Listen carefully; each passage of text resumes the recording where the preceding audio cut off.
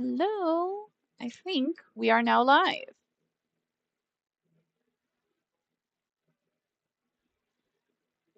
Can you go ahead and speak for me, GAT? Make sure that it's recording you. Let's see.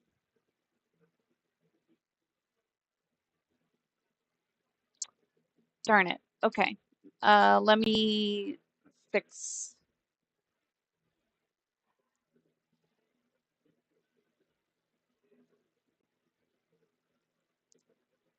Beta.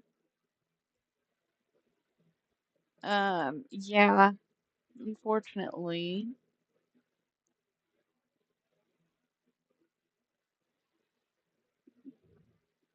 I just have it so that the source isn't visible.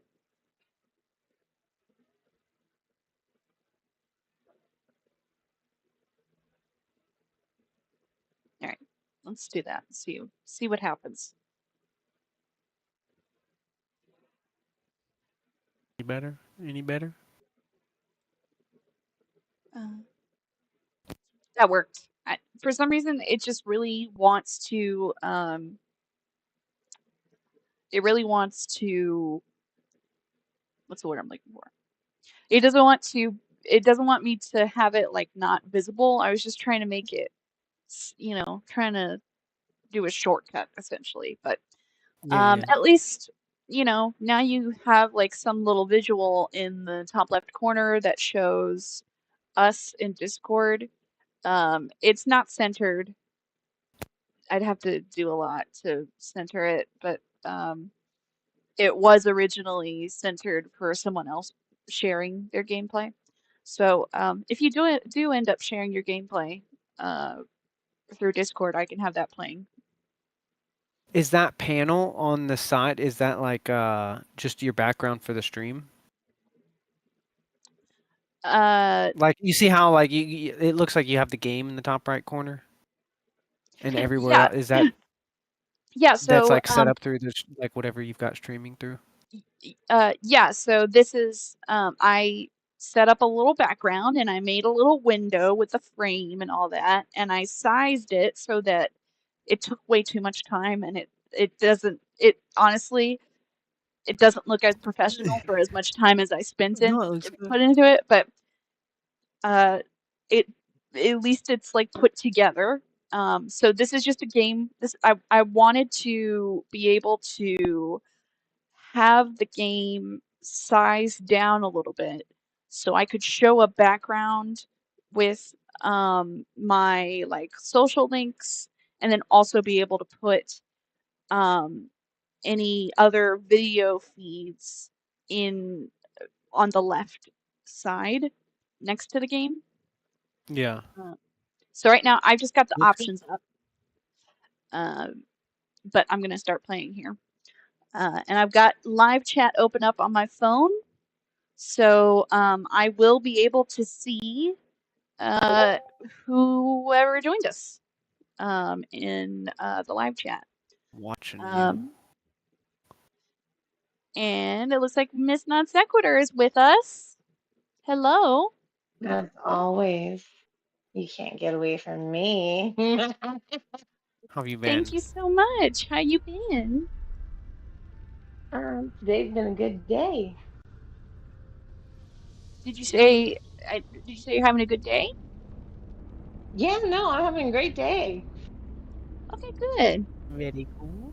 It was beautiful weather. I played outside with the little one for a while. Well, I didn't play. She played, and I watched and sometimes ran around. I did roll down. We have a really steep hill in our backyard, so I did roll down the hill a couple times with her. So that was pretty crazy fun. Oh, yeah. Oh, I know what you. Okay, so you must be in an area that wow, this is really loud. No matter how much I try to turn it down. Okay. So, oh, that's still super loud. Hold on. Let's turn down the sound effects. and then turn that down, and then that down, and then that down. I do want to keep the voice volume relatively high so that it can be heard a little bit, but let's do 85 and move that down. Okay. Hopefully that'll work. Okay, sorry about that. So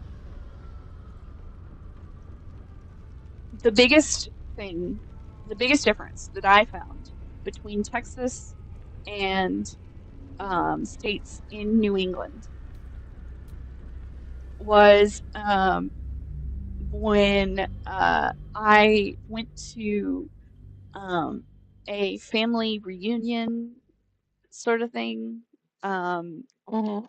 in Massachusetts. And I was like 10 or 11, and my cousins, one was like, I don't know, like 2 years younger than me, and the other one was like a year or two older.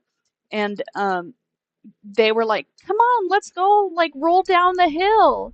And they get up at the top of the hill, this grassy hill, and they start rolling down. And I look at them and I'm like gasping in terror, and I'm like, "What are you doing?" And they're like, "What? Why aren't you rolling? Don't you want to have fun? We're gonna roll down the hill." And I'm like, but what about the ants and the birds and the stickers? And they're like, "What are you talking about?" It's just grass. Oh, because they don't got a bunch of shit in the grass up there.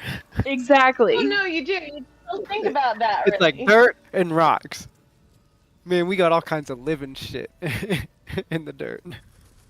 No, I mean like I come up at the bottom covered in bits of grass, and sometimes we have some sticker weed that we're trying to eradicate from our yard very unsuccessfully. And it's worth it because you get to roll down the hill. So I was hung up for a lot of that story thinking about, like, wait, y'all have regular family reunions? Not anymore. See, Yeah, my not family anymore. my family didn't do I that did shit. growing up. Yeah, my family didn't do that. Every 2 years. That's kind of cool. 2 years. I'm jealous. Yeah. In fact, it was really only until my grandmother died at 98 Yeah. that they actually officially ended. Mom can be cranky and mean, but she looks after us. So Did like most of y'all's family live pretty close? No. Well, No? to Okay. each other. We lived across the country. Okay, yeah, so that was my experience too. Yeah, It was like everyone in my family nearby, but me and my like immediate family were across the country from everybody else. My family all lived in the Idaho, Utah, Arizona Mormon corridor, with a couple of outliers in Colorado and California and, places. Some in Nevada. But we were the weird ones out in Virginia. But we always came. My family would pile in to our minivan, and we would camp the whole way. Every night we would camp or stay with one of my parents' many friends all over the United States. They just had cross-country Mormon friends. What? I said they just had like cross-country Mormon family friends everywhere. Exactly. They just had like free overnight lodging. Yes. They would call up these friends and say, "Hey, we're in the area," and I don't know how they managed it, but somehow got an invite for us to stay overnight at their house. Hell yeah.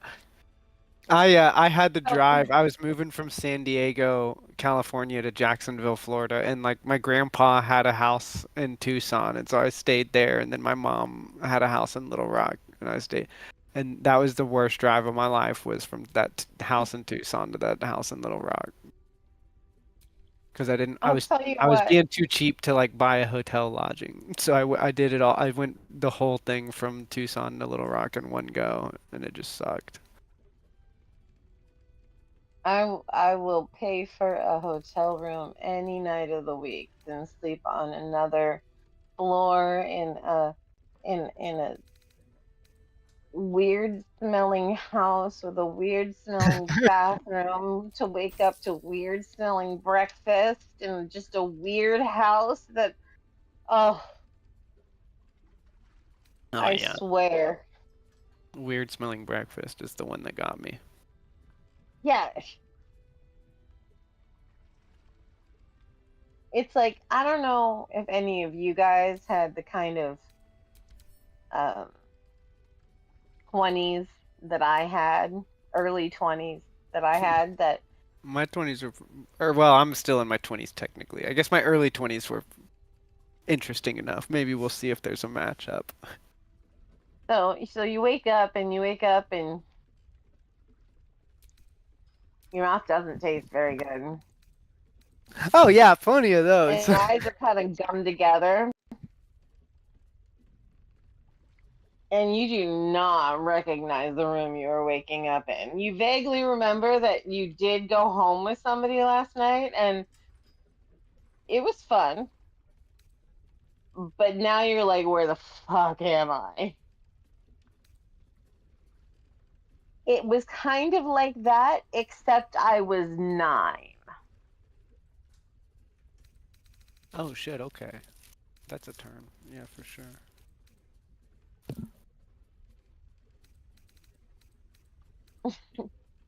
Where I I mean, have like, I like vaguely remember like I had divorced parents, so it was like I remember the experience like really frequently of waking up and not knowing where I was, but it wasn't usually like the feeling of being in like a strange unfamiliar place. It was more like the experience of like, oh shit, am I at mom's house or dad's house? Like I can't tell because it's oh dark, yeah, you know. like if you take an unexpected afternoon nap and you wake up and you're like, Yeah, oh my it God, kind of what yeah, time kind of of like day is it? that, where it's like Yeah, unusual but still not like totally alien. yeah, no, So yeah, it's got to and be different from what you're kind of describing, just being in like random and houses in like middle America. it really was totally random. And I mean, I gotta say, nothing bad ever happened. Sure. I don't think I ever felt really safe, Yeah. and it happened frequently enough. You know, it wasn't every night because, like I said, we would camp too, and that was a whole other different experience, which is mostly good. Though I have an excellent story about the time a bear investigated our campsite, which I'll What kind of have to camp did tell y'all do? Like tent sometime. camping? What? Like tent camping? Yeah, tent camping. Yeah, yeah. Okay. Yeah. Um, we camped a lot of the night. So it wasn't like every single night we were in some strange people's house, but it happened often enough that it. I think I really developed a thing about waking up and not knowing where I am, Yeah. which I makes it can weird considering how often it happened in my early 20s. Oh well. That was 20 years ago. Who cares now?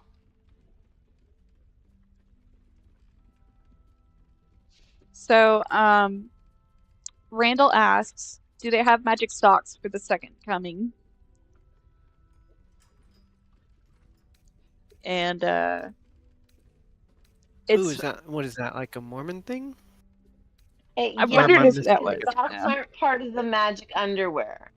It's Yep. No, only there's it's a top and a bottom. but what's the relation, if any, to a second coming?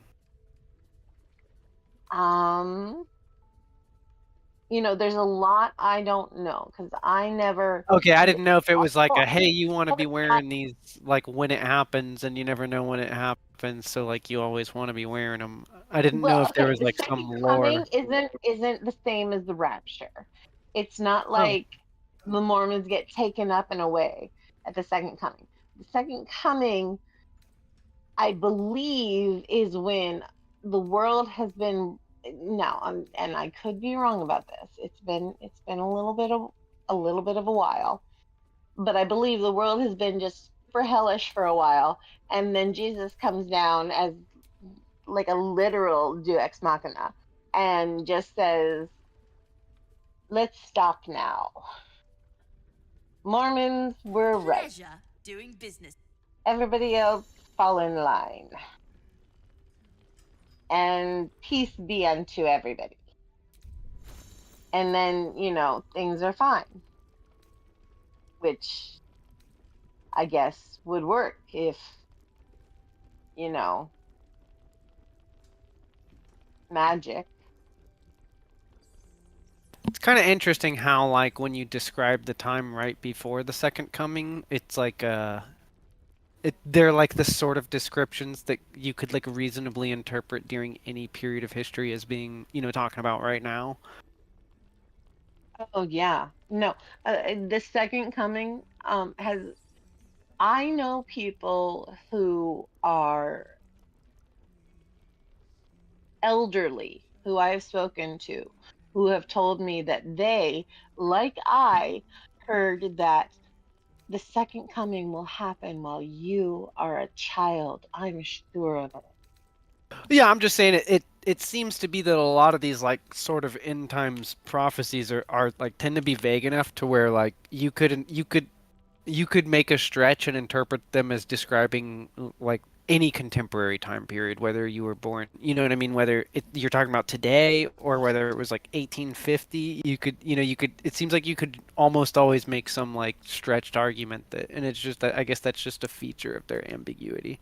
Yeah, that's definitely a feature, not a bug. Because yeah, you can always say, "Oh, look at like, look around you. It's right here. Repent now." And it It's just like like that it's just ostensibly works forever. well, it's just like how Trump just spouts nonsense constantly. Because then all of his followers, whenever they don't want to believe something he's actually going to do, can just say, "Oh, he was just kidding about that one," because he lies about so much. Do you think it's possible for Trump to like do something for either militia or like for bad reasons or for poorly informed reasons, but that turns out to be good? Well, I mean, broken clocks and all, but Yeah, yeah, I guess exactly, exactly. Do you think it's possible that Trump could be like a broken clock? At least I don't know. I'm not gonna lie, I'm like super sort of hopeful about like Trump just turning his back on Israel because he's too egotistical. You I don't know? know. He has his sights set on Gaza. He wants Yeah, yeah, he does, but I Gaza. feel like I feel like definitely like he's more likely to like turn his back on Netanyahu over like ego reasons or being bought out by like the Arab world. More I feel like more likely than any other president. The thing is he is nearly uncontrollable, but the very fact that he hasn't actually gone cuckoo nuts and thrown actual nukes at people yet is that someone has some sort of kill switch on him. I don't know who it is, but someone has something on him that has I think made him not already throw nukes at people I would be really surprised if he just woke up one morning and threw nukes, but I would like totally be unsurprised if he just like made economic decisions that like pretty much harken to civilizational collapse. I well, I don't mean, worry that he's the kind of like nuclear war president so much as I okay, worry that he's like the famine maybe president. I am definitely using hyperbole, Sure. obviously. No, But the yeah. point I would just is I characterize feel like the kind of disaster I that I feel feel like like he's likely to he cause. could have done worse, and we've expected him to do worse a few times and been surprised that he didn't. Because I feel like someone has something on him that they don't use often, or else it would lose its power. But something. Do you think the oligarchs are just or like where like if there's any like anyone behind the wheel besides him? Do you think it's just like, hey, like there's got to be a world to rule over, you know, kind of a thing? Like it seems like To do. just some, you know, totally it seems like even an evil person wouldn't be like totally destructive unless they're just unhinged. Which Well, is like if yeah, you're and saying that's someone's behind the strings, I guess I would doubt that that person at least is unhinged it. in the same way. Maybe I authoritarian, maybe a I fascist, right? think I think that you can be sociopathic without being unhinged. Yes. Yeah. And but I do think Donald Trump is at least ever so slightly unhinged. Yeah, I I think think he's that unhinged, he but I will mean, if we're talking about someone absolutely pulling the cut off strings his behind nose him, to spite his own face. Um, well, yeah, and and so that's that's actually the hope that I have for him and Netanyahu. yes. I hope The that like Netanyahu it like is breaks a fucking it. peace deal and Trump is like, I've had enough of your fucking ass, you know? I said this just the other day. The only hope for America Is is Trump's ego? Donald Trump's incompetence. Oh, I was just thinking like at least with respect to Gaza, like they have a hope in his ego. You know what I mean? Yeah, well, Um, in so terms of the American democracy, which uh, Well, this is because going to the sound way I'm looking, awful, but I guess the way I was I have looking at it is mixed it's like, feelings about it being saved. I mean, I do. Whoever's It's safe from I this and dam, I if you mean, need I feel something sure, so I have a few things like left. college freshman saying that, but yeah. Well, I'm like 28 and I'm feeling that way. I'm feeling rather I've like lost a significant amount of faith in democracy as like a principle. yeah, And that's actually the problem. They talk about history has taught us this, and it's like we might just be on the other side where it's like you do actually when you're talking about making revolutionary changes in like large civilizations, you do want to have like a steady, slow hand, it seems to be that what I'm starting to see with all of this, at least from my own perspective and from people that I talk to, is it seems like that goes both ways. Like even they say when you're trying to enact change, you want to not move towards too radical, too swift change because you can create massive pendulum swings or you can lose control of the situation. And I'm mhm. starting to see that like maybe that's happening from the other side. Like I'm starting to see more and more people be not radicalized like, oh, I'm going to do some crazy, but like thinking in ways that are really different from like what I'm starting to hear like more people talk about losing faith in democracy. More people talk about losing faith in like other parts of our system that But we I've also seen as don't like want. status quo. Well, I don't want that either. Like I don't want Well, no, I what do I'm think that saying, what I was going to say is we don't want what happened with the French Revolution that's what to I'm saying. happen. Yeah, Yeah, you go around cutting off the heads of nobles and you bring around a fucking Napoleon, you know. So you it's got just to be like careful about that, but I think that there's a chance that like they're going to learn that lesson too. You go around and I was talking to my dad about this the other day. I was like, Dad, Dad, if the Supreme Court sides with Trump on this fucking what is it, the birthright citizenship thing, if they side with oh him my on God, this, they then better not. well, I don't. I tend to think that they're kind of They moving in the can't. direction that they won't. But I was just talking hypothetically with him, and I told him I was like, you realize that like if they do side with him and they create this precedent that a constitutional amendment can be overridden just de facto by a single person, like by a single executive action, um, then you realize you as a he's like a big Republican MAGA type, not like QAnon conspiracy, but he's definitely riding the Trump chain hard. And I told him, I was like, you realize you guys can never lose an election again if you do this, right? Because the fucking all your guns, all your all that shit is protected on the same grounds by only constitutional amendments. See, this A is hard leftist exactly. executive could go do the same thing. And so it's like I'm trying to when I go out in discussion, at least very recently, I'm trying to appeal to that kind of constitution. It's like, hey, like if there's like you and I might even care about different shit, but the shit that you care about is about to be not safe. Like not. That's the thing. I don't understand why people aren't. I mean,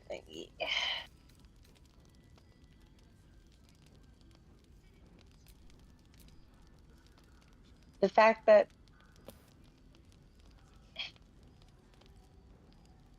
sorry, hold on,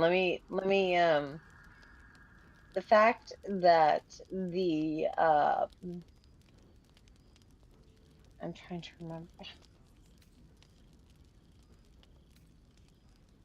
The fact that the president and the government is ignoring an uh, an order that the Supreme Court stated makes it so much more likely that they will, because they've already been they have been shown how weak they are.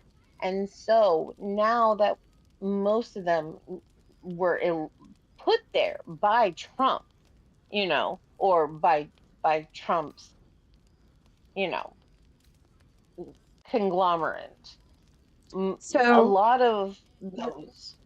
just a quick reminder that I do want to occasionally let Randall in on the conversation. Um, so Randall has said earlier the Democrats just waved their fingers saying don't do that. And Yep. Yep. then they said I take Napoleon over Orange Mussolini. Yeah. Um. But Okay, okay. I think the problem is like Why can't they created like they weren't in a position to choose between someone like Napoleon and Mussolini. It was just like the role of the historical dice. What happened was they created this like power vacuum, is and Randall the it was YouTube highly comments? unstable in that time. Where Live where chat. where is this delightful Randall person? They're in the live chat, the YouTube live chat.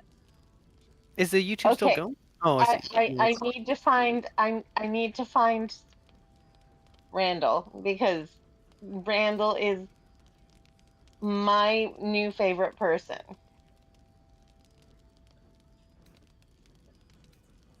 I'm excited. Yeah, I'm excited for September when RFK tells us the cause of autism. Yes. Oh God. I just That's what I'm. Don't like remind me. Why would you do that to me? the moment I saw that, I was like, I just, I just, like, I really thought that no one in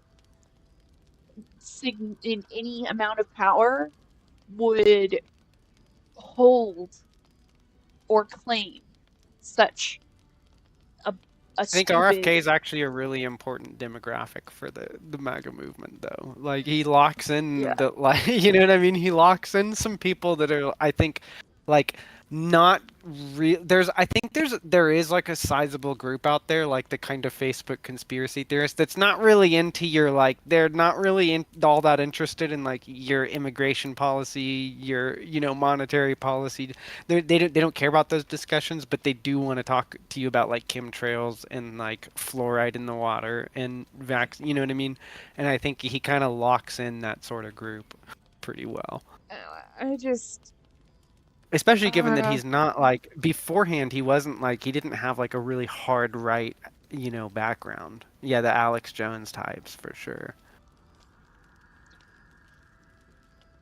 the That's what I think he's good here's for, the at Let me know least thing. if you need from anything like a else. rhetorical perspective. Now, as far as like good, like what can he do for the country given like the nature of his office, he's fucking absolutely destructive for sure. So here's the thing. I I saw this, what do you call it? I saw this um little strange interview. This is via Professor Dave Explains. Um and that's very sweet, Miss Non Sequitur. We we appreciate you joining us, Randall. Some Thank you. stinking swamp. It's and I Matrix like over to have there. you part of the conversation. Easiest thing in the world. But So I'd do it the other way around. so I saw this little interview, and this little interview had, what's his face? Bill Maher? Bill Maher. And the absolute like doofus, the name's escaping me. I really struggle with names. Um Terrence Howard, I believe it is. Oh Um yeah. yeah. And Bill Maher said that he had previously had an interview with RFK Jr. and Oh, this was Dave Farina's video recently. yes, Professor Okay, Dave, yeah, okay. I think I know what you're talking yeah, about. Yeah. yeah, and he said, so Bill says to RFK Jr., so what's like the whole, the whole anti-vax? So why are you an anti-vaxxer or something like that? And then RFK Jr. was like, "You really see me as an anti-vaxxer?" And Yeah. and I was just like, if you aren't, then what the fuck are you? Like, that's what you made yourself to be. That was your campaign. Your influence single handedly caused an epidemic on the other side of the globe and now Yeah. is Yeah. You talking about influencing the more Philippines? epidemics here in Texas. Yes. Yeah. Yeah, I would see.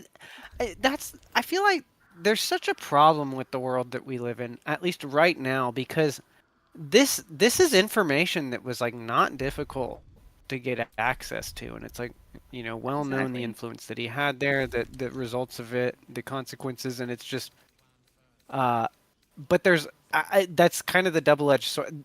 I don't know. That's why I feel like I don't know. Lately I've been increasingly feeling like the future of humanity is just straight up cooked. Like at least at least in terms of like the future growth of civilization. Like maybe some humans survive some, bad event and we live like, a primitive lifestyle until we eventually go extinct through natural means, but like I'm starting to become like really worried about just like the stuff that we're gonna do with ourselves through technology, through AI, the internet. Like, there's this kind of like beautiful thing about the internet where, for a long time I thought it was like such this awesome thing because it was like you could access, any information about anything like really rapidly. But it turns out that there's a whole lot fucking more false information. uh, Yeah. than true information out there. And Yep. I think that the social harm that causes is gonna like we're starting to see it, but it's really gonna bite us in the ass, I think, and it's gonna get worse. Hmm. And the only way to like really, I think, mitigate that, I do think I don't think it's like wholly like fucked. Like I don't think technology has to be bad, but I do think there is this fundamental tension between like a society that wants to progress technologically and like grow as a civilization and capitalism. Like I think that like as technology gets better and better, the problems that come along with capitalism get magnified until it just like leeches. It's like it's Hmm. inherently unstable. Yeah. Yep. And so I'm like I've been you know, adopting increasingly Luddite perspectives on things. I don't know. I don't know. Hard debate. Oh, ignore him. Astarion I envies cannot the depth of our wait bond because he's of a until shallower inclination. my laptop comes back from the shop. I am going crazy.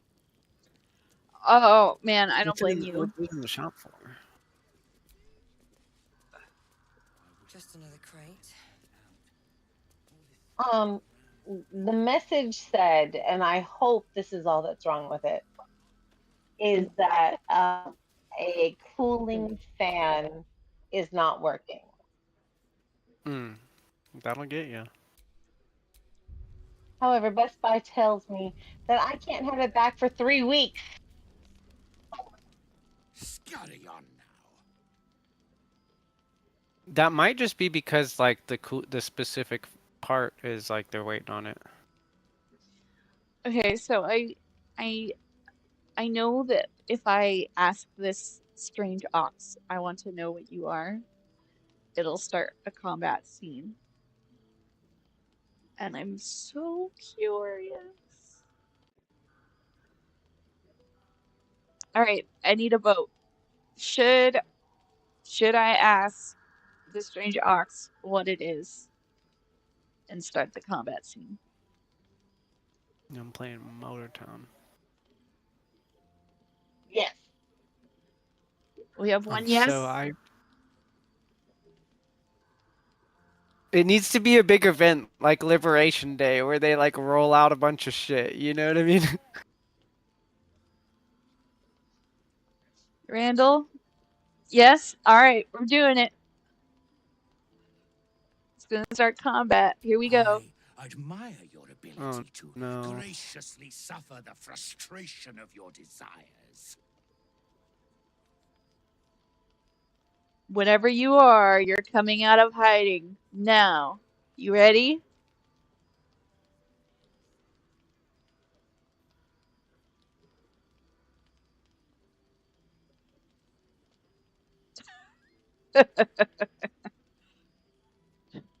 Is God hiding behind ox number Yeah. 1?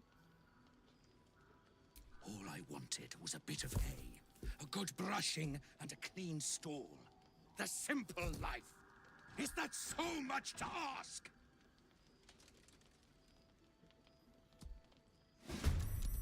No. What the fuck? Oh, I had this shit on in the background. That What was really that? wasn't much to ask at all. Do we regret what happened? I thought I was talking to y'all. The YouTube thing started going in the background with the volume, and I thought y'all were. I was like mixing up y'all talking right now and y'all talking like a few minutes ago, and then Oh, shit. well, that was confusing. Let's Okay, see here. I can't handle it. I was trying to watch the YouTube thing at the same time, but I can't figure out how to turn the volume off on YouTube and still listen to you guys here. But if I turn the volume off here and try and listen to you guys on YouTube, it like Oh, gets this shit. weird still reverb effect that I don't understand why it happens, but it does. And so, Blood comes easy ugh. these days. Oh, I just thought I had the YouTube volume off, but I guess I didn't. Well, I can't figure out how to do that on my phone. I can do it on my laptop just fine, but I can't seem to figure out how to turn the YouTube volume off on my phone. Yeah, I forget. Annoying as crap. So now I still can't tell Randall of my undying love for his witty comments. See, that's what I was trying to. That's what I was trying to have YouTube open for. A movie. We should all tell Randall of our undying love for his witty comments because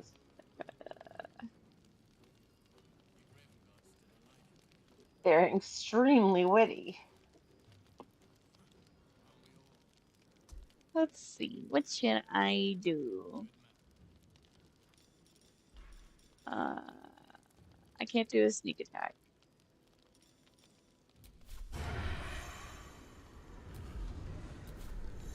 Man, if I could just be a little closer. I think if I have another person, then I get advantage. Let me see if I can get. Got to concentrate. The thing is that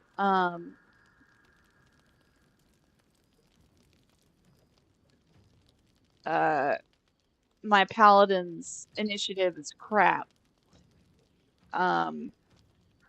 So people are, she's always separated from everybody else. Well, he's only got like 36 hit points. Something happened where he was like really hurt. I don't know why, but anyway. That's not gonna be a lot. That's not gonna be a lot. Weapon attack.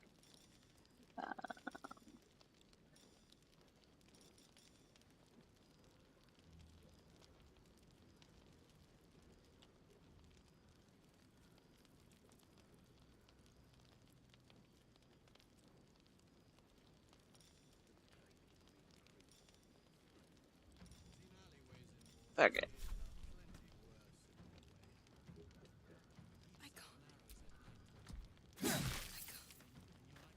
That didn't do very much. Oh, and it covers me in acid. That's Well, fun. that's unpleasant. Let's see. What do I want to do? I don't On want to the do the other bite. hand, there is a certain number of people who cover their faces in acid on a regular basis for, big bucks. I don't be doing that anymore. All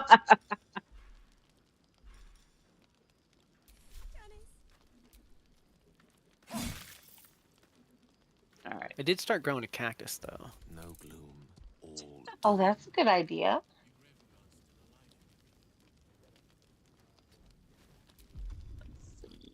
Growing things is always, nice.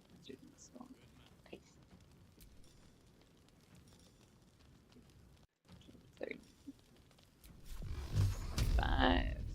Oh yeah, I don't need to do that much. Let's do you.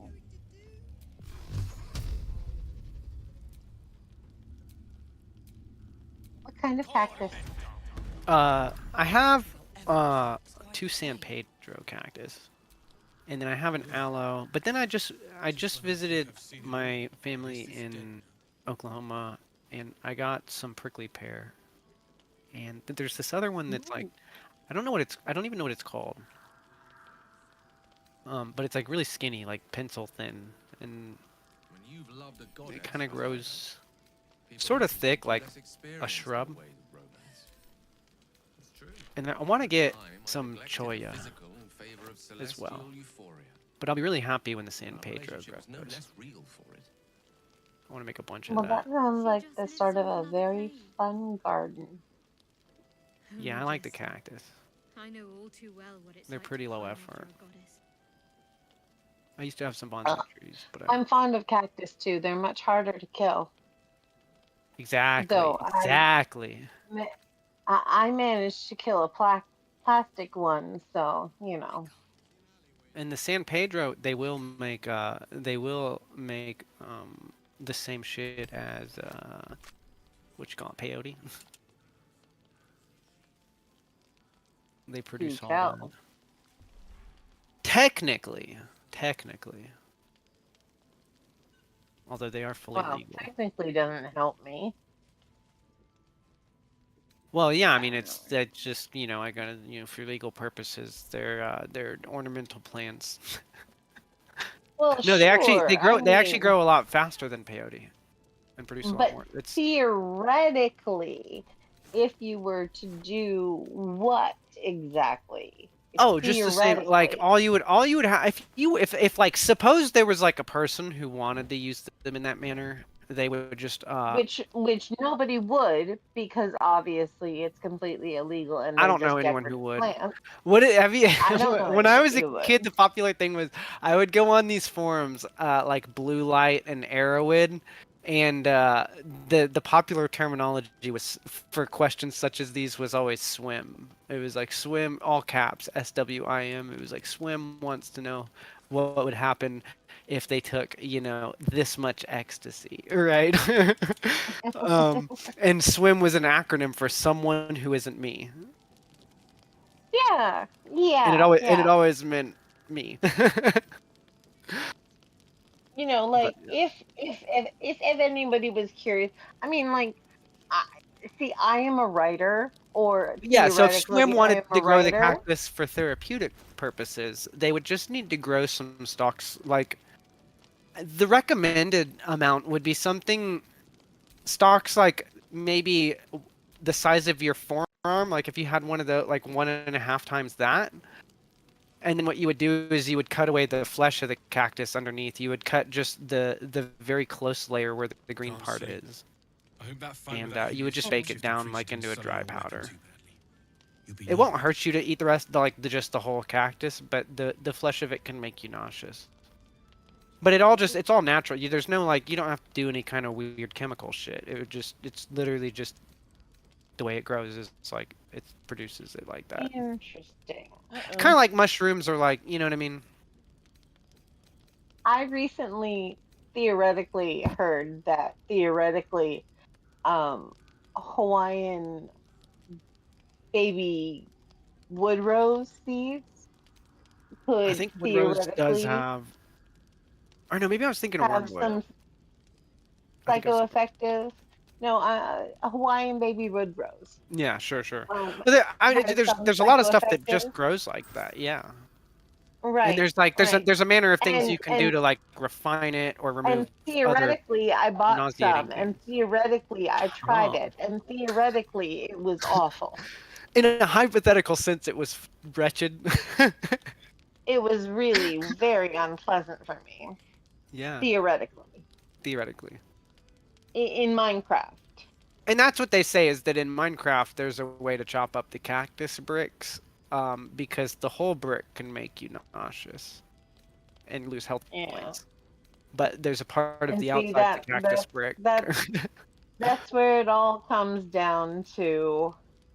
Maybe it's not a great idea to do it ourselves, No, like this is outside of just ornamental. Minecraft. This was actually it was given to me by my stepdad, and it's like it was like I just like cactus because they're just cool and easy to grow. But the one that he Oh gave yeah, me no. is he bought it like I think when he was a teenager and like on a magazine in like the 70s or the 80s. Oh, Because he his gave you a bit of his baby? it was him and his brother I'm here bought if it you for need that anything. reason. They like wanted to do that. And Oh, because you can Ooh. clone and propagate cactus like indefinitely. That same one has taken, it's been cut and repropagated and stuff, but it's still the same original. Hold on. If you compare the DNA to the one that he bought on the cute. magazine, it would be like Well, technically a clone of it. like I said, theoretically in Minecraft, I tried it, and I think I might not try Wouldn't things in try it again. Minecraft again. Fair enough. It was unpleasant enough that my experimental Minecraft days might be over. That's not the purpose of this so much as like an interesting fact. Although I wouldn't be like afraid to do it. Okay. Not great. You're younger than I am. Fair enough. True that. But I grow it like with an Hopefully, aloe Oh. plant and other End more game regular. is much farther away for you in Minecraft than it is for me, I think. Maybe, I could go get hit by a bus tomorrow. Well, sure, but Shouldn't hang around too long, though. You never know. This place gives me the creeps. I knew there was something off about that fist. Glad you were here I'll to take him leave it down. alone for the time being. Blood, this is heavy. It's for a good cause. I don't remember. Count your lucky stars. When they say names, I don't remember them. And they're like, that fist. I'm like, I know that's a title, but I don't know who he's referring to. And I know that there Oh was yeah, a when I big play those fight. games, I click through the dialogue pretty fast usually, so I'm not good with the names in them. You can't do that in Baldur's Gate. I mean, you can like read it quickly and then skip, but you gotta like kind of know. I mean, you can like use the journal. Like you can go to the Yeah, journal and look fair. at to see like who the names are. But I gotta be careful because like sometimes there'll be a dialogue option that includes it's like referring to somebody and I'm like I don't know who that is, but it looks like that's the best option, and then it screws everything up. Anyway, by the way, I can speak to animals, so I'm gonna speak to His Majesty. That's kind of a big cat. Begone! Oh, well, that yeah, it has been Khajiit has feeling like wares getting if hit you by have the that. coin. Do what? I heard you were talking to a big cat. I was just thinking about Khajiit has wares if you have the coin. Oh yeah. Well, this Khajiit says "Begone." Oh, this is not a Khajiit. Unfortunately. Just a regular cat. Yeah, just so regular. A very sad cat. It's one of those Sphinx No, cats, I think. no, those are pretty cool actually. Um, I always thought having a hairless cat would be rather cool.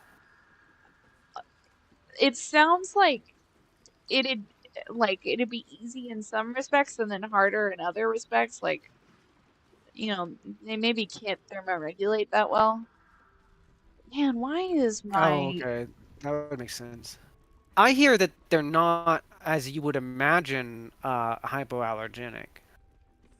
no, so allergies aren't necessarily from the fur, it's from It's the like an enzyme dander. in the saliva, isn't it? Oh, okay. I thought it was an enzyme in the No, saliva, and it was the no, it's the self-grooming skin. that caused them to be allergic to, or caused people to be allergic to them.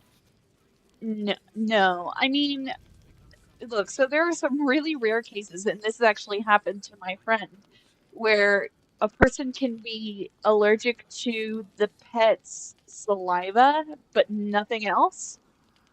And so like my friend just found out after his Doberman licked him that he like had like huge rash on his hand where he licked him. Oh Gosh, shit! my frame rate is just dropping, and I have no idea why. Okay, it's smooth now. It's like it's like it's okay once I tab out, and I don't know why. Hold on. Is it? It didn't like get worse when I started sharing my screen, did it? I didn't know Is the you were Discord? sharing your screen, so I have no Well, idea. I started to somewhat Um, recently. I'll stop right now, see if it gets better. Because I well, don't it know was if the fine when live I. shows using a bunch like resources on your computer or not. It shouldn't. I've never had that issue before, but like I said, it went down when I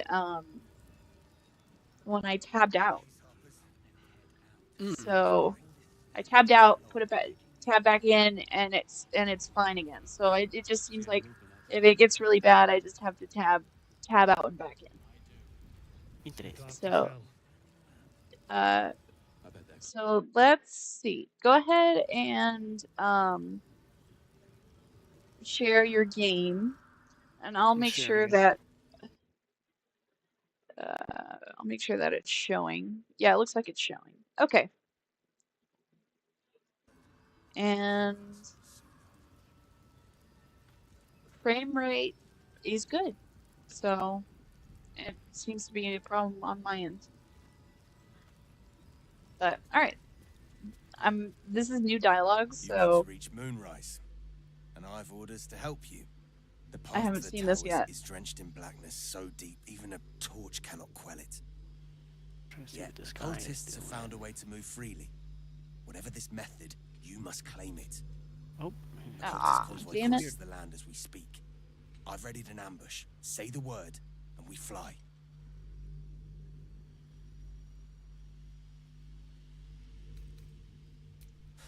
Isabel's blessing is a palliative, not a cure. Some shadows even her magic can't counter. Randall, cats do indeed rule. If there was a, like, if I could play I think the D&D's version is the Tabaxi. I could play that in Baldur's Gate, I would.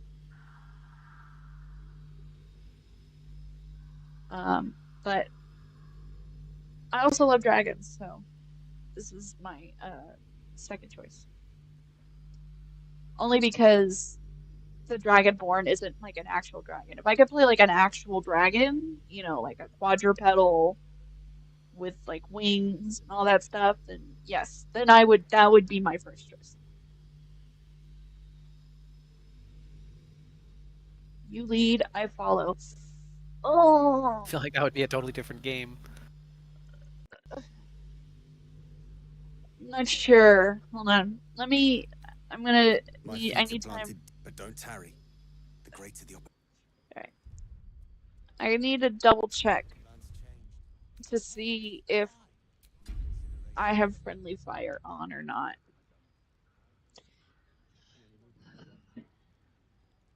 Explore.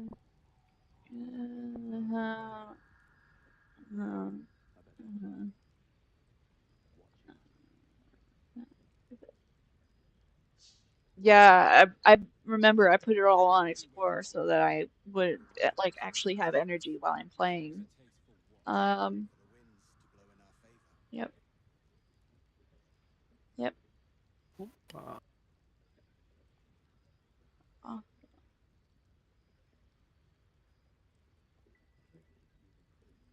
Okay, well, I think it just by default has friendly fire, so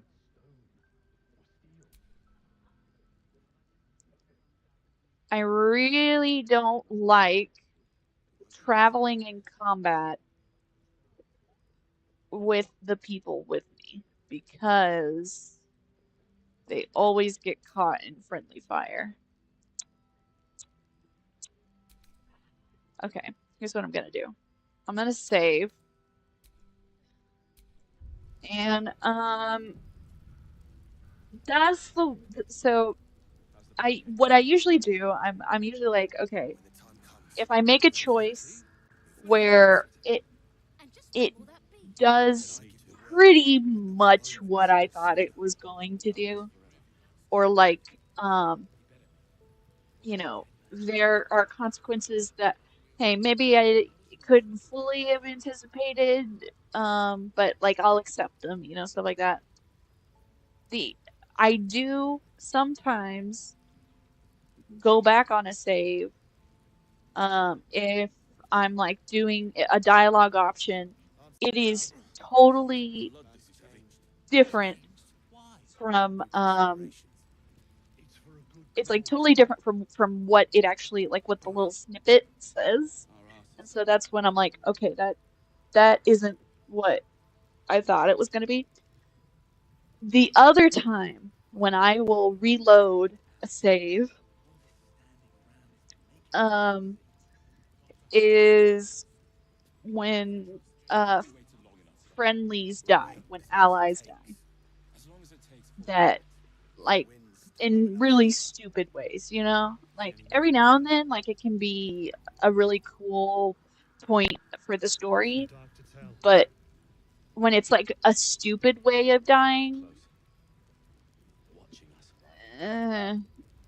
I can't help it. It just makes me feel too. It makes my stomach churn. You know what I'm saying? Oh, I hate when they fucking do this. At ease, hoppers.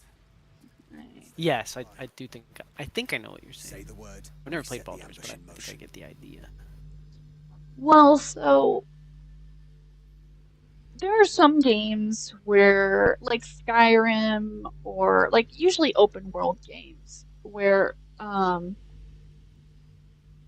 people around you and other characters, like other NPCs, even though they're your allies, they're susceptible to like friendly fire, or like, when an enemy goes to hit you, they also like hit the NPC by accident.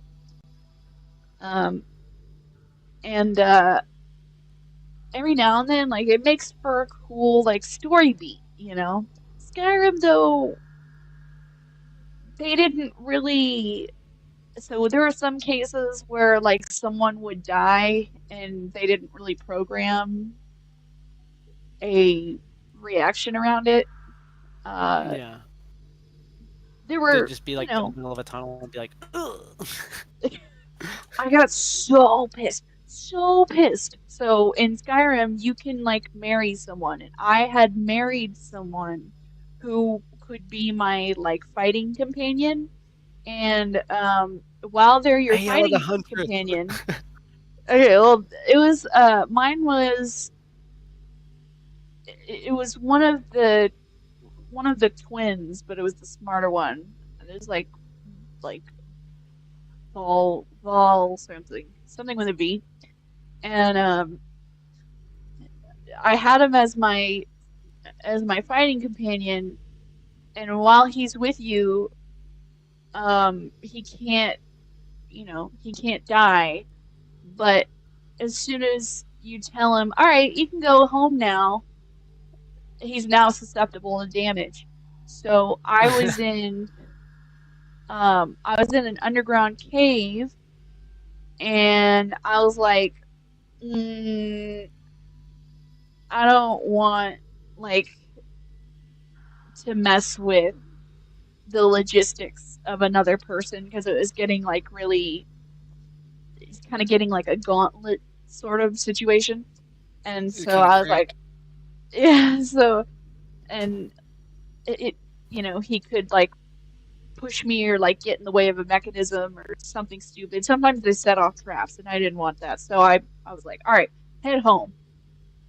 Dumbass fucking he's like, all right, starts walking, and like just walks like straight off the edge of a fucking bridge, of like a little stone bridge, and dies. Hell yeah.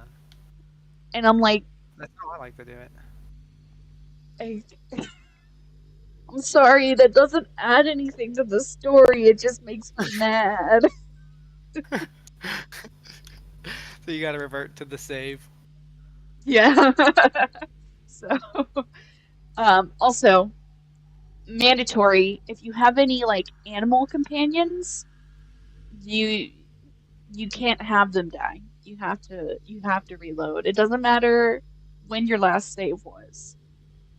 You have to Really? reload, Why is because that? the animal companions, they're the fur babies. You can't lose them. See, I was the type. See, people really like their animal companions in video games, and I was the type to like join a party and kill people's animal companions. Yeah, that's how you make people hate you. I know. Uh, I- Remastered Elder Scrolls, Randall. So I never played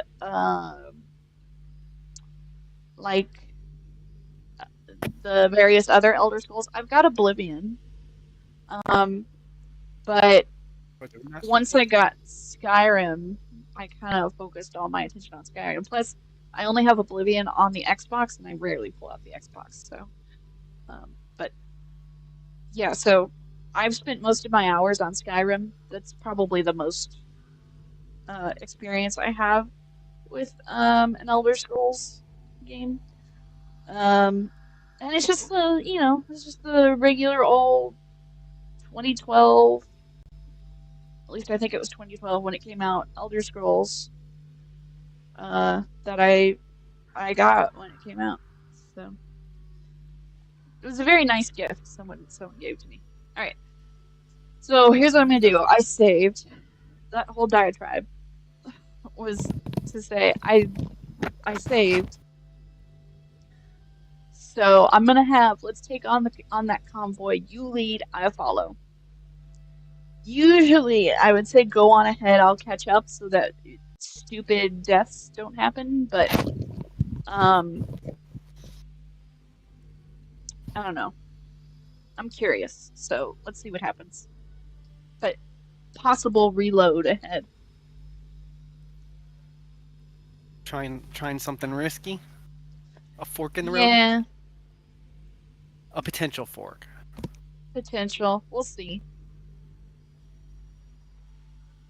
I mean, I don't Splendid. care too much I about like these your map. people, Shall but lose the way. Harper's with me. I just Stray recognized no the more guy than an arm's just length to the from me, right of of you course. as, not this guy, but in the other frame, as the guy from like the cover of the game. you talking about Gale? The white hair dude that was in the background when it was like, I guess I don't see him at this very Oh, moment. are you talking about Asterion? Okay. Yeah, He was in the Astarion's on the background cover. for that Here. screen when you were in okay, that column on the left hand side, the bottom of the 4. Yeah, here you go. Yeah, Need That's something? his helmet off. okay. You can feed on me tonight Yeah. if you That's like. the one. That's the one I was thinking of from the cover, for sure. Okay. For sure. I have no idea which way they went. I keep meaning to get into that. I also keep meaning to get into Elden Ring. It's just Oh fuck. the I past have to 5 to reload. 10 years have been really rough for gaming, and I'm like, I don't want to pay full price for AAA games like anywhere Yeah. near really. I'm I like know the what you sort of mean. I can wait. I can wait 5 years to get it on sale for $30 if I have to. You know. That's exactly what I do. The only time I didn't do that recently was with Baldur's Gate. I did try to wait. It had been out for, that was an ominous ping. Oh, okay.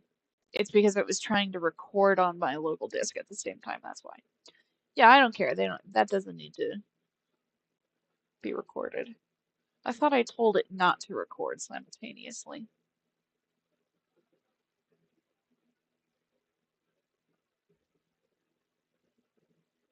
Stream general.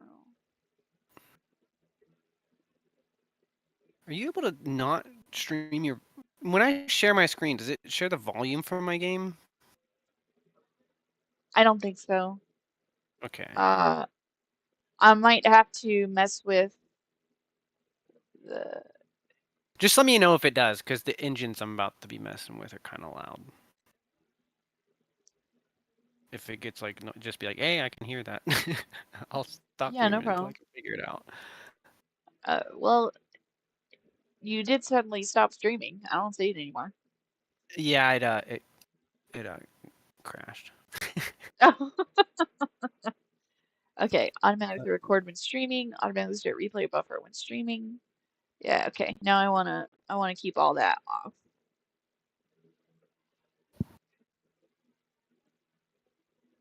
So it'll stop doing that shit. No wonder why my disk is filling up. I'm running out of disk space. Cactus, cactus foreskins.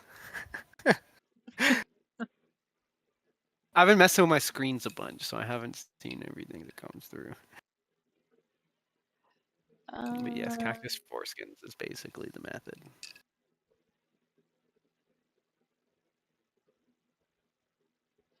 Where has this been recording? I know it's in my D drive, but I don't see where it's been trying to record shit.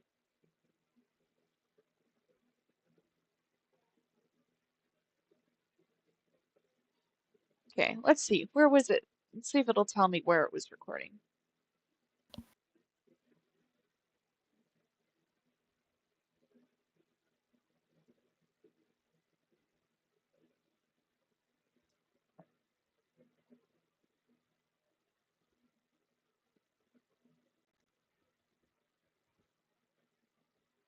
Don't see anything.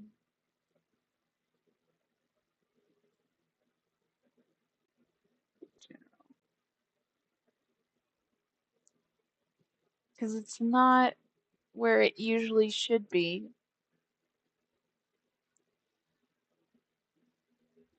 Recording. Where's it going? Oh, that's why. Holy crap, why is it going to there? Oh my word. Oh, Fill up your drive. yeah. Wow. I had no idea. It's going to videos. Oh my god, look at all this shit. You got like what 40 gigabytes of shit up in there. It's bad. I had no idea this is where all this was. Oh my god. This is bad.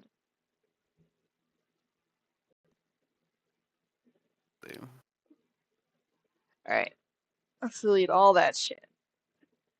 They're too big to recycle. Do you want to permanently delete them? Wow, I can't believe it. It was totally filling up my main drive. Wow, that freed up like a quarter. You should have you guys should be aware if you use like games and you do a lot of like content creation and stuff. You should use a program called WizTree.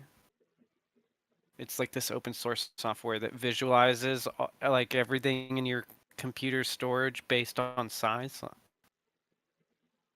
And Yeah. it's really easy to see like, holy shit, this folder is, giant. Yeah.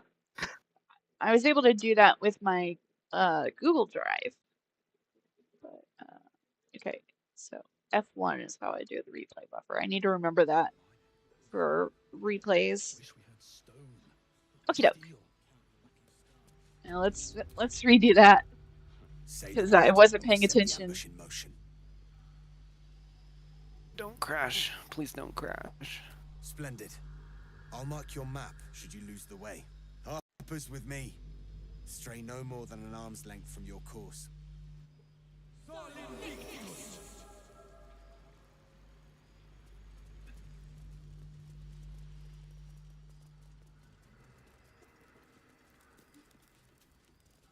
Keep steady. We're closing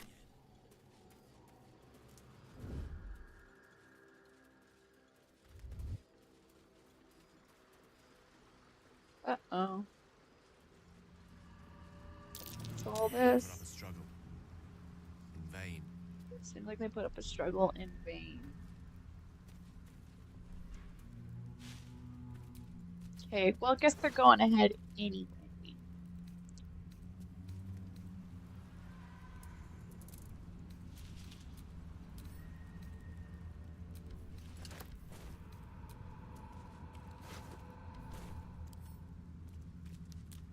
Douse's unprotected flames can be frozen. Oh, I see who these are. Okay, I know who they are now. Okay.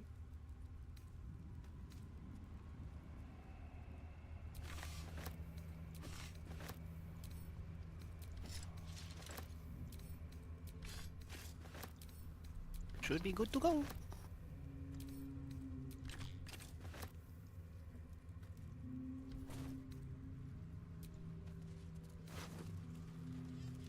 Prison key and storage key. Interesting.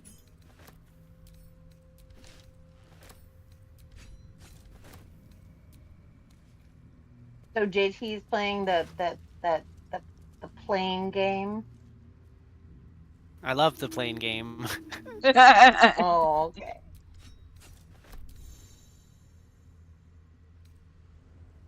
Planes are like my trains for the tism that I got.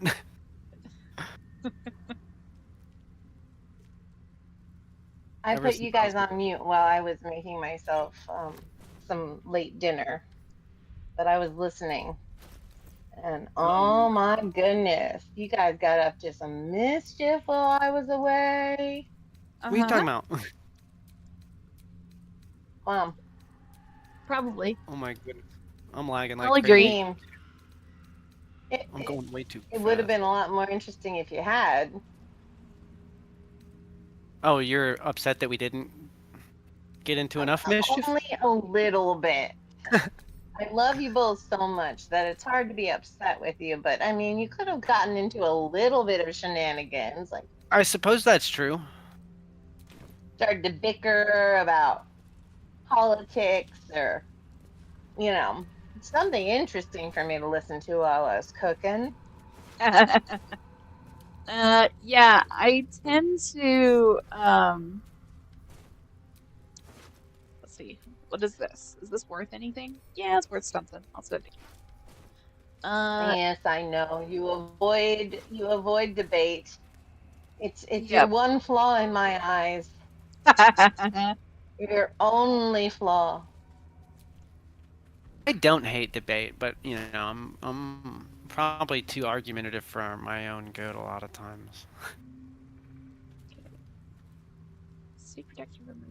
I'm Okay. currently on a quest to learn how to argue healthily, which means I'm not currently arguing, but I'm listening to a lot of argument. What do you mean argue healthily? I mean, in a way that doesn't make my blood pressure go up Okay. into the stratosphere and make me want to cry. That's okay, that's fair. I didn't What know is what you meant. that? In a way that doesn't stress you out too much. Oh no, that's just a Yeah. bush. Okay. I get it.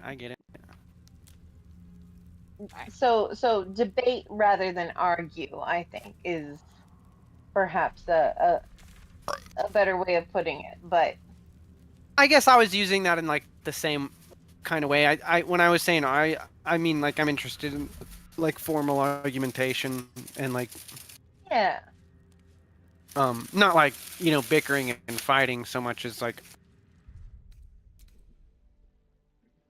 I guess what you're kind of the way you're talking about. yeah. Like I'm interested in propagating like I have a lot of ideas and I tend to think that like a pretty sizable amount of them are right, otherwise I wouldn't hold them. And I try to think of like I'm interested in like rhetorically effective ways of convincing other people of the things that I am convinced of. And so yeah, I don't think that like the bickering and the fighting is usually all that effective. I think that there's better ways to do it. But I also enjoy a back and forth. I don't know how often you like meet a regular person that you disagree with and they're going to be like convinced by rational means. Like at least when we're talking like especially a lot of these like, like the sort of people that come in to chat in the mornings and like, propagate or try and, propagate their God beliefs. And it's like I don't think that this is the sort of person that's going to be convinced by rational means. And so I don't know how to there's got to be a better way, but I don't exactly know how to approach that sort of argumentation yet because Well, the way I've always thought about that sort of thing is you're not really talking to, I mean, you're interacting with and engaging with the person you're talking to, but you're not talking for them because they're not going to be convinced. Yeah, I do hold to that like kind of watching. doing it in a public square and there's always an audience kind of a Right. thing. Yeah, I totally get that. And I think that's reasonable. But it's like there are times where it's like you're talking to maybe a family member and it's just you two and it's like am I wasting time here? In those cases, I've decided for me, yes, yeah. I am wasting time. Yeah. And so I guess I'm not sure what to do with that.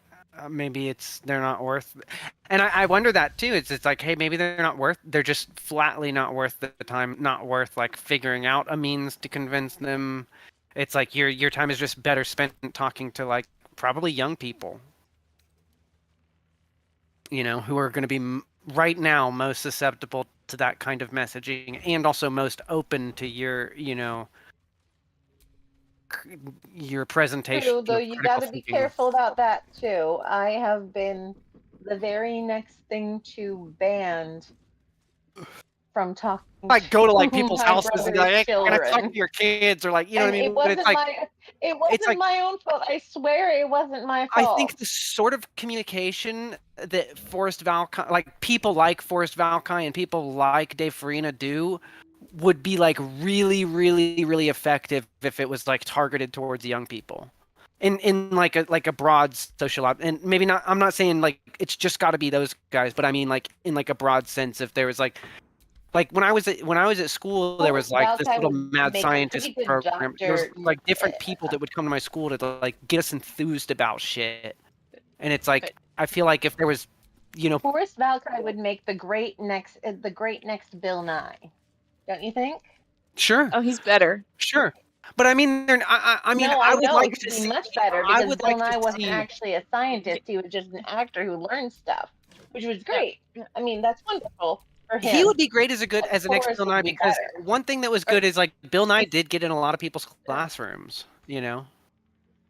But it would also be cool to see like just maybe not even like maybe they don't know as much as him or they're not quite as skilled, but it's like they have similar interests and a similar passion, and it's like when I was at school, there was this, they would come every year, there was like this mad scientist person, and they would talk to us about like physics and chemistry and like get us interested in science, and it was like I think it would be cool to like have more of a focus on like talking about evolution and talking about like critical And thinking, all and of that would be fantastic, it's like but no I think you schools have could get funding people for that stuff anymore.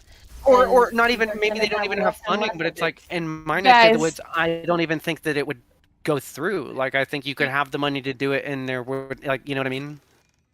right, just remember that when you speak at the same time, we can't hear either Oh, of sorry, you.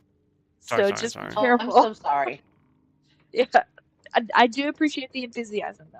So please Yeah, do I just keep went to a talking. school district that wasn't like, my school district wasn't poor, but it was like very Christian, and I don't, you know what I mean? I think there was a different roadblock for us, at least. Yeah. We had like lots of booster clubs, but I don't think you could convince people to be like, yeah, we'll get this person to come and like talk to your kids about evolution, you know? Well, sure. So I don't know. It's definitely one of those Yeah. easier said than done kind of a thing.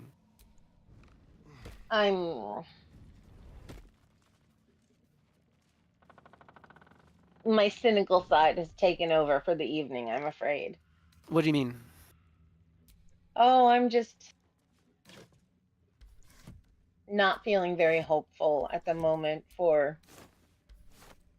the next 50 years.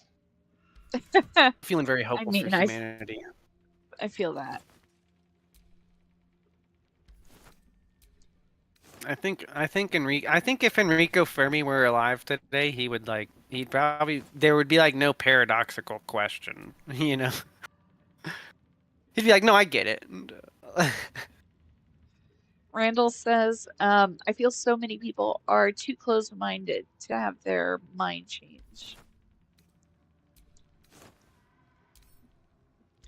It seems as at some point there's like some amount of open-mindedness, because they have to be open-minded enough to be supplanted with these kind of dogmatic beliefs that they do Conspiracy. hold. And I guess that's what I'm curious about, is if it's like, if it really is the case that it's like people's minds are just fucking hard to change once they get like old enough, maybe you gotta like get a word in before, all the crazy religious thinking like fully cements. I know some people deconstruct, but it's like when we're looking at like large numbers and stuff, it's like people are religious and remain religious. It's like, Yeah, I would say that it has a lot to do with their current circumstances. So often,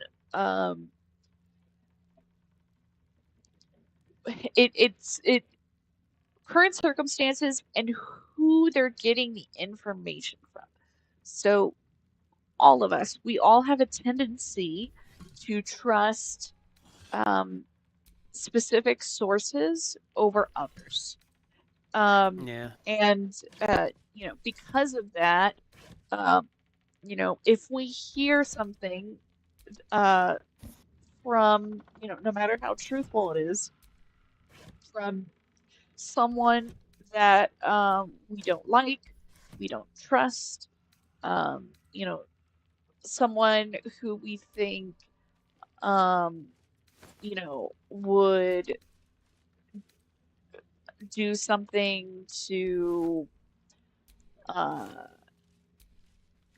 hurt our foundational beliefs or situation, um, you know, that is we're not going to be accepting of anything they say. Now, I always try to be aware of my biases, um, and I definitely don't want to be that type of person that just because I don't like the source of something, that I'm not going to at least listen to it and try to see if there's any like actual, truth to it or value to it. Um, but like I won't deny it. If I see something is like from Fox News, I just immediately assume that it's not what it appears to be. I Yeah, I mean that's like one level of skepticism, but I think I'm like an even greater. I have like an even greater level of separation if I'm talking to, like, when I'm for when I'm talking to someone who's like trying to tell me like what's gonna happen to my soul if I don't do this or if I, don't do that. There's such like this. There already is this huge epistemic gulf between me and that person for the fact that they even believe they have a soul. And it's like I don't even know yes, how to like cross those waters and talk to someone like yeah, that in like a real. I know that like Miss Non Sequitur was saying, you can have like really good rational points in like a public sphere where like someone that's watching can be like, oh yeah, that makes a lot of sense. This person is not justifying their claims or whatever. And it's like you could sway someone who's on the fence or who's watching, but it's like specifically when you're discussing with someone, they're gonna like have an even greater, like you can even convince someone away from a position that they hold if they agree with the person you're arguing with, but it's harder to do it with that same person because it's like sure. there's this whole like thing about defending your belief rather than like watching it from like this outside perspective. And it's like Yeah. I don't know how to do that. Um, I think that the best uh method that Oh, Ginger I've alert. been able to Be see. back in a bit. Alrighty. The best You method said that what alert? I've been able to uh her little one is Oh, needing her attention. So I found that the best method that I've gotten to is let's see, usually this is my pretty big jumper. Oh, hmm, let me try her. There is work See what to do. happens. too slow. I can't. It's I the do this Socratic method. sometimes. I've used it Mm. twice. Uh, and in the times that I've used it, um, it at the very least provided damn.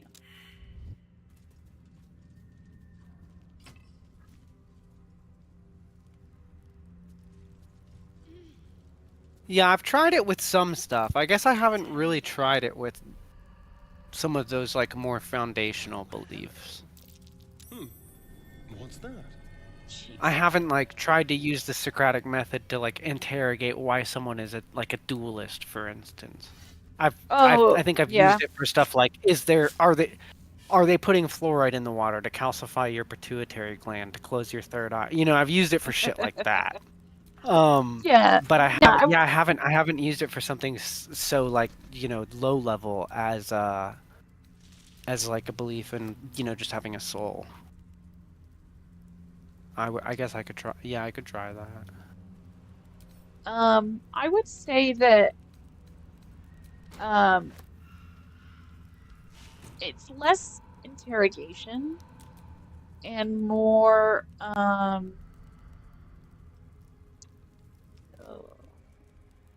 it says shadow cursed undead. This could be bad. Let's save just in case. Doesn't hurt to save.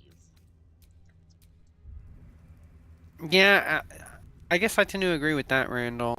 That as long as people are afraid of death, religion isn't going anywhere. And I also, as like, kind of addendum to that, think that the fear of death isn't really going anywhere anytime soon. Mm-hmm. I think you can I think there is like a possibility of kind of de-radicalizing religious beliefs, or reducing the like propensity a person has to push their religious beliefs into the legal framework of some state. But yeah, I don't think the belief itself is going anywhere anytime soon. I guess I tend to agree with that.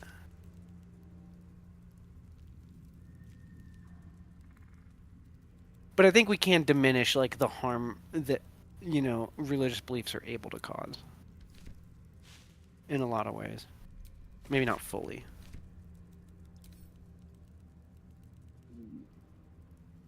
Let's pick up. It seemed like it had something that was interesting. All right. Yeah. So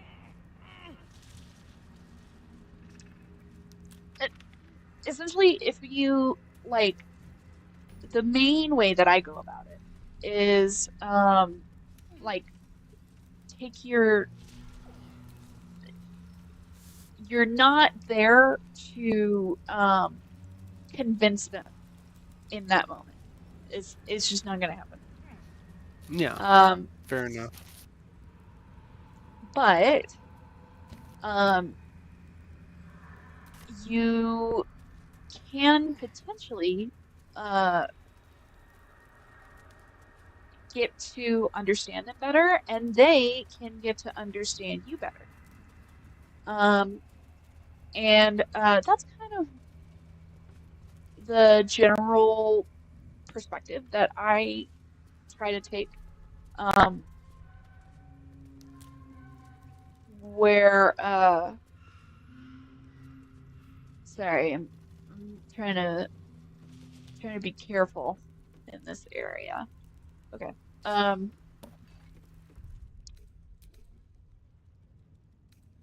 Where when you're talking to somebody,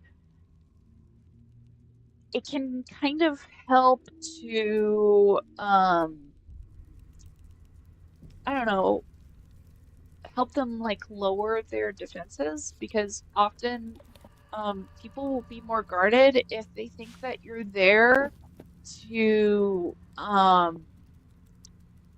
try and shake their beliefs, or Yeah, I do like to generate the I like what I like to do is like say stuff that I know is like really different from their beliefs, but like in like a non kind of attacking way, and then just leave the space for them to question it. Mhm.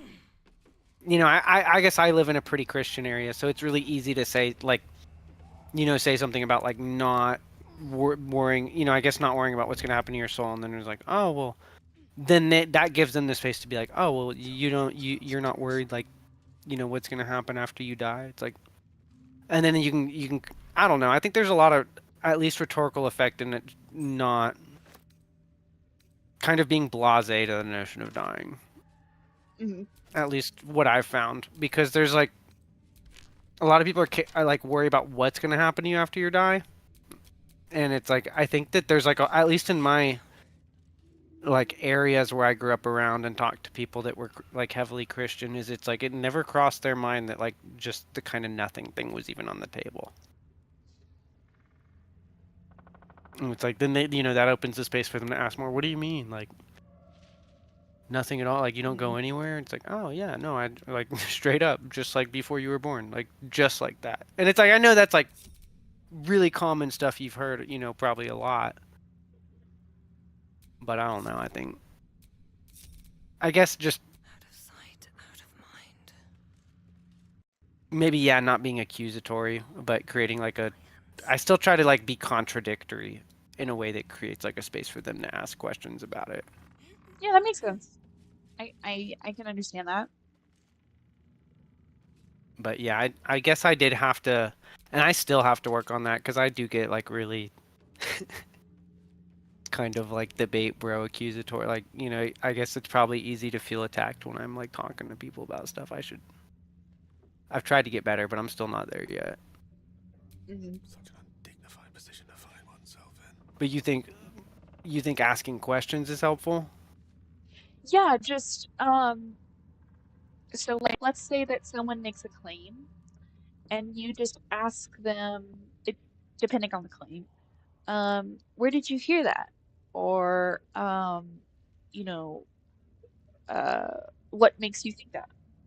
Um, Usually you want to try and thread it in a way that is um, that is that sounds understanding and open. Um, and the goal in that particular situation is to try and understand the core of their beliefs as much as possible. And if they seem to be more open, perhaps they want to know more about your beliefs. And then once, Are you you spend most more, interested in understanding like the details of what they believe, or are you trying to like kind of figure out like how they got there? you're trying to figure out how they got there. I mean, the details, they might be necessary as you go along, but the importance of any belief is the epistemology. How, Yeah. what was the method they used to know what they know? And the same goes for us. What's the method we're Mhm. using to know what we know? Um, and when, I guess I get rather concerned with that sometimes, right? Because like, do you ever think about like your own epistemology and like, oh, literally, that's all I think about. Like, do I you ever have get kind of been, like, I mean, yeah, yeah, I guess there's times where I figure like, hey, I'm probably doing better than like some of the stuff out there, but I wonder how like far off I am in like the grand scheme of things. no, of course, yeah. I mean, like, personally, We're still taking some I've, pretty big leaps with our base axioms. I think that my yes, the like the if I ever get like criticized by a precept on the axioms that I'm taking, the best I can do is say like you're taking the same ones as me plus more, you know. that's essentially But there's where I am, but there are some where it just kind of comes down to practicality. yeah, Um, yeah. Well, and that's what an axiom is by like definition. It's yeah, like it's not an axiom unless you can't like actually justify it.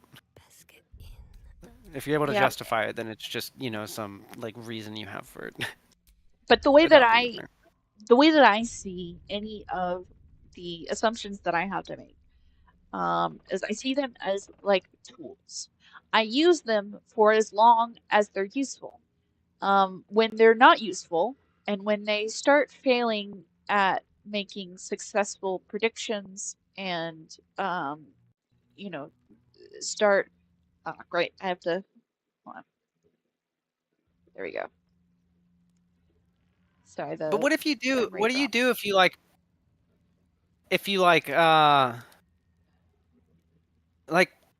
believe in horoscopes and you play with crystals and stuff and you think that like your tools are useful and it's just a matter of like confirmation bias. Well, that's what I'm saying. They Like how do need you delineate to, between having useful tools and just merely being convinced that you have useful tools through a matter of circumstance? that's what I'm saying. So you do need to find a methodology that allows you to um, make observations of the world around you that are as close to reality as possible, that is verifiable, that allows you to make predictions. So when you make these observations and you form a question in your mind of, based off of these observations, and you think, if I see this, then this should happen. And if that does not happen, that means that the tool or the observations that you're making with that tool is not useful. So that's kind of where I get the verifiable, testable, Yeah, but sort of here thing. you are, like, the test requires that the test requires assuming that, what is this, that the past will be like the future, and that, like, results of some test can be, like, you can gain, understanding from them. Like, that in its own is like a, you know what I mean, an assumption. Yeah, so yes, there is one assumption underlying, and that is that And sure, I can see your that, like you said, observations. there's been some inductive matter of utility that's been demonstrated through repeated use of that framework, and Yes. until such a time as it's not useful. But it's like we Yes. began somewhere by accepting that, Yes. And also that I would say that the base assumption that all of this methodology requires, that I think is that there's just kind of no way to test it, falsify it, verify it, is that that there is a reality around you, and that you are sensing it, and that the other people around you are also like people separate from you that in, have like, their own occupying, like, senses. this shared reality. And they Yes. might have, like, their own, like, window into it, but it's Yes. like you're perceiving the space Because between us is real.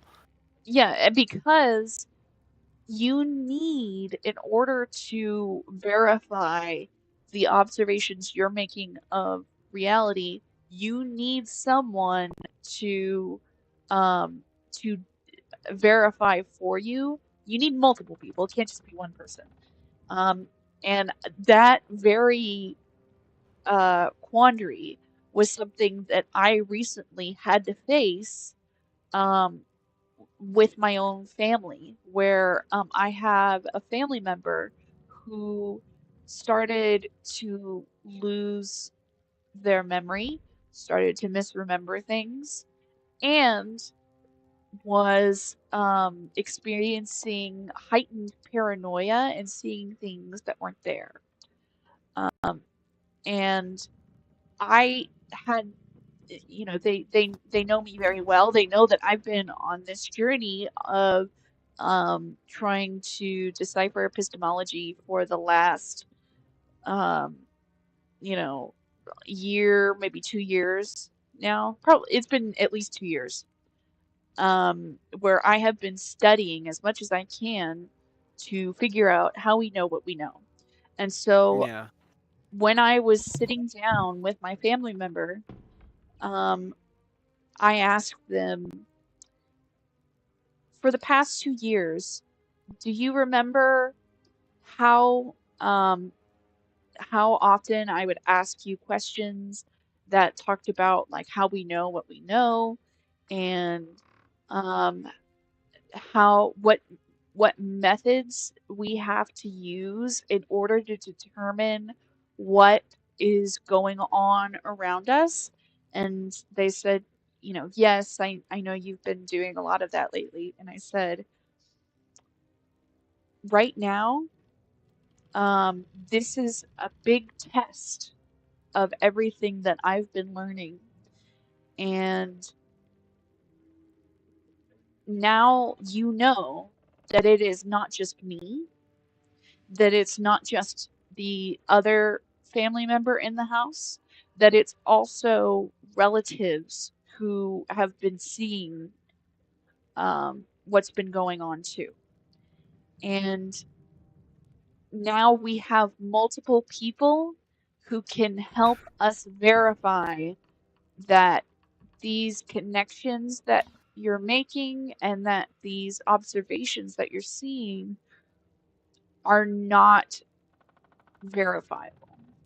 That Oh, yeah, no yeah, one yeah. else is seeing this, um, these observations that you're making. And Yeah, in my that my moment, my grandma, when she was getting Alzheimer's, my mom would get text messages like, people are breaking into my house, they're sneaking around downstairs, my husband is like bringing in strange women, and she was like, my mom didn't know what to make of it, right? And then yeah, my mom and my stepdad went to visit her, and on the drive home, she got a text from her mom, and it was like, these strange people came into my house, and they were, you know what I mean, doing all yeah, this and that, and it hit her, and she was like, oh, that was us. And suddenly, all at once, it was like the people that were coming. It was like her nurse. It was, people that, not strange yeah, people, but like people who were supposed to be there, and she was just confused. yeah. Yeah. And it's so hard to have to tell someone that the reality that you see around you is not what you're seeing, you know? Mm-hmm. Like Yeah, my I'm tough, I'm yeah, sure.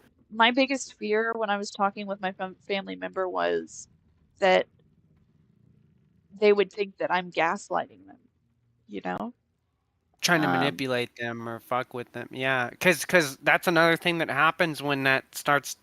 I don't know exactly the situation, but a lot of times when there's like an increased amount of paranoia and stuff too, and there's like a blaming of the people around, yeah, of doing yeah, nefarious shit.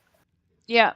Thankfully, you know, one, we had such a close connection, though there was a moment, um, where that close connection, because of the paranoia, was starting to break. Um, Yeah, we have been relying on each other, uh, like wholeheartedly for the past like 8 years, and at, like at one point they said, I said to them, I I understand that this is a really difficult situation to navigate and that it's hard to trust that um what that people are, other people are saying that they're not seeing what you're seeing. And I said, but do you think that, in all the years that we have spent together and, relied on each other and trusted each other, like so thoroughly, like, do you think that that I would ever try to um, uh, hurt you or not have your best interests in mind? And then they said, like, they paused for a moment and they said, I think that you would do everything in the best interest for the people you care for. And then I was stunned for a moment and said, do you think that I don't care for you? And they didn't answer. And like that's when damn. I realized that it was like this is too far gone. Like, this is bad Yeah, because that had never happened before. Like, you know,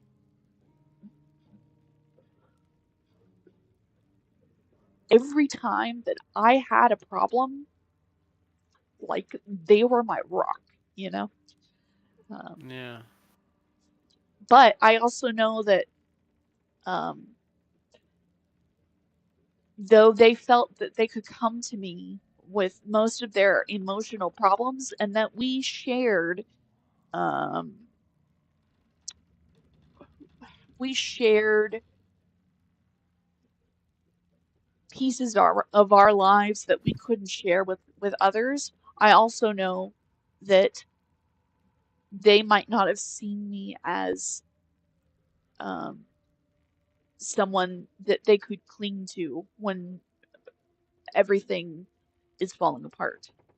I knew that they would be more likely to cling to my other family member that I'm living with in the house. I'm trying to be kind of vague about identities here because Yeah, this is that's fine. like a personal health information, so I don't want to you know um,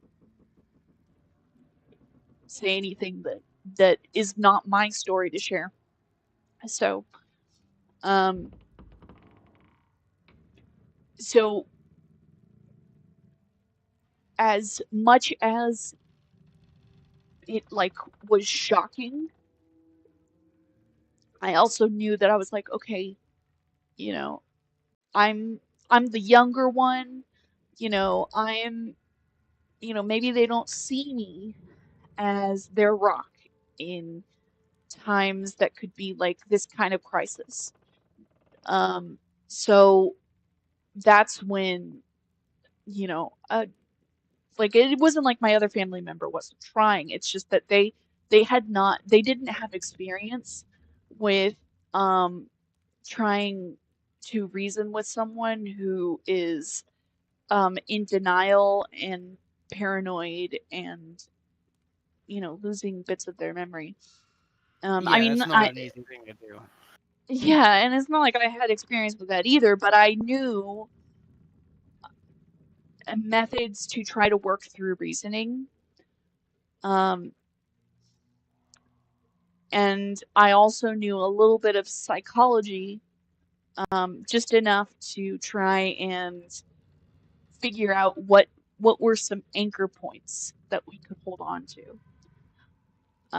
And so I knew that in that moment, reasoning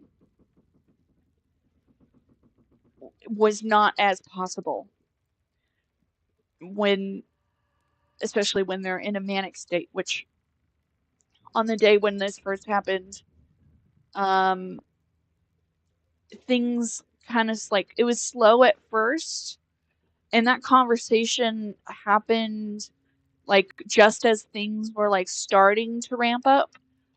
But like shortly after that conversation, things escalated to the point where it kind of became like a manic state of Yeah. paranoia. And so at that point, it's like there's, reasoning is not going to work. So you have to find an anchor point where you can break through to their um their like subconscious emotional states where they associate a particular emotion with one person where no matter the situation they feel like um that's the person that they can cling to in times of crisis. And so that's, essentially that's what I was trying to work with my other family member, that like I think that you are the person that they feel like they can anchor themselves to and, you know, try and trust even in a world where everything seems uh like they can't trust anything. Um and it was not easy. Um Especially not when uh-oh, my controller disconnected. Uh it Oh, wasn't I. easy. It took a little while. Um it Oh, I we see had now. to get to the point where we could have them, sleep through the night and then essentially tr- try to um just stabilize things and work when the manic episode either had passed or wasn't as strong. And, that did eventually happen. But they would not seek outside help at first. And it was a really tough position. Oh, I'm sure that was difficult. Yeah. Yeah, and I even was looking up what do you do when you have a family member who's in denial and won't seek help for something that is clearly a very concerning medical issue, especially when it was overnight. It had just happened on a dime. And that is super concerning. If it was maybe a slow or a decline over a month or something, it's okay, let's schedule an outpatient sort of thing. But if it's overnight, like is that something you need to go to the ER for or something? You know, like is the condition um deteriorating at a rate that can't be taken care of unless you're in a hospital? And so Yeah, yeah, yeah. that was the biggest concern, especially when um my other family member had looked up uh signs of or potential causes for sudden behavior like that, with the memory loss and the paranoia and the all that. And they saw that a stroke could be a possible cause, and that's when we freaked out and we're like, oh my god, it could be a stroke, you know. But because it had been at least a day since it happened, it had been at least 24 hours since it happened. We didn't have Yeah, a that's way what I was gonna say. I to. wouldn't know what to think if it was sudden, like you say. That sort of decoherence that I saw was took a long, it was chronic and progressive, but it was much slower. What you describe is something I wouldn't know what to do with, if it like you said overnight. It really was overnight. The Yeah, that night would be pretty before, alarming.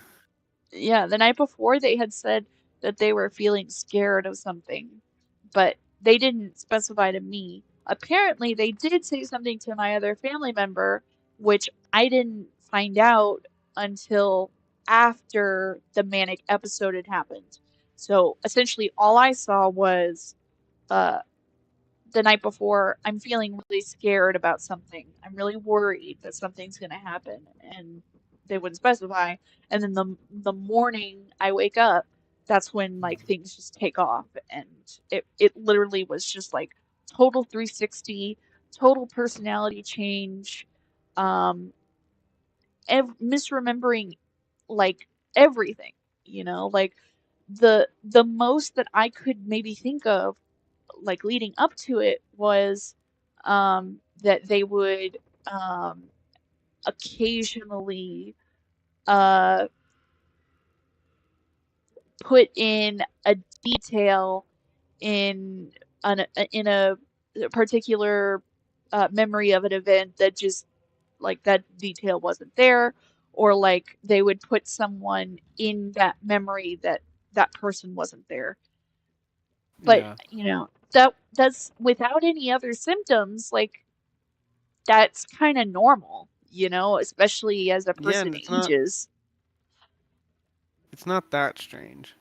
Yeah, and so essentially it went from just occasionally, sometimes messing up a detail, to just memories were totally inconsistent, descriptions of things were inconsistent. The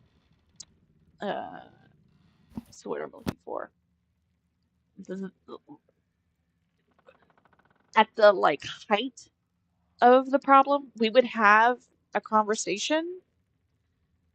Yeah, head And then, injury wouldn't be too far out of my mind, but stroke wouldn't either. I was just well, reading and what so, Randall had said. yeah, so we couldn't find any signs of a head injury. So the next thing we considered that could have done it was a stroke. We did take them to a hospital Or like an that night aneurysm type thing. to check, and they had no physical signs. So, as Just far as we could psychological? tell, yeah, I mean, even no Like signs of sudden Alzheimer's. psychological symptoms? Yeah, just sudden Very psychological interesting. like cognitive decline and stress and anxiety. But And they not had like already, not like they put you on an MRI and they're like, "Oh, there's this like this whole brain region is destroyed," or like, there was like something nothing. like really obvious. Yeah, They couldn't find interesting. anything. And Interesting. we had even said like I had figured out the day after the manic episode, I was asking, "Hey, could you tell us where, where all of your medications are and what they are?" And they were struggling with that. They were struggling with their memories. The second day after the episode had happened, the memory just like dropped. Like memory couldn't remember, conversations that literally just happened. It was bad. Um, I and suppose I that's found not all that out, surprising though.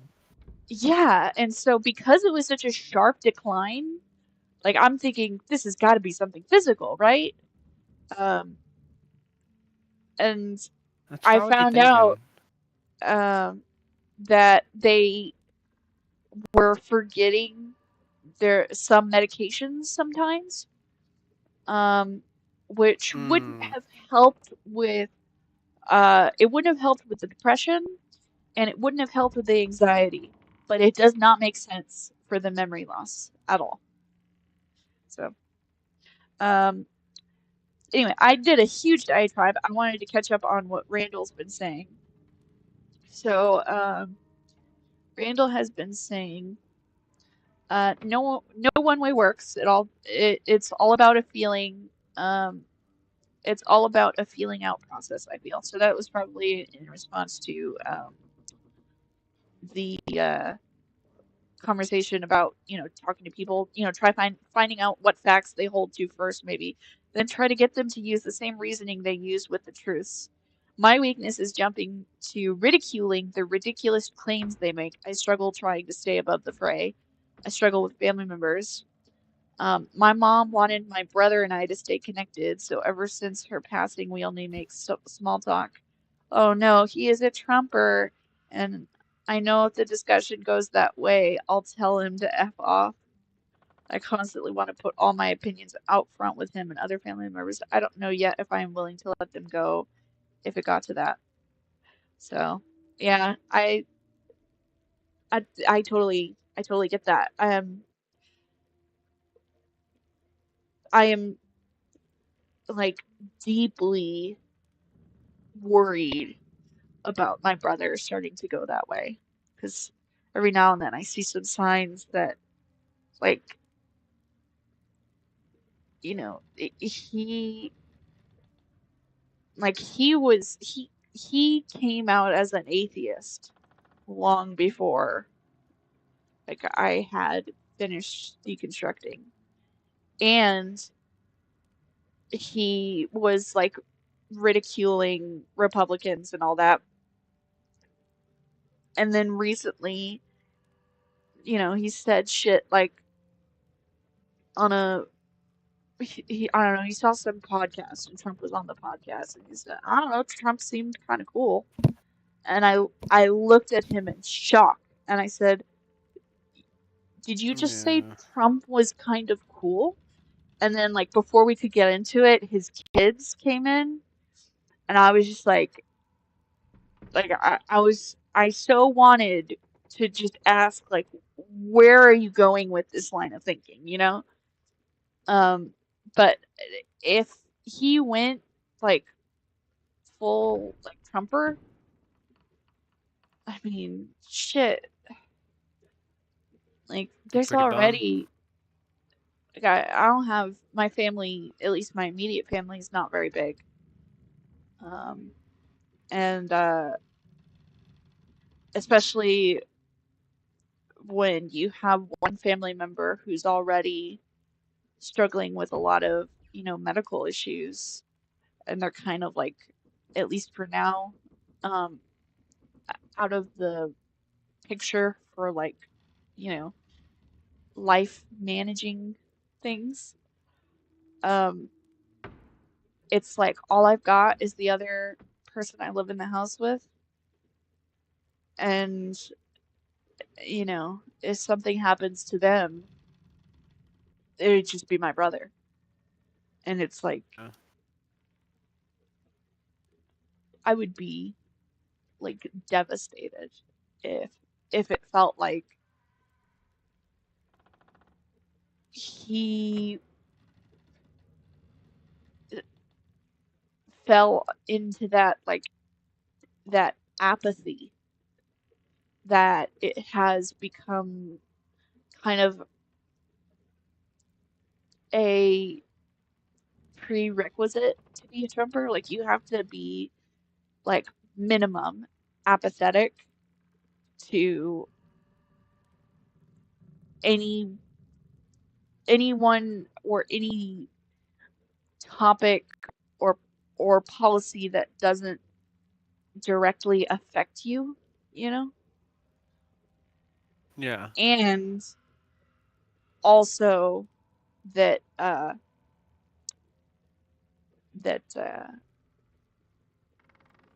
mean even then like he has a son and a daughter and you know a wife, and it's like all of Trump's policies would negatively affect them, and it's just like it would be, I don't know, it'd be so difficult. I can't imagine trying to go through that. But but yeah, so Randall said you would start thinking with sudden you may think a head injury occurred, but the mind is wild, or some sort of oxygen deprivation. Yeah, oxygen deprivation. That so I actually have a little experience with that. Um, with like minor but like seriously long term oxygen deprivation. Um, depending on how you're getting deoxygenated blood to your brain, usually your you feel it in your muscles first. You also struggle with fainting and all that, but that's kind of hard to tell because I share a familial uh, congenital disorder that affects the autonomic nervous system, and it makes both of us faint when we're overheated, or we can't get enough um, uh, we can't like get enough perfused oxygen, or like if we're sick, if anything's going on that it's putting, our bodies kind of like working overdrive, like yeah, like that, that makes us faint. So, but as far as I know, they haven't like outright fainted. They've gotten dizzy a few times, but that's pretty normal. Um, and yeah, Randall, I see that. Yeah, but Bill Maher has been making some crazy uh, crazy leaps recently, and I think it has a lot to do with self-interests. He's gone into new into like a different like class and social standing where he's just surrounded by people who would benefit sucking up to Trump, you know?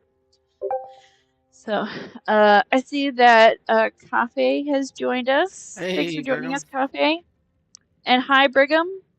Let's see, it was backwards to me. I was an atheist in my teenage years, but found theism when I got a bit older. There's another theory going around that during oxygen deprivation, the brain reaches for oxygen stored in cerebral spinal fluid, which is redundant. I don't know if I've seen any significant like statistical evidence about that, but I would be interested. I've heard about the DMT thing for a long time, but the pharmacomechanics have never been explained to me. every time I've tried to verify it, it's always come back with anyone who like in the field saying that there's just no evidence for this. Sorry. Like when I hear skeptics talk about like NDEs and stuff, I don't frequently hear that like it's thought that DMT is doing it so much as I hear that like there's some unreliable and strange things that neurons can do while oxygen deprived. Yeah, But there's I would like if there was like evidence and stuff about the DMT, I would be totally interested to see it. Brigham, I Um think I should direct you if you would be interested in that discussion. So Cafe has actually had that particular um what's the word I'm looking for? That particular and that's fair too, perspective. Cafe. Because I'll bet you Um there's probably some difficulty in like ethically doing studies like that to begin with, right? sure. So To what control for I when someone dies. uh so Cafe has I opened a little forum thread in Discord. Um and it's like it starts as like mystical experiences. It's in the damn server. Mystical experiences like as a methodology to something like that. And that's I essentially like put all of his citations and um any like videos or interviews he wanted to post. I put that all there in one, you know, big post. It's not something that I can currently engage in, especially not with you know, a lot of the I'm in a situation where there are just too many like uh personal struggles. Like I was just talking about like how crazy things have been. This has all happened within the last 2 weeks, by the way. So, Oh, really? I thought yeah, this was like an older story. Okay, wow. yeah, this recently happened. Uh, things have stabilized, kind of. Um, but you know, it's we're still kind of in a wait and see to see like are we able to at least stabilize things to the point where you know they can continue to like live in an outpatient situation, and so that's kind of been the main focus right now. um Yeah. so the the way that I'm happy to help facilitate conversations about that sort of thing with you, Frappe. But right now, I can't personally uh, contribute to that discussion. I'm happy to moderate if needed. But essentially, until I know what my personal situation is going to be, I'm kind of lying low with, you know, I mean, I never did debates in the first place. I don't like to do debates. I like to do open discussions. But anything that requires like some heavy duty research, which this, I've already looked at two studies on this. I looked at one meta study and then I looked at one of the specific citations that you gave. And that was before everything exploded in, my personal life. But now I just don't have that time. Any free time I do have, I just want to have it like this, where I'm chilling, having a discussion, playing a game, stuff like that. And Brigham, I saw you had some questions for me. You said, what am I playing? I am playing Baldur's Gate 3 right now.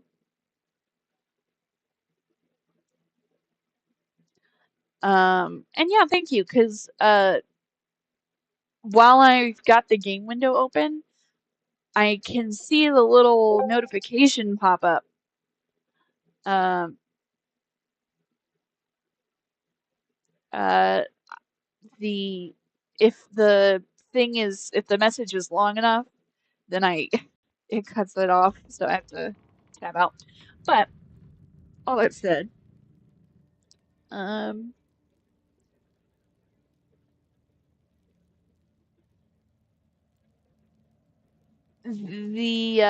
thank you so much, Randall. I really appreciate that. That's very kind of you. Yeah, things are just kind of up in the air right now. Because they managed a lot of the household stuff, and so when the person who manages like all the stuff for the entire household starts to like lose their memory, like shit spirals out of control fast. And so you know my other family member and I have been scrambling to try and pick up the pieces to ensure that you know that we still have like a house over our head and we can get food and still also get all of the medical requirements that I have and that you know that my other family member now has. So yeah, it's kind of it's a wild time right now. So I super appreciate having this time to be able to just like chill and relax. And I know I haven't really been playing the game because I've been talking a lot, and I know once I step forward and play the game, they're gonna do a thing that's gonna start like a big dialogue thing and require strategy. Tell us about the game. All right, so we're gonna continue forward. So this is like some sort of ambush that they're gonna do that I'm doing with these people. I don't know how they're gonna trigger it, but you're gonna do an ambush or get ambushed? We're gonna do an ambush. Aye. I think I have to talk to somebody.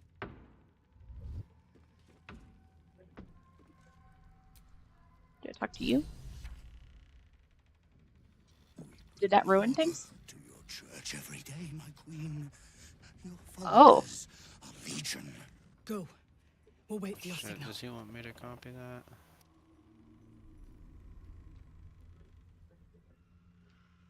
I'm good. Your faithful stand ready, Majesty. Soon we march. Soon the world will bow to you. Yeah, we're boss. Something moved up there. Want me to drag it out? Yeah, no problem. That shit looks good. And that's like from a character creator. My character, yeah, that was a Yeah, custom. yeah. And there's like something at the start of the game where you get to like create all the like the class, the race, like all that. Mhm.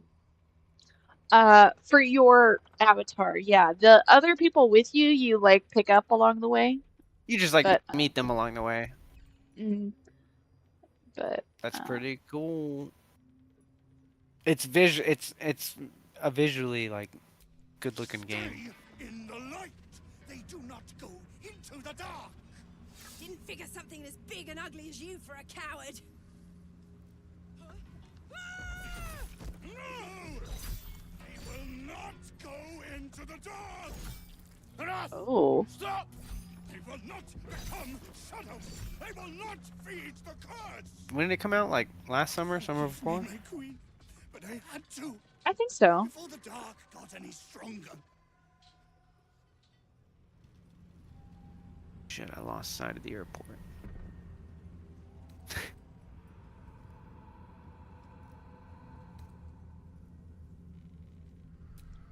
Heretics! Blasphemers in the dark! That's them. Ugh, my initiative always sucks. The Drider. Oh, wow, that almost killed her. Shit. Oh, wow. That is no bueno. Oh, but I really need that lantern. Uh, damn.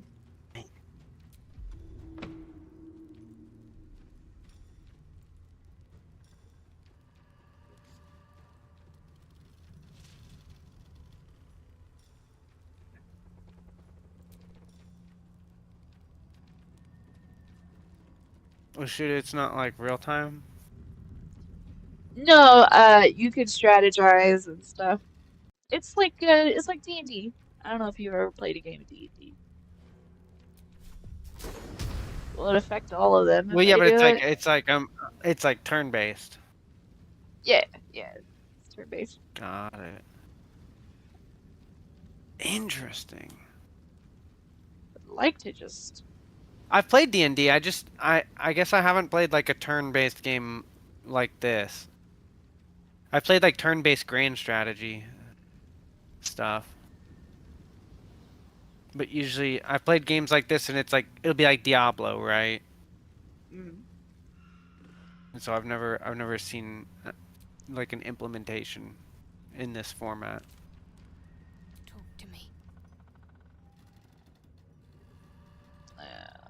okay. Damn.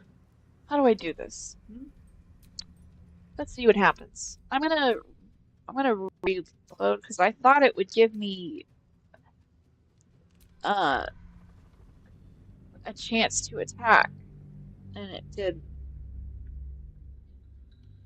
I thought the whole point was to ambush. Why did it ambush me? I like Dr. Gmo test my brain.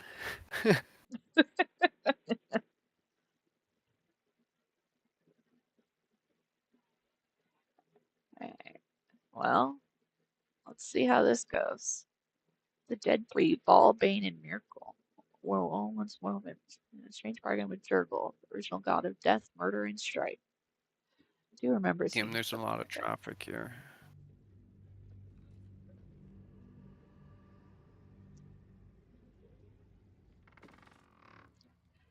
Alrighty then.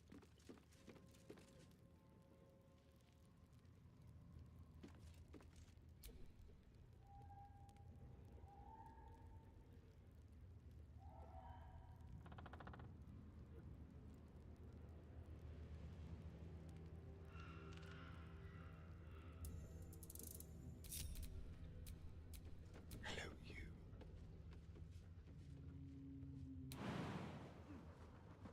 Oh, bother.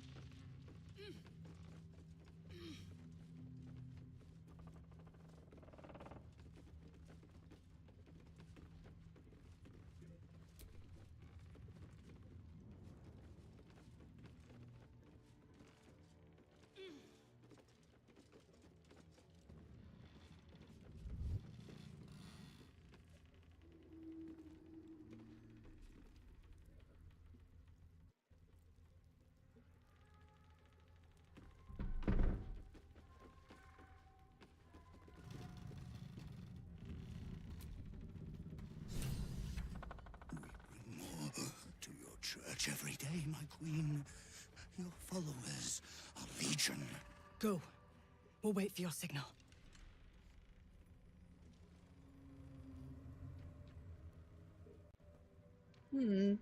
I use Astarion. Your faithful stand ready. Yeah, we're boss. Something moved up there. Stay in. Didn't figure something as big and ugly. No! I will not go into the dark! Enough! Stop! I will not become shadow! I will not feed the curse! Forgive me, my queen, but I had to. Before the dark got any stronger. What happens? Oh damn, the spider is a man. It's a man Yeah. spider. He's called a Drider. A drider. You guys always hiding behind some shit. Peeking out. Ah, fuck. Taking cover, huh? It didn't work. I can use that inspiration. Oh, is that what this game is? This game pretty much like video game D&D? Yeah, that's what Baldur's Gate is. Okay. Oh shit, okay. Didn't know that. We will carry your light, See, Majesty. it shows what the fuck I know. Happy to serve. The hell's are you waiting for? That's alright. That's pretty cool. Blasphemers! Kill them all! That's them. Okay, alright, well, that didn't work like I thought it would. Alright, well, so then let's try. I thought what I could do was, I could have them, like, pass ahead and then do a sneak attack behind them, but apparently it doesn't want to do that. This one is not doing what it says it's going to do. You got a party of chumps.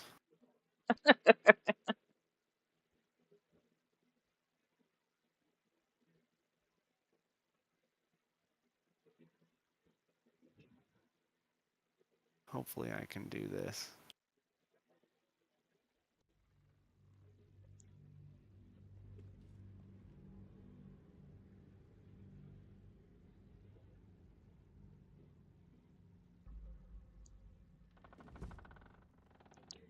Alright, well, it doesn't seem to matter whether I group them or not. So, I'm gonna have you move here. Move you right here. And then Keep your blade close.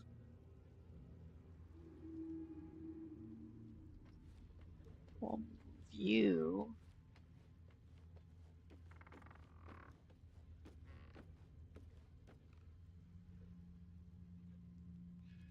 I think here is good. Oh, let's get this over with.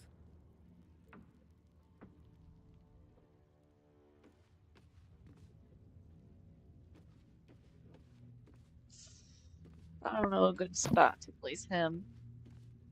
I guess.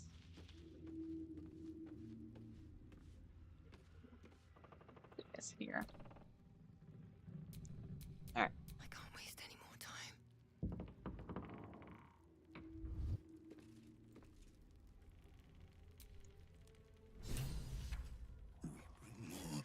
Go. Yeah, we're boss. Something moved up there. Stay! Didn't figure something. No! Enough! I will not. Forgive me, my queen, but I had to. Before the dark got. Okay. Maybe that will actually do something now. Vortex in the dark. Kill them. Destroy the blasphemers. About to get cooked. Drive them into the dark. Nothing can take our life. Oh no.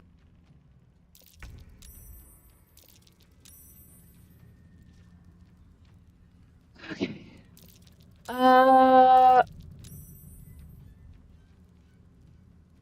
Looks like. Let's see. Oh wow. Are we having like that many people join right now? Let's see.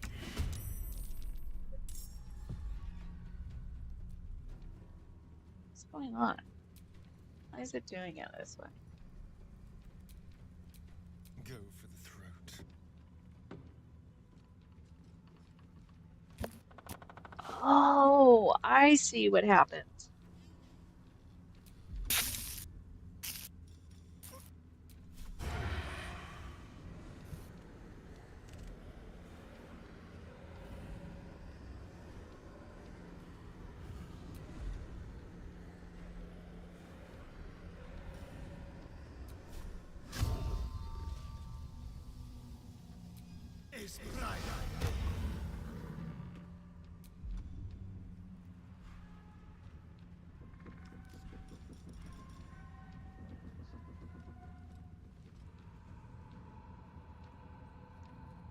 Additional negative 10 damage.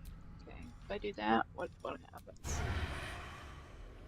Yeah, I think it's worth it for this one.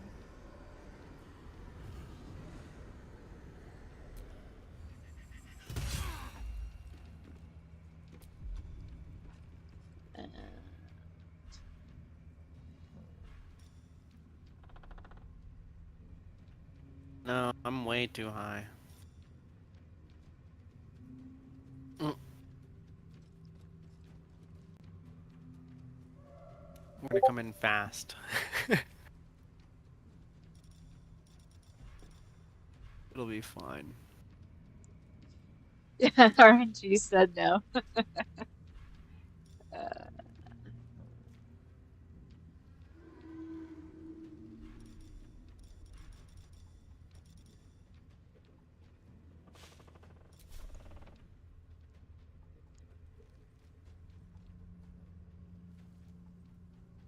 And why the fuck not? Why can't I move? So apparently I can't move anywhere because these two are preventing me. All right, lovely. Okay, well then. Actually, I'm good. I'm fine. I can't do that. Once per short rest, it looks like. Yeah. Let's see what happens when I do this.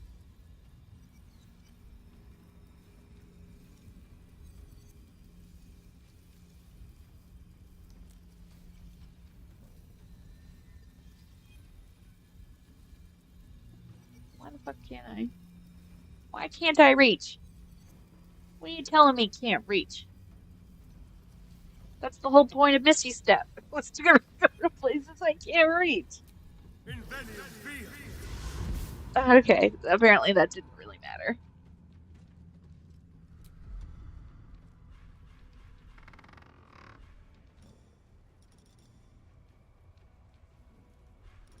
American Airlines 1291 better get out the way. Better get out the way. May the dice roll in my favor.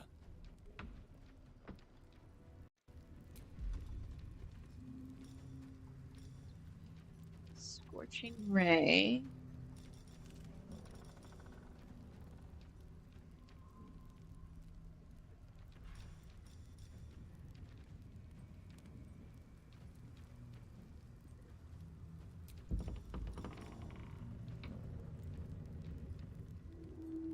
Point of Fire.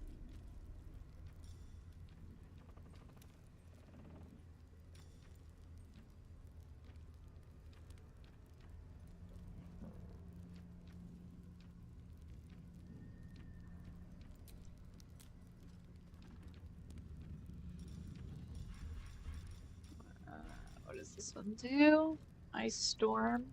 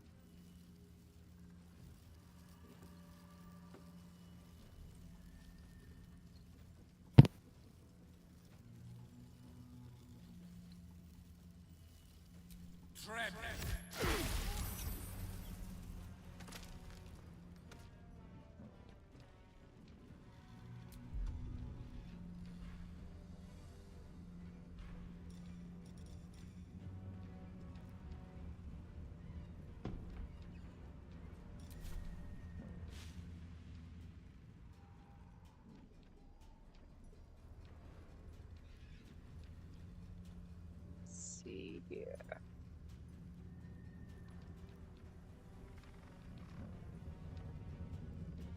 Rook to queen 6.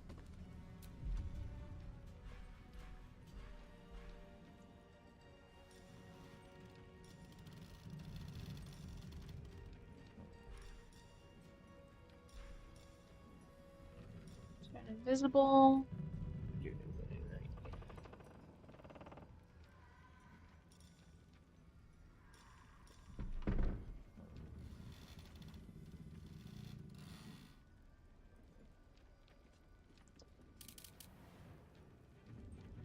Until long rest.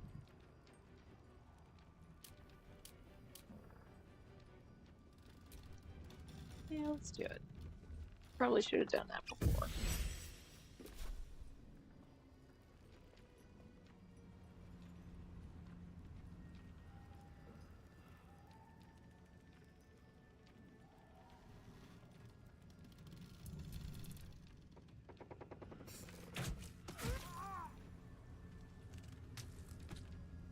Guard against the darkness. Ignis.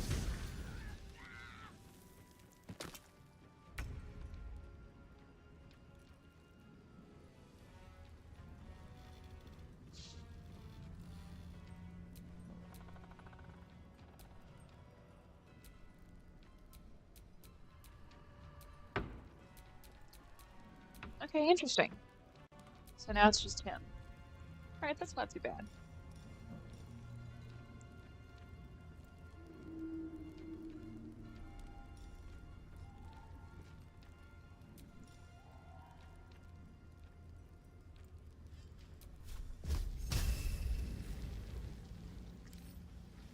Let's examine. What's he vulnerable to?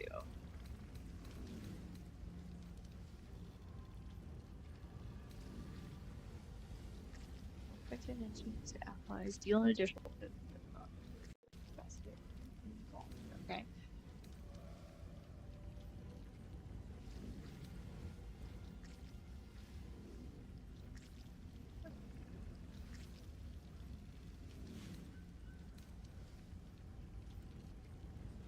Well, that's good.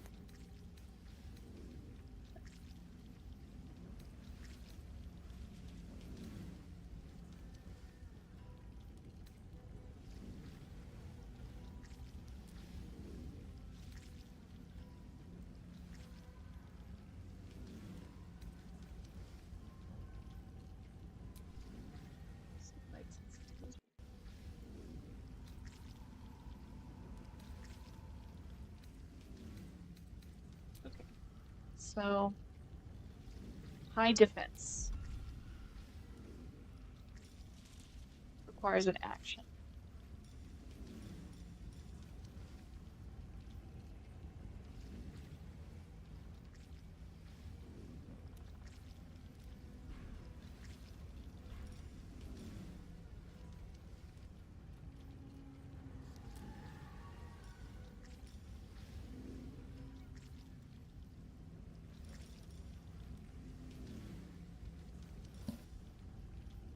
Six to 48, and then what does this do? That's 60. That's a really good one. If I can do it. Banishment.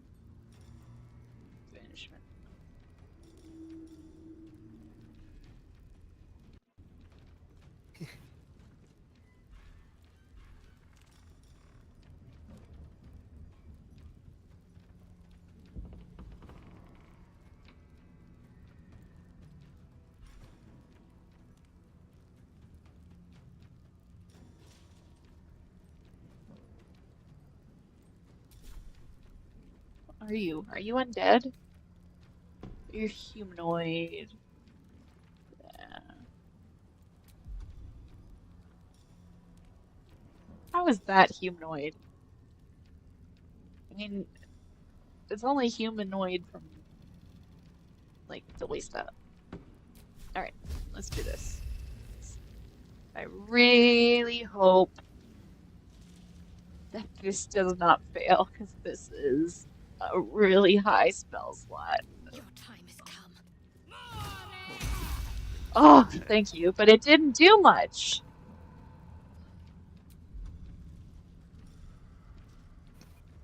Weak. Okay. Let's do you.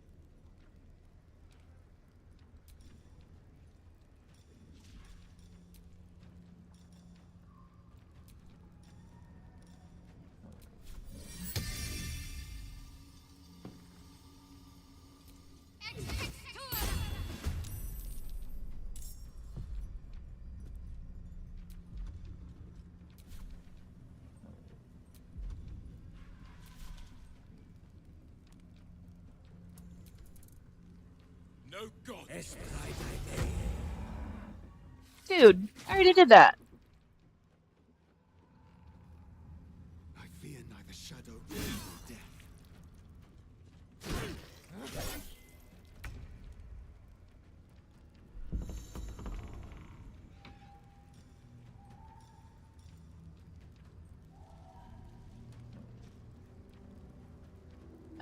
Magic weapon.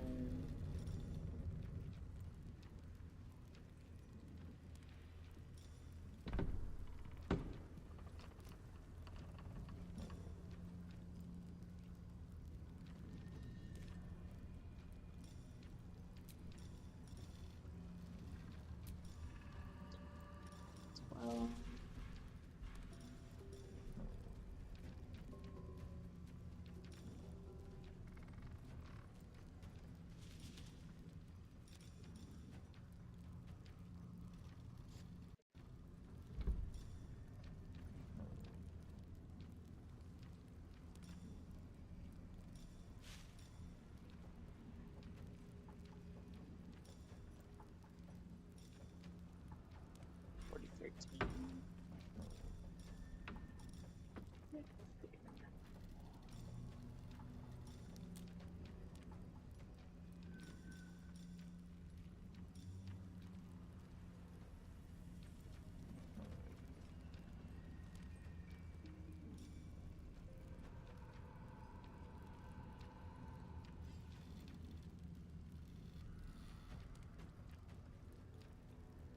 Oh, they're gonna make me start classes again next week.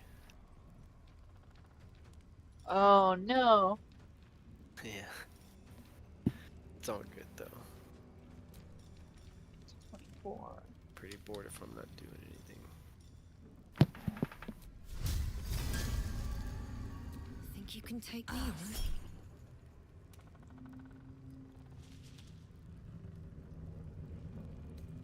I'm gonna do linear algebra over the summer and then discrete math also over the summer. But not at the same time. Grab the lantern! One less light in the darkness. 1,000 more to conquer. Gods, what's that? We hit the A victory is What's a in victory. here? Our heads are Which I intact, think is good. so we're I celebrating. don't know.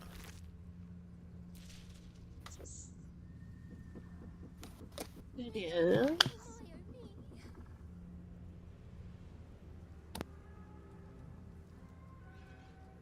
The cultists will soon know the Dried has fallen, if they don't already. If they come, we fight. That's the way of it.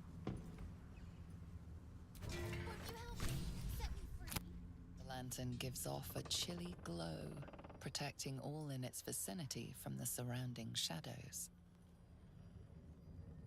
Incredible magic. I can feel the light lifting the shadows, even those within me. Be safe and be brave. We expect no less. you notice a tiny pixie trapped within.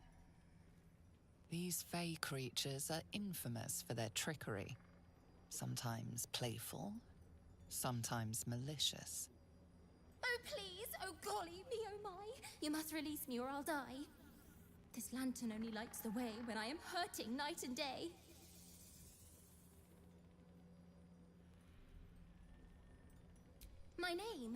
My name is Dolly Thrice. Now won't you free me from this vice? What's with that item?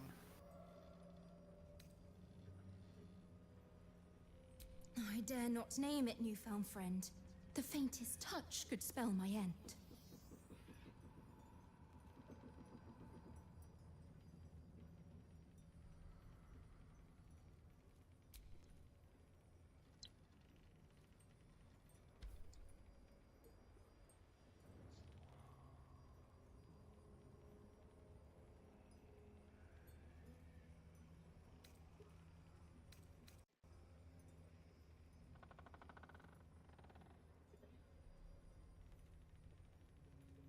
I'll gut you like a 10-day-old if you don't release me right this moment!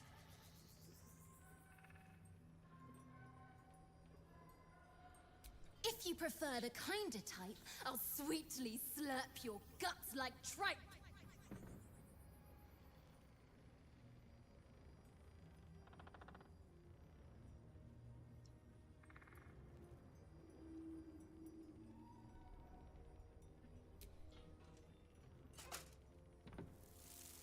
Finally!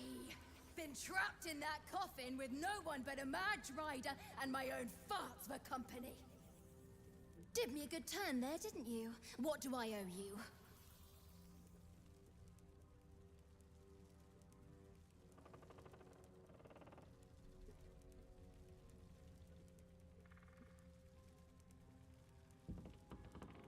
Sure I can, but will I? Yeah, sure, why not? Here, give this bell a shake. Speak the magic words and you'll get what you've earned. Protection from the shadow curse. What more could a dingus want? You're welcome.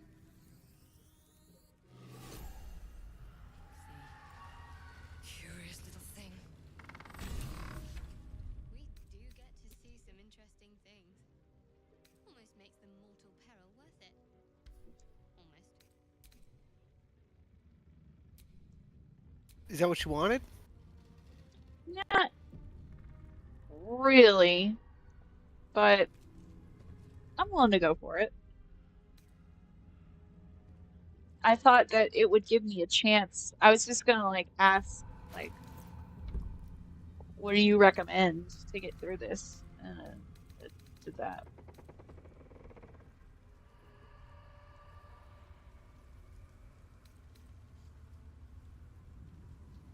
Or give me some pointers about the dungeon.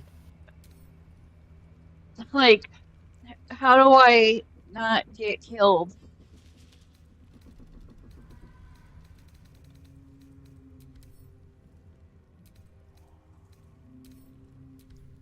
It's like, well, basically, you want to like avoid losing all your health. Fuck, what just happened? What just happened? It just, what? What just happened? Hold on, I can try and go watch it again.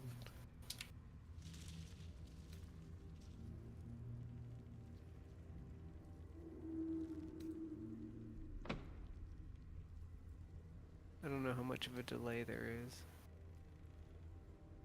Oh, sorry. I was trying to figure out what just happened. What?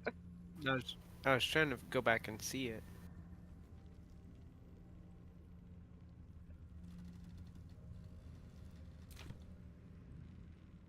Okay, well, did anybody die who wasn't supposed to die? That's the main question. She said, been blessed already, have you? Move on with your life.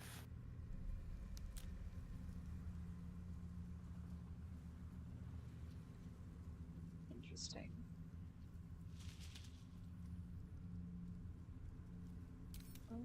Syndicate. Ashes. Whenever you deal fire damage, 2 turns of heat.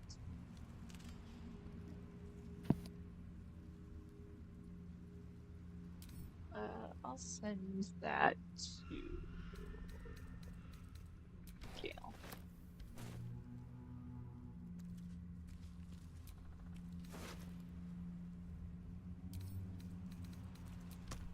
Bet here pretty soon. Yeah, I'm probably gonna tie it up when I get to a good stopping point.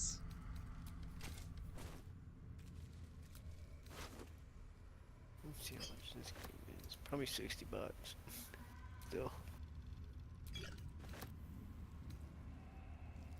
Oh, $47.99. Makes sense. It had too much good press. People were talking real good about it for a long time. Yeah, it was summer 2023.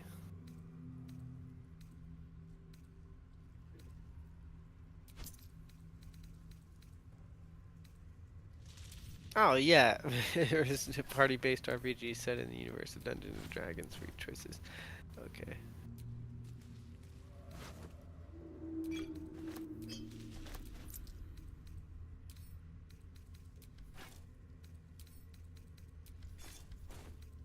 Man, some of these visuals look crazy. Like some of these different monsters and environments. Uh-huh. Yeah, it's a pretty cool game. I like it.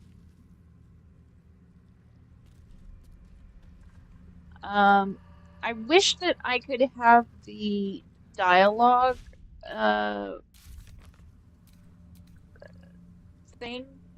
So like it shows the dialogue history. It only does Yeah, that yeah.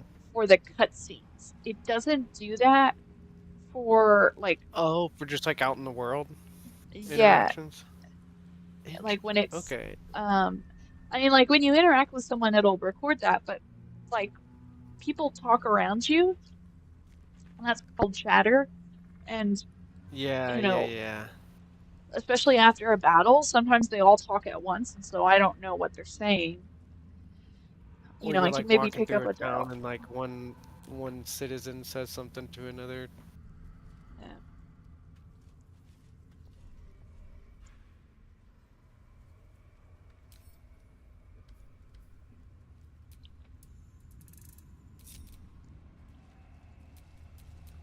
It doesn't log stuff that's not you directly interacting with someone.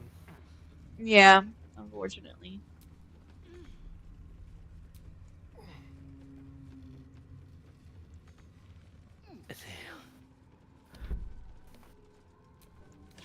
Yeah, it looks like a pretty cool game.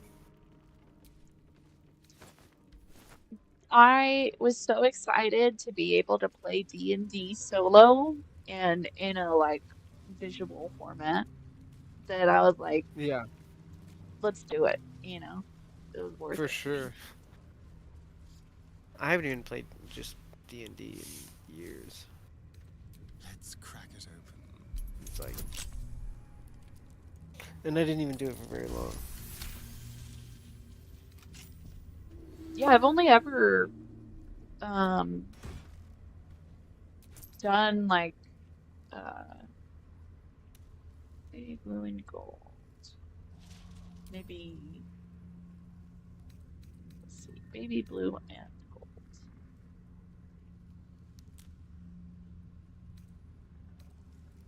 Maybe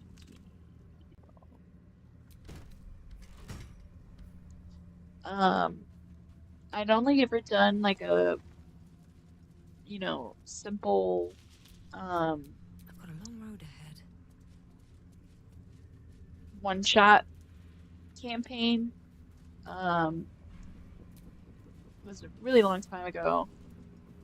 It was like my first ever introduction to D&D. And that was it. Like I think we played for like 4 weeks and then everybody got busy with school. And, yeah, that's pretty much my that was only that. experience. Yep. I smell a trap. Pretty much. These visuals are pretty crazy. Don't want to draw any attention.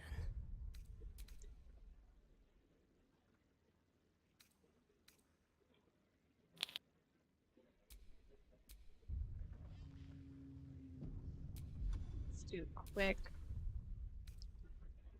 short rest. A welcome rest. See what you're hiding. And we'll have the Starian do a. Let's see. Who's who? Weasel.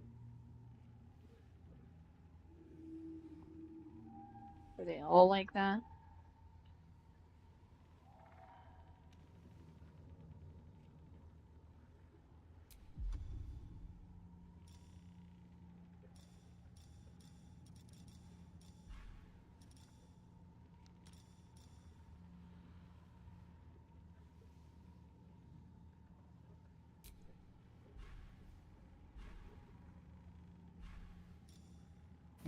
Are you like like controlling everyone in the party, or is Yep. like everyone else AI?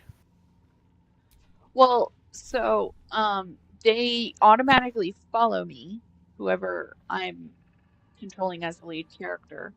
But when we're like in combat taking turns, like I have to switch to each party member. And you do each party member's turn. yes. Aw, damn.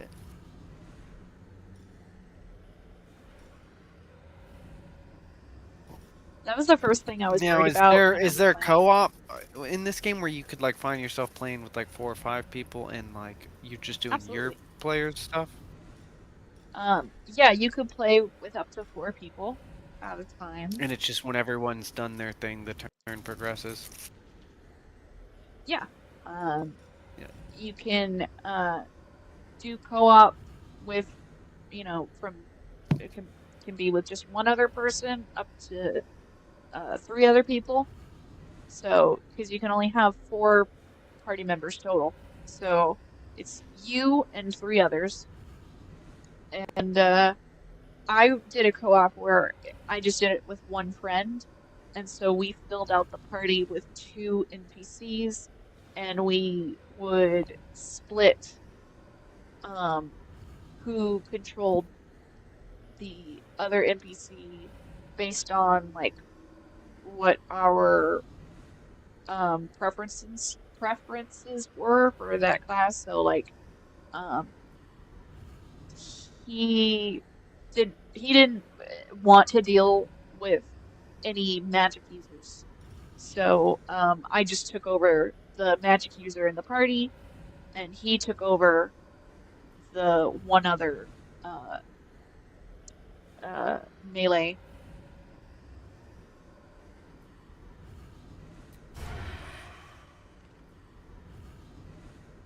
And so you can just split up the duties of the NPC players too. Or I guess they are technically playable if you're picking their moves, but you get what I mean. Yep. Yeah, you can if you have just one other person, or let's say that you're doing it with 2 other people. You can just agree that one of you will control the NPC, depending on, like say, oh, I don't like that class, or oh, I do like that class, or something, and we can decide who controls the one NPC in your group. But of course, if you have 3 other actual players with you, then you don't have to worry about, making decisions. You can just focus on your own character and then do whatever. And as far as I could tell, you can just kind of randomly search for. Am I able to do a sneak attack with a magical arrow? I don't think I can. I think that's why I haven't used it yet. Magical arrows? Construct. Elemental.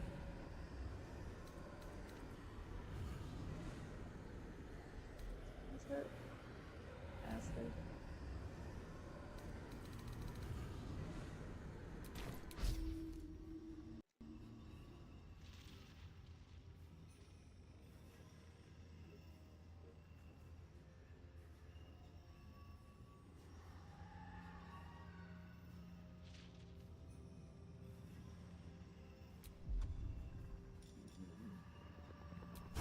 Yeah, I don't think I can. I think I had to use the sneak attack separately.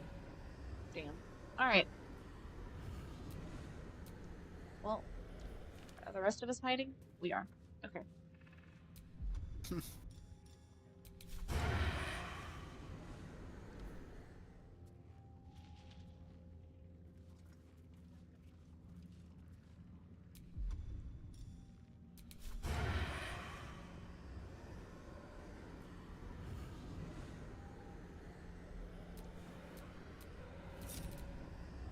Taking my time in the shadows.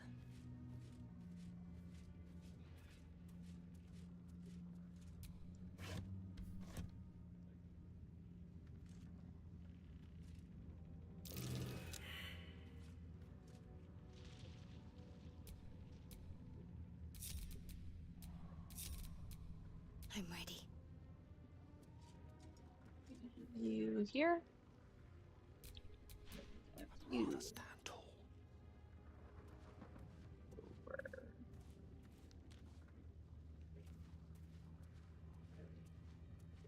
What is it that I needed to perceive? Hmm.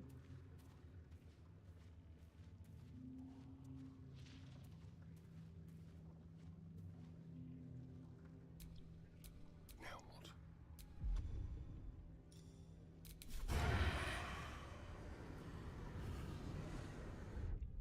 We'll make it all turn-based. Where's the thingy?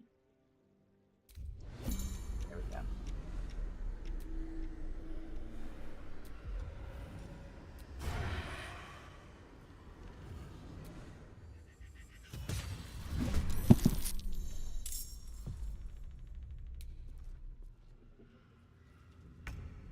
Oh man. Bad for the ones back this.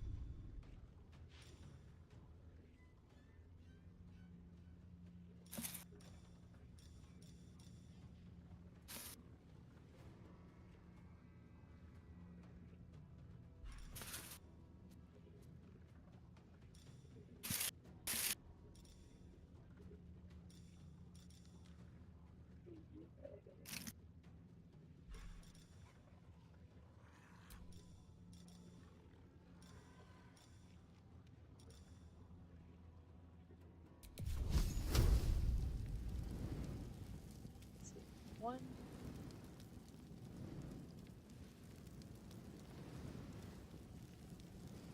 Now let's do.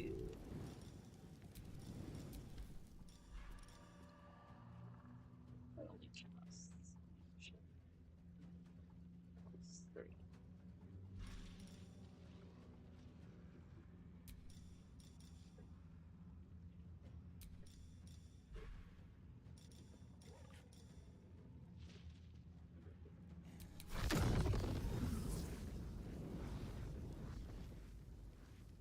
So.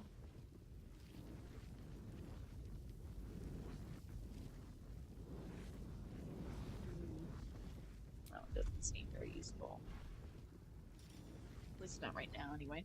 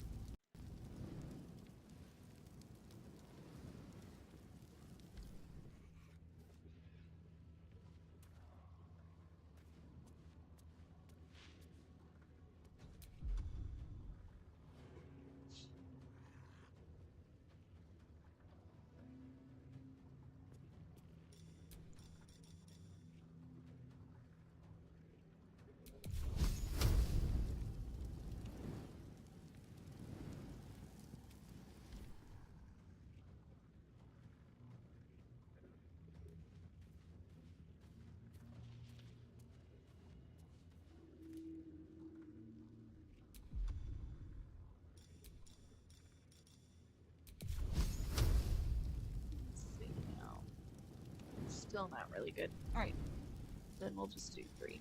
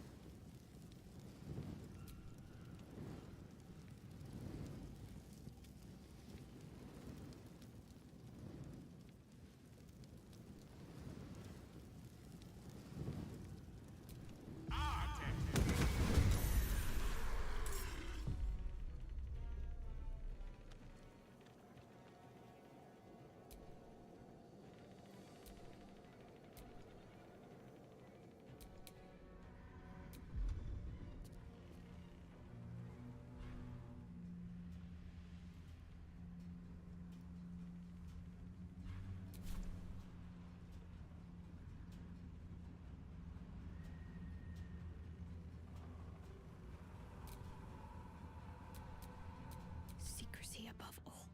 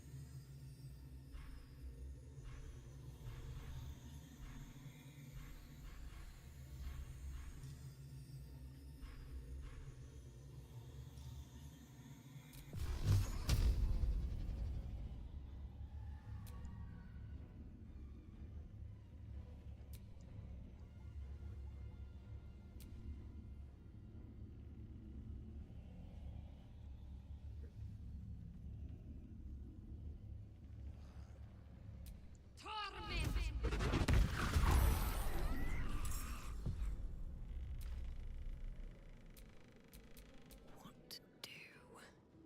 I just want a little look.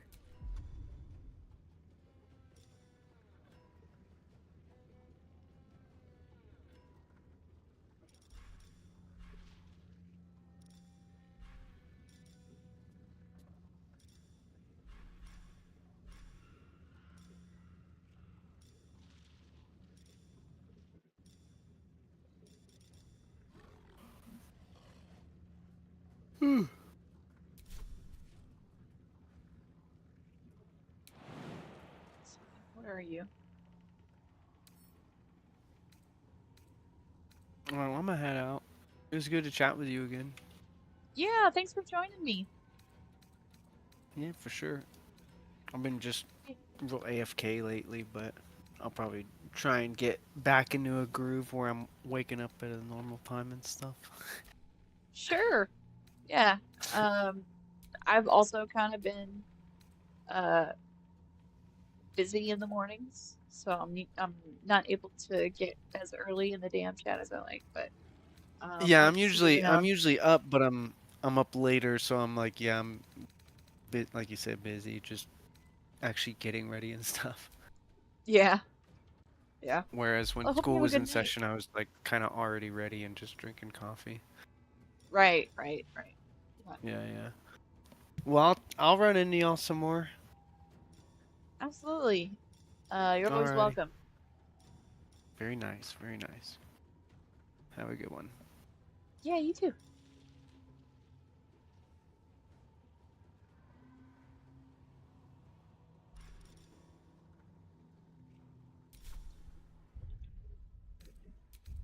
Let's see, we're gonna use. Nope, that's not what I want to do. We're gonna use.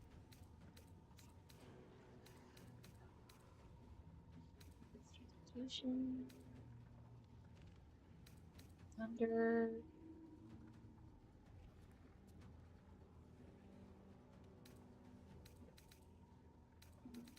Let's load up that mini one.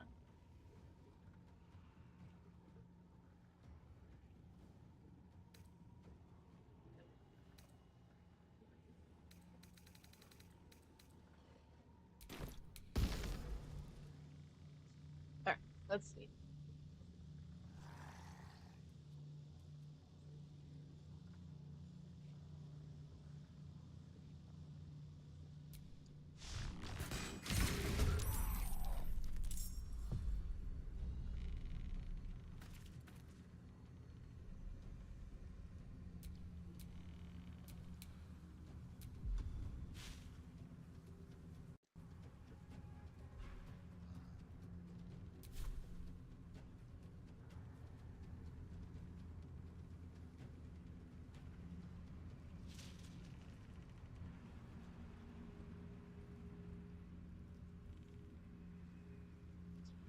Can't do it there.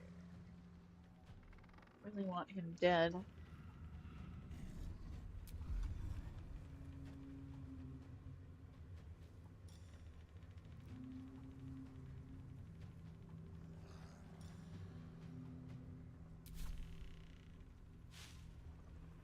Let's see, we're gonna put him.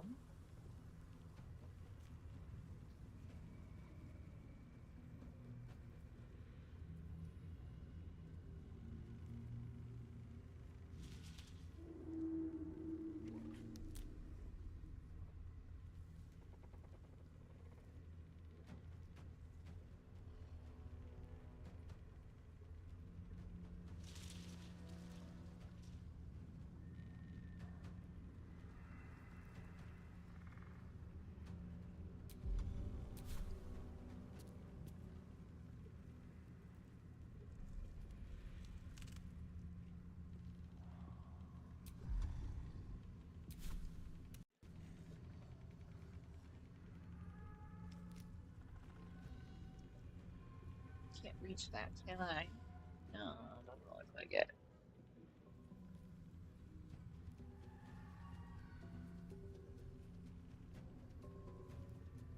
Let's move.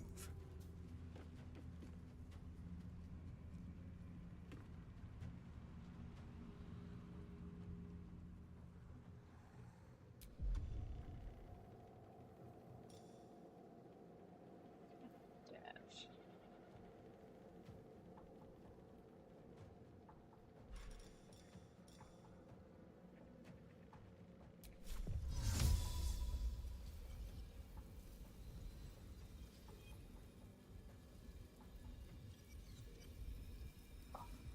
That should be perfect. Let's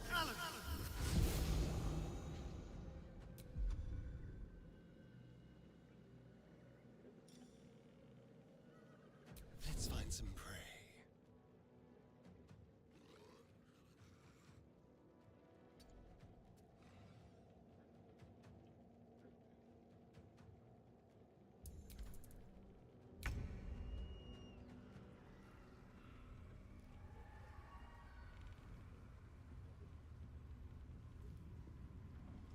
It shall be done.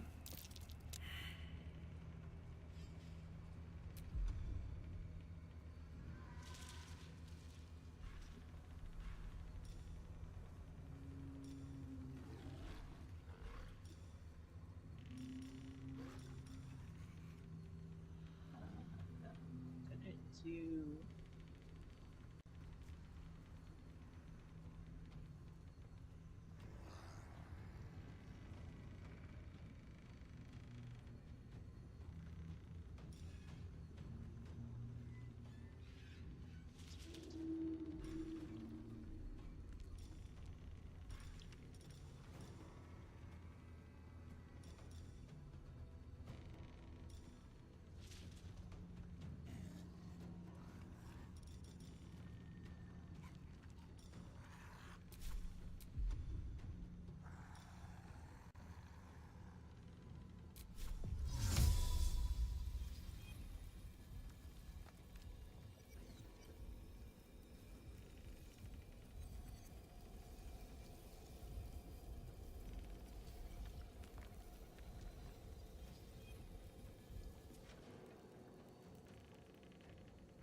Ready.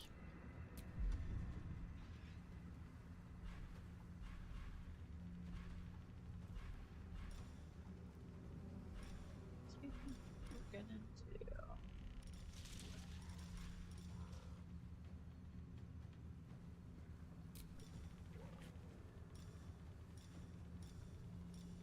Don't seem to do.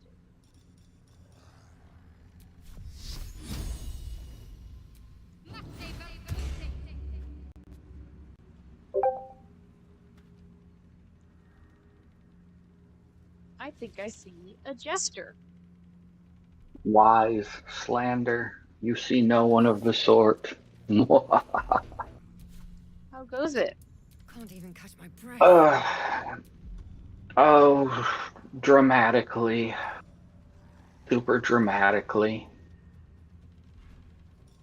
It goes dramatically? Yes, it goes dramatically. But How so?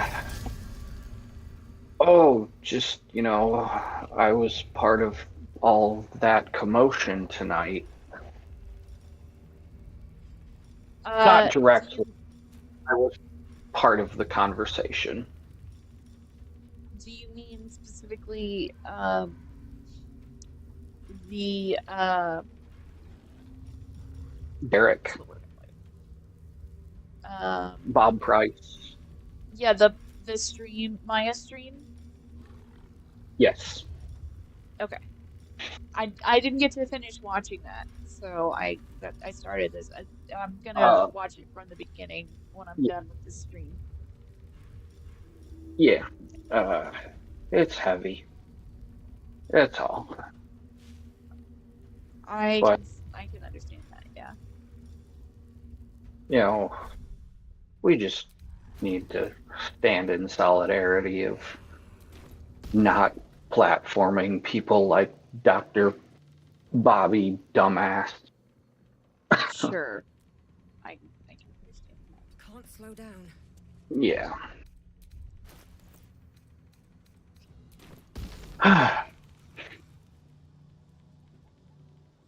So, I don't see game.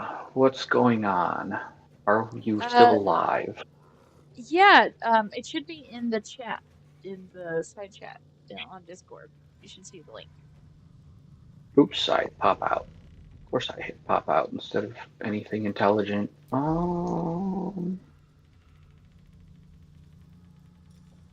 There we go.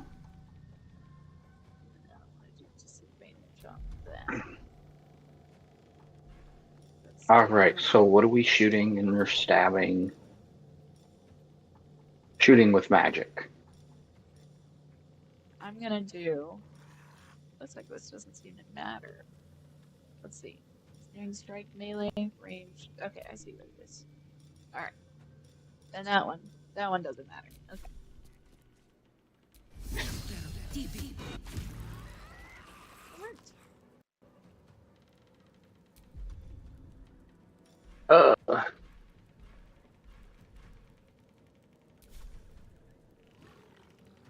Pew pew pew pew. Yee. Also, I am playing it's nice to have a Baldur's Gate. noise gate.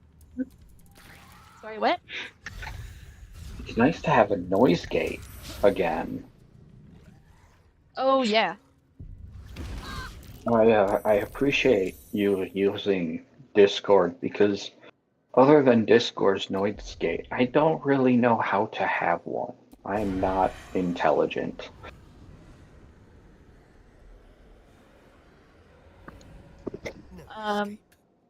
Yeah, I'm kind of in the same spot.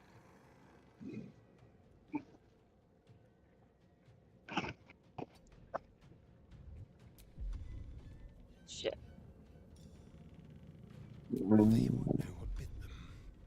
Damn it.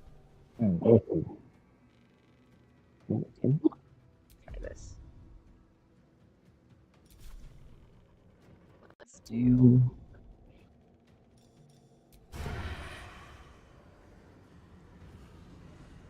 Wait, is this Baldur's Gate? Oh. Well, now I can't hear you at all. A better position.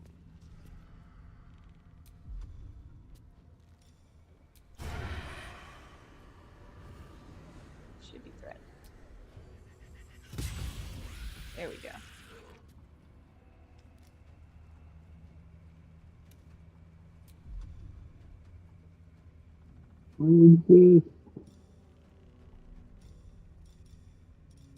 Why are you doing this to yourself? Punching myself in the face? Because I can't hear anything when you do that.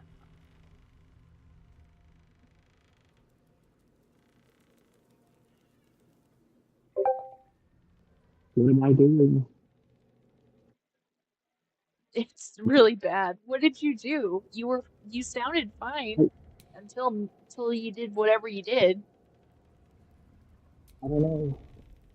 I don't know what happened. I don't know when you couldn't hear me and when you could. I don't know what happened. It's not gonna help. Yeah, I can't understand anything you're saying. I'm sorry. I didn't do anything.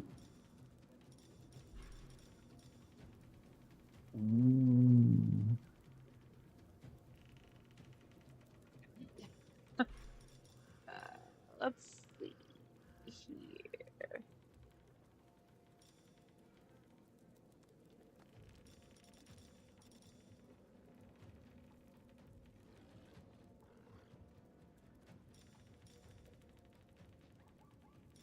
Can you hear me now?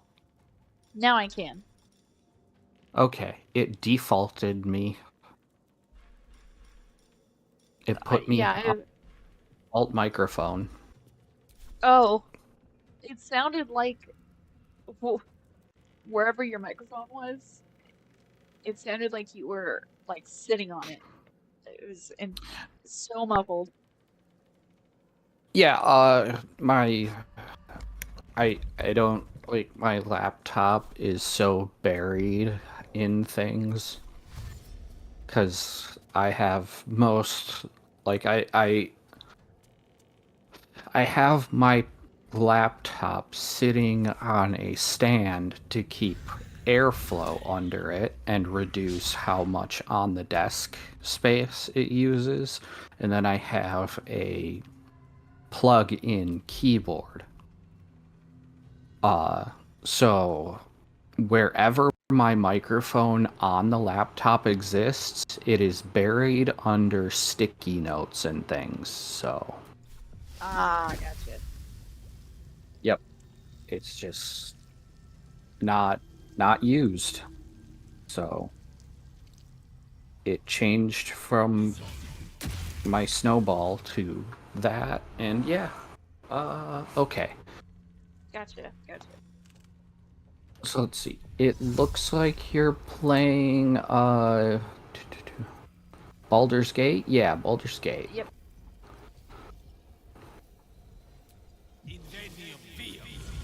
I have not gotten the money for this yet.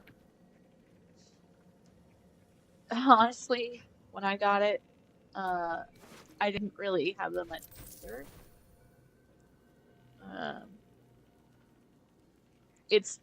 Honest. I never splurge on games ever. But this is like the one time when I just like I couldn't, not silenced. I guess is the. I hear you. 90% of the time, if my friends want me to play a game like right out the gate, they know the deal is that they're going to pay for it. Yeah, They're like, yeah.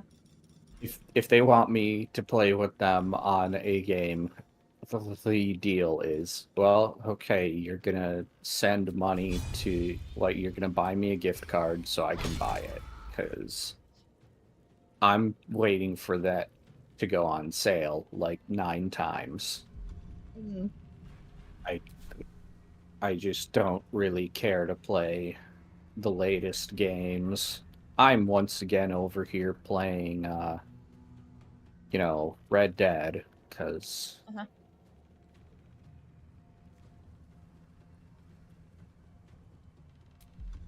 I don't know.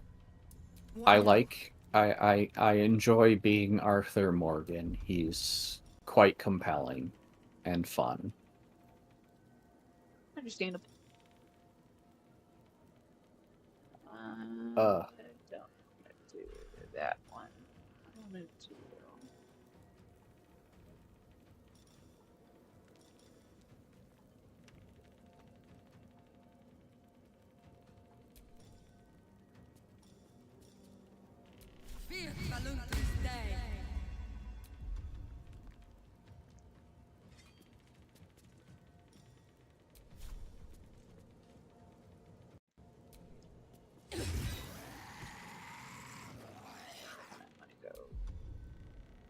Smack you.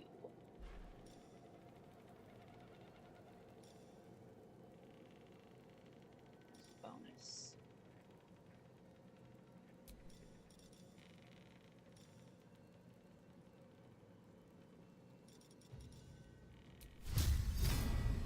You've made a grave mistake. Critical miss?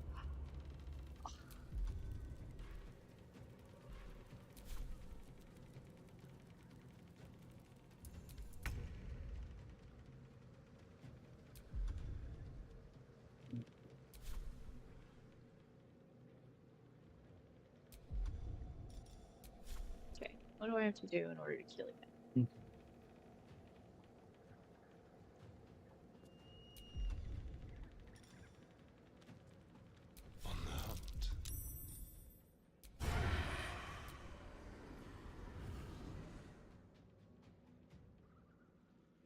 Yummy, yummy, gamey bird meat for sale. Who wants to buy yummy, yummy, gamey bird meat?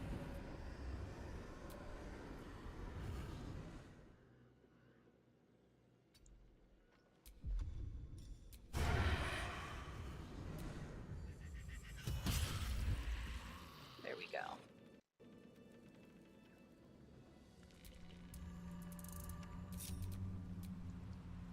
Alright. I gotta get to a place where I can save. I kinda stumbled upon this ambush and then ambushed them before they could ambush me. And I didn't mean to be going this long.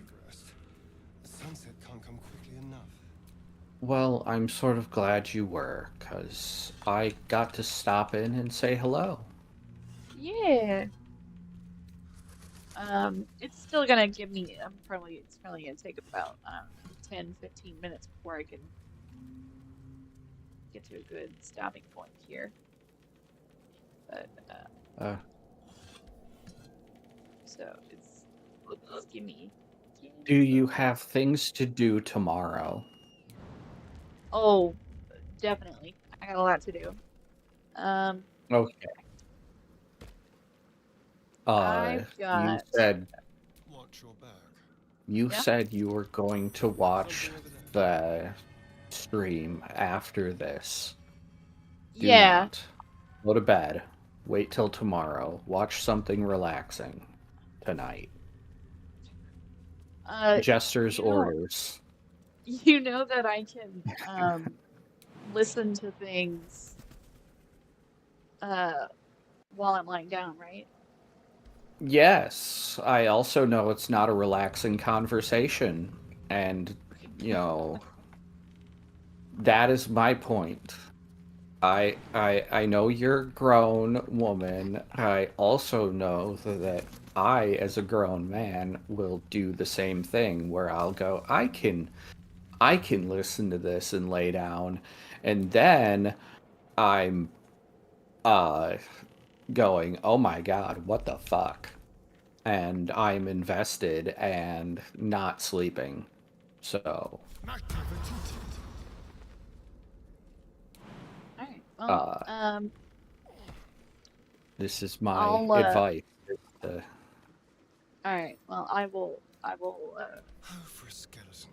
Think about it. I will heed your advice as best as I can. Okay. Like, I'm not trying to be all, you will do this. I'm just going, this is not the best to go to sleep to tonight. No, I get that. I get Okay.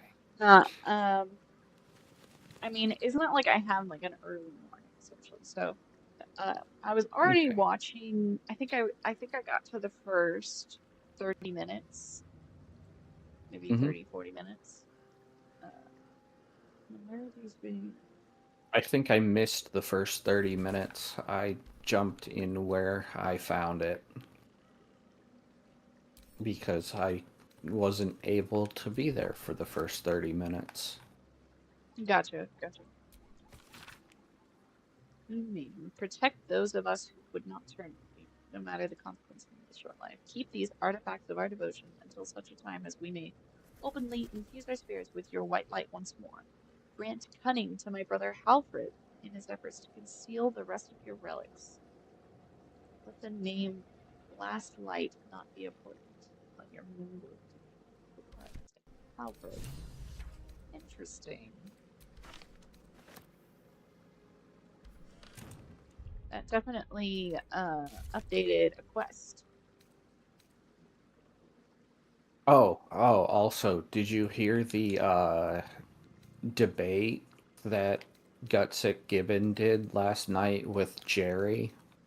I did. It was pretty silly.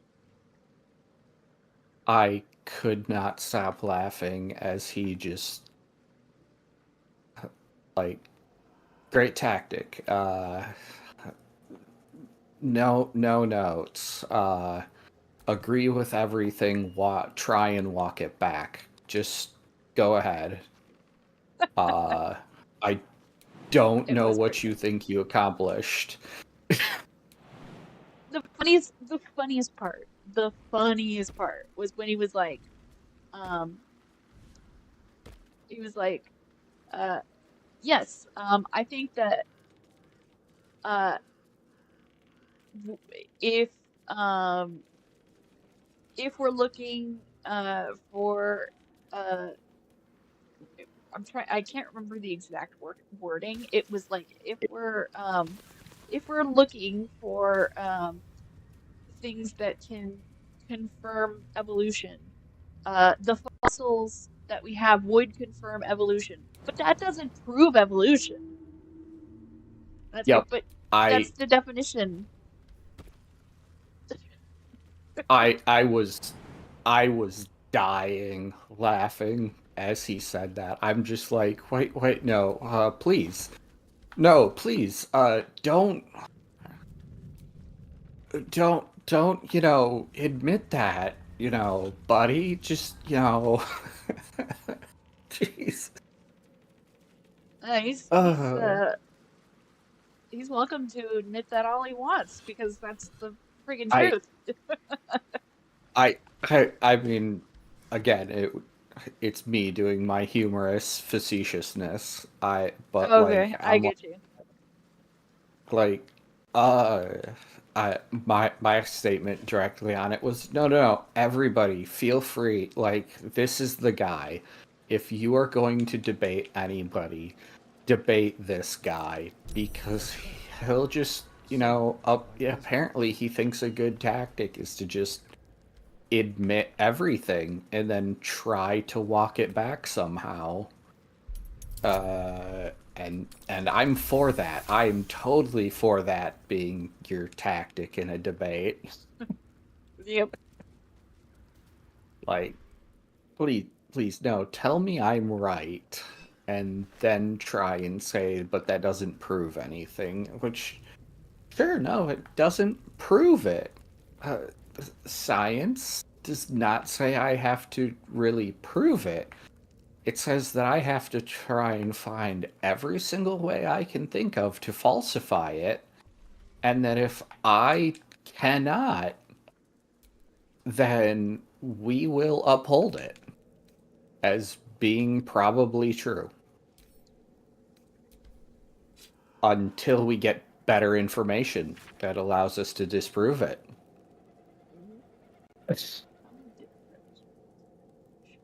I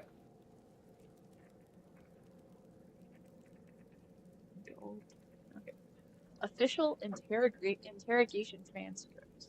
Harper in charge. Caladove Everspring. So, Caladove, your name.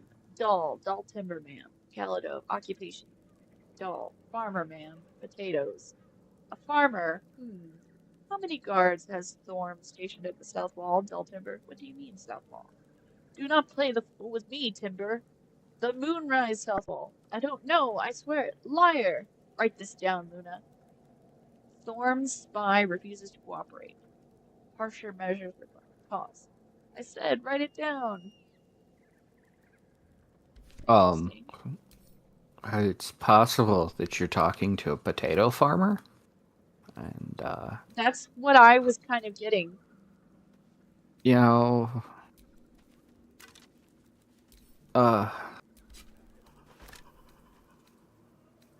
Potatoes. Cook them, mash them, stick them in a stew. It's actually, it's boil them, mash them, stick it in the stew. Okay.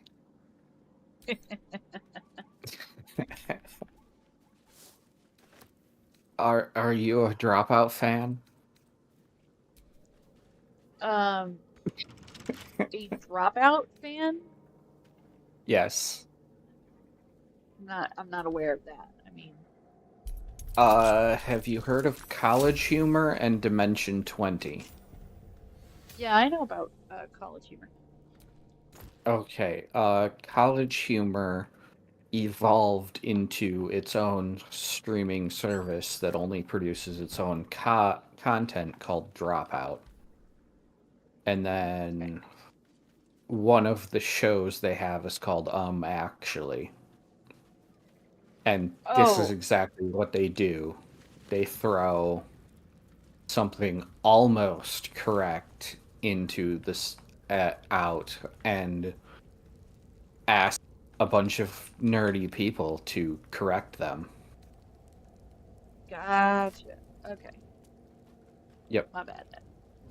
Sorry. Yeah, no.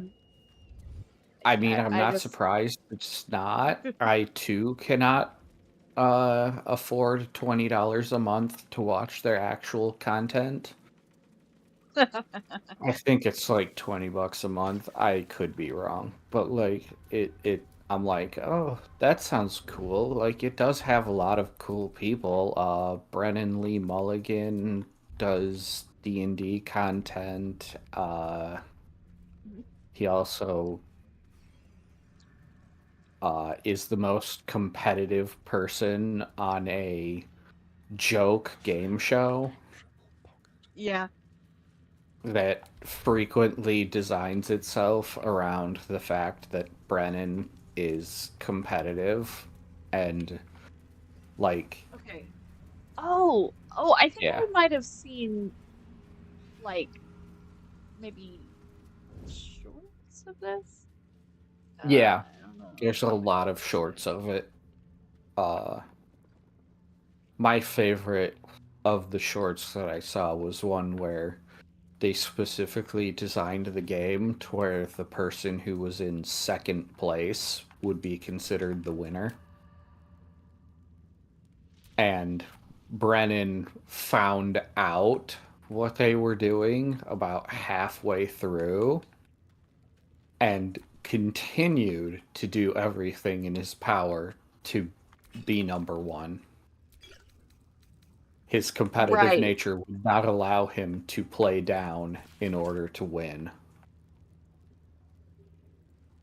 What?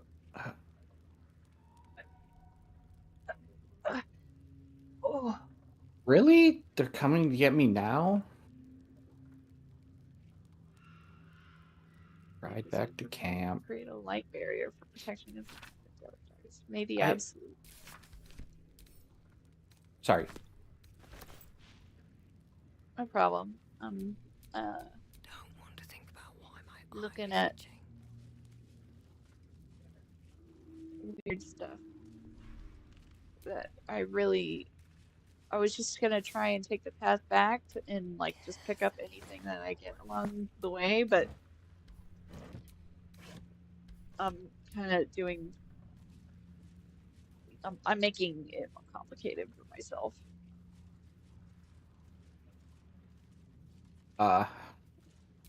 I apparently, despite the fact that in-game I was at camp yesterday, am being told that I haven't been back to camp forever.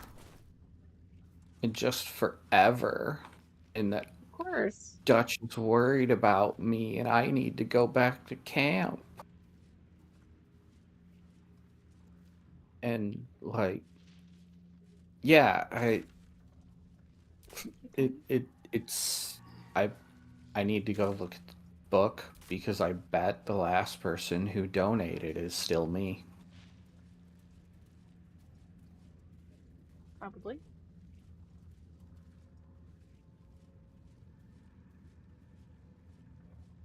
Yeah, because I was up north.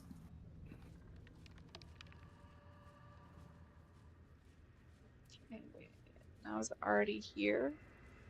Looks like I was. Yes, I was.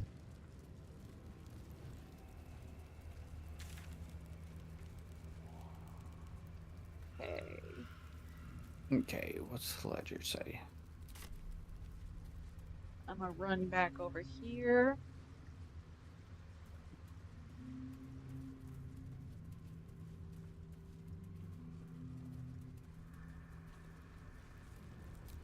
For a warm bed and full stomach, look no further. Okay, there have been 7 donations since I put in, but I put in like $100 in cash.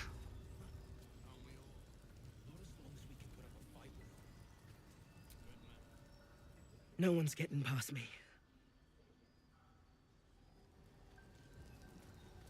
Okay, so I think my computer just doesn't like this area because that's when it starts to slow down.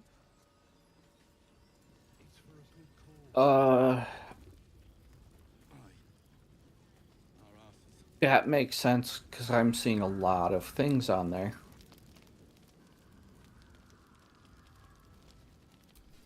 A lot of non-static things. So I might as well hammer.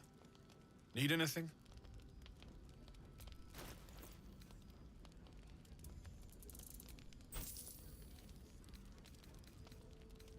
Oh, you're like a dragon. Yeah, I'm a dragonborn. Nice. Ooh, dragons. Sure, I'll take What flavor of dragonborn? silver. And you're a paladin by? Yep.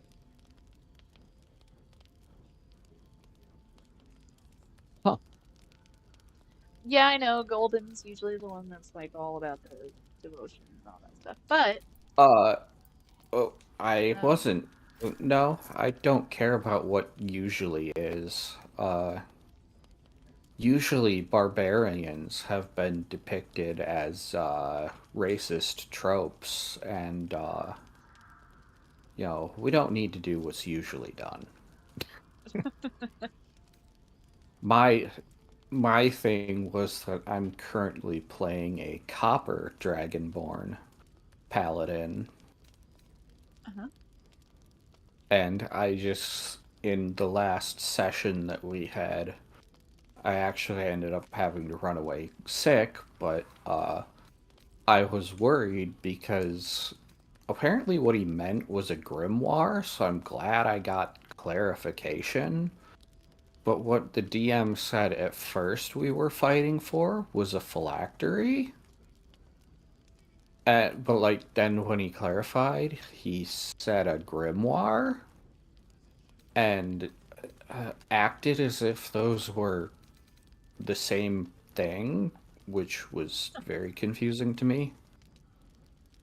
I'm gonna probably, cause he thought it was funny because I was high and I said phylactery weird. I'm not entirely sure how. But um he he treated it like a phylactery and a grimoire were the same thing, and I'm sitting there and I'm going, like, no, no, no, no, no. I feel like I need to talk to you because a grimoire and a phylactery are two very different things, and one of them, as a paladin, I cannot fight for. Like, at all. Right, It, right, right, right. literally, it's like, so what happens with the phylactery if we win? Oh, you get to be the opportunity to become a lich. Oh, cool. No, I don't, and now I'm honor bound to kill you all, 'cause I'm a paladin and not an evil one. But GG. then he's like, it's a grimoire. It's got a bunch of spells that you can learn in it, and it's like, oh, uh, cool. That's not. You can make fun of me for pronouncing the word wrong all you want. You conflated two very different things. Mm-hmm. Yeah, those are different, I'd say. Yeah.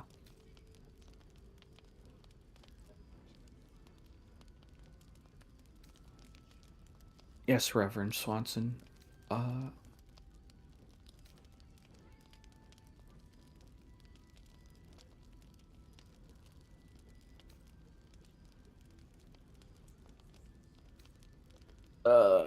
so now I'm running around the camp talking to everybody so that they all know that I've been to camp. Also, I'm dressed for the deep north because I was just up in winter areas. And we're in uh Louisiana type territory.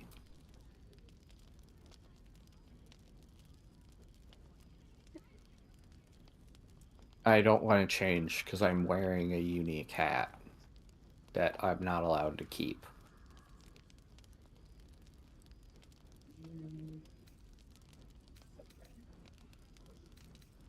So, it seems like that isn't necessary. What's that? Luminous gloves? Or Yeah, I'm gloves trying of to think. belligerent skies? Also, did I see sandals or What you talking about? I believe they're two to your right. This? Yeah, the acolyte sandals. That's what Shadowheart wears at camp, I guess. Or underneath her boots. Oh, oh. I thought you were still on your own inventory. Nope. Okay. that makes more sense. I was like, a dragonborn wearing sandals.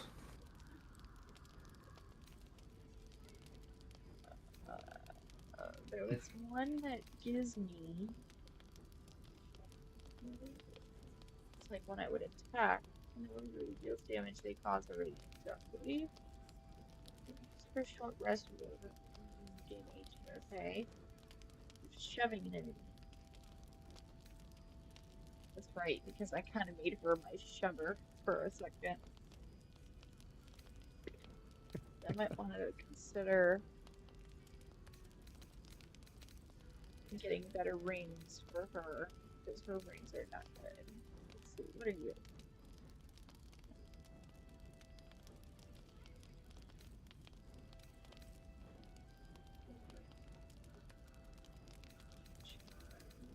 Versus.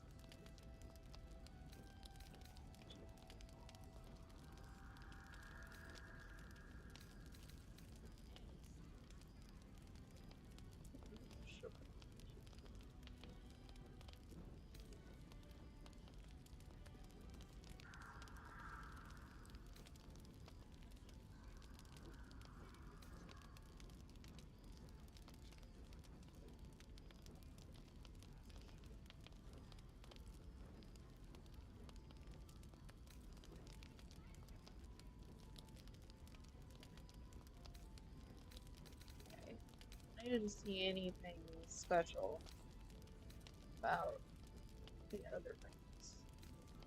What you got? Snowburst. Dark.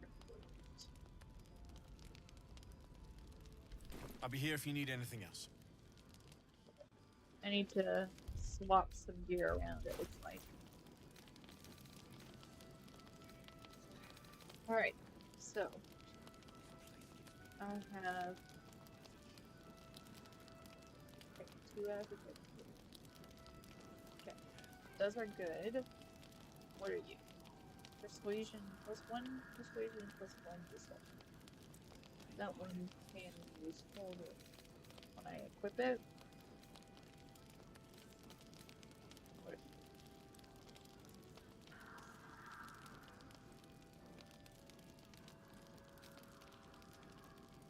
Featherfall.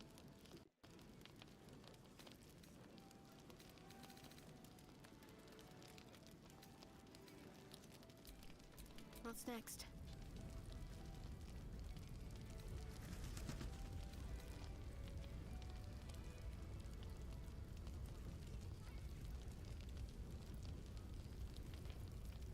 Ooh. I like that shield. Yeah? Is it purring? Yeah. I would probably recolor it for myself, but I don't know if I can. well, I don't think you can. I'm saying, like, if I could have it in real life. Mainly because gold and shiny are not things that I like to do.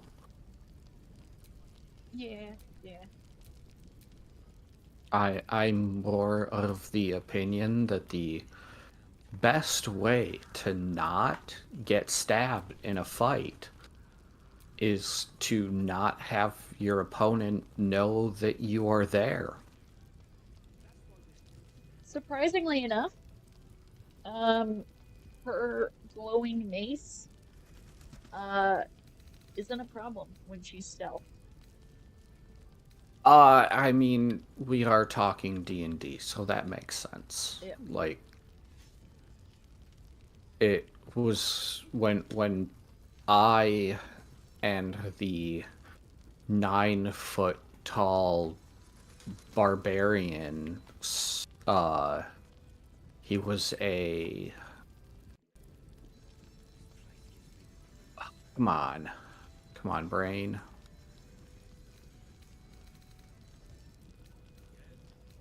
The one from the labyrinth.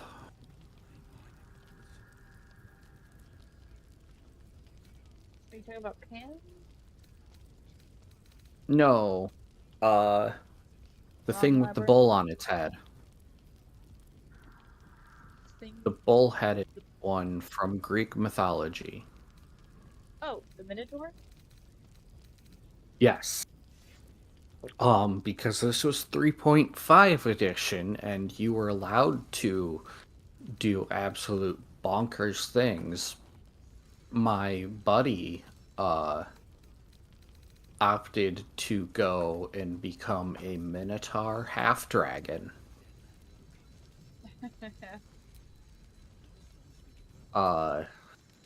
The perks of this was that he had absolute insane stats.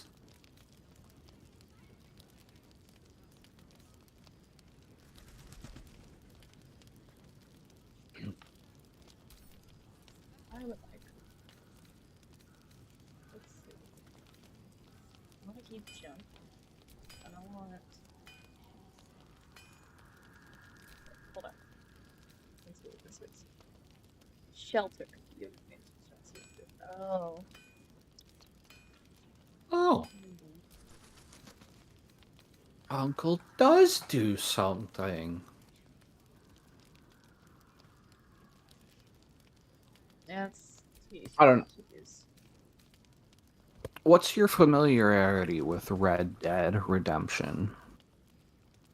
I only briefly played the first one, and it glitched out before I got very far. Ah. Okay, Right. so you never got to meet, Uncle. No.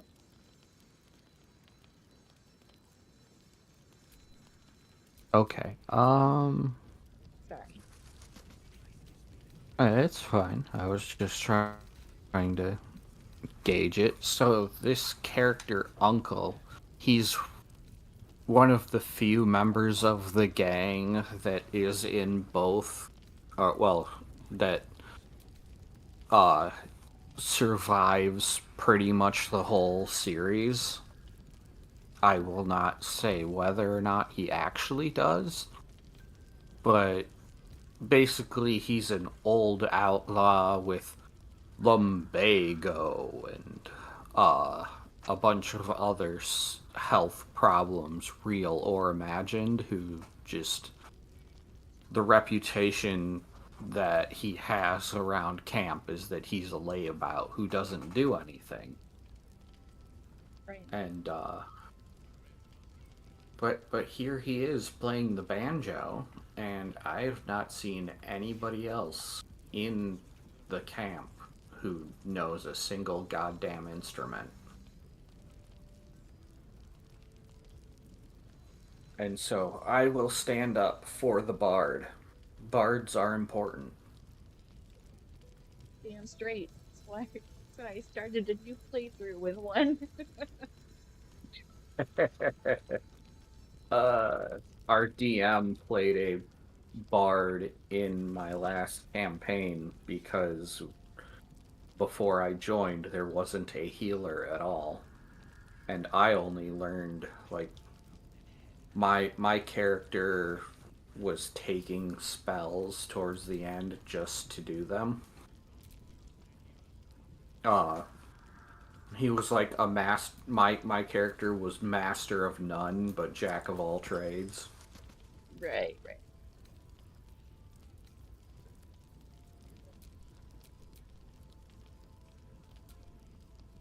So, like, he's an ASMR ranger to start. So, I was able to, just as a species trait, I could heal people.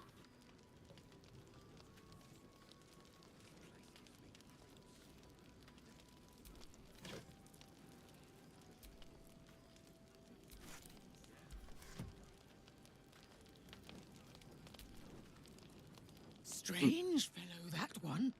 You sure made a mess of him.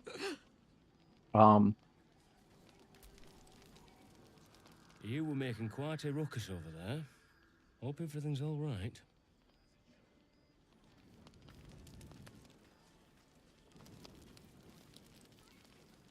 This looks like the character I would build.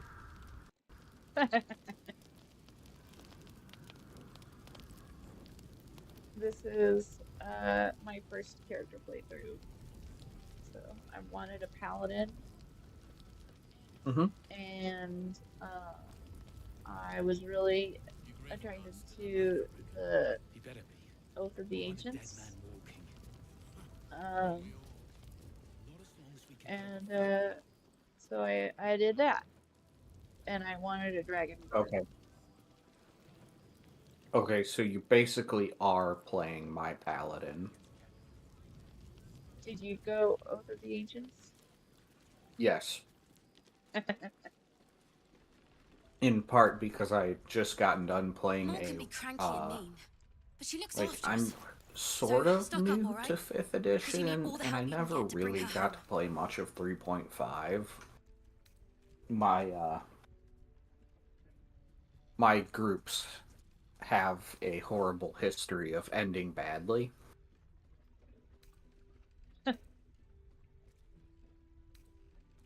And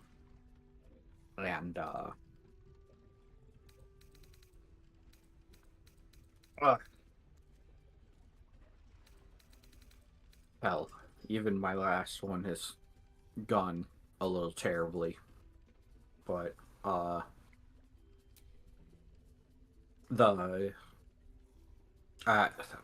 I'm like not. I've never been the most comfortable playing mage classes, so I was like, okay, paladin is a lot more mage class than I'm used to, and then I saw Oath of the Ancients. I'm like, oh, that's like a ranger, so I'd be using the types of spells I was using in my last one. Okay, so I just just to have some familiarity with it.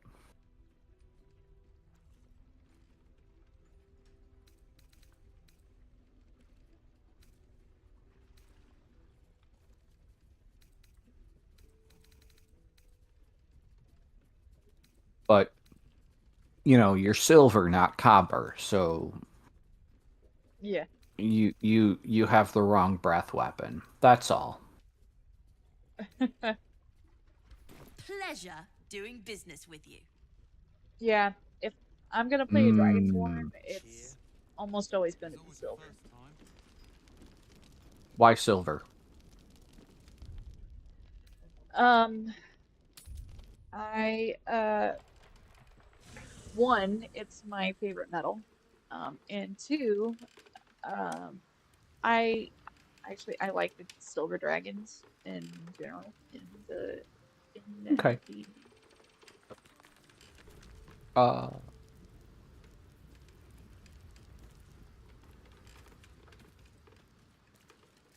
I've never paid too much attention to the exact D&D lore, so I don't know them. Hope you're keeping well, friend. I just did kind of a,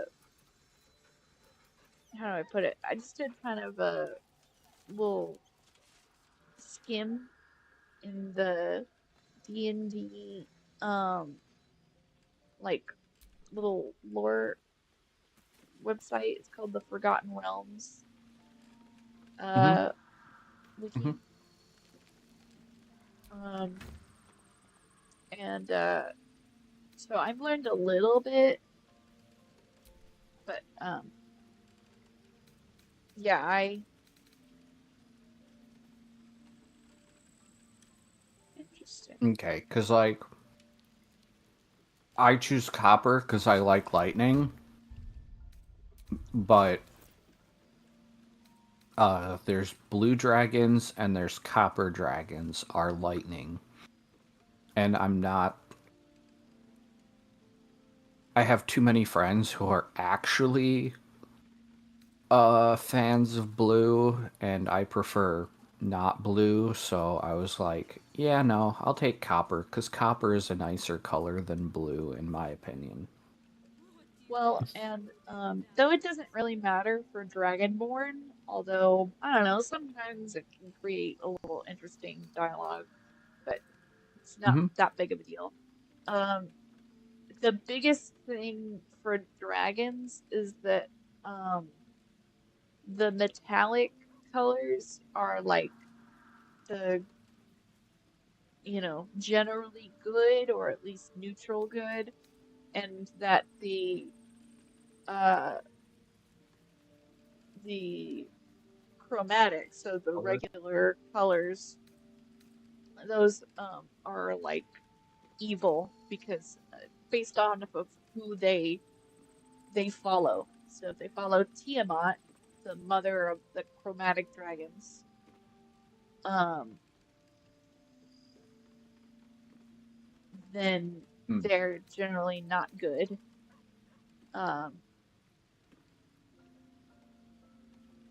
if oh, that's I forgot that I have that. I need to remember that I can use that. And if they follow Bahamut, the what was he called? I think he was like the platinum dragon, something like that. He's like considered to be like very holy. Usually, a dragonborn paladin will be like dedicated to Bahamut because it's kind of like a holy sort of thing. Hmm. Um, the actual details of it, I really got more from watching another D&D campaign than reading it myself, but every now and then I'll get like something from that. Hmm. Makes sense.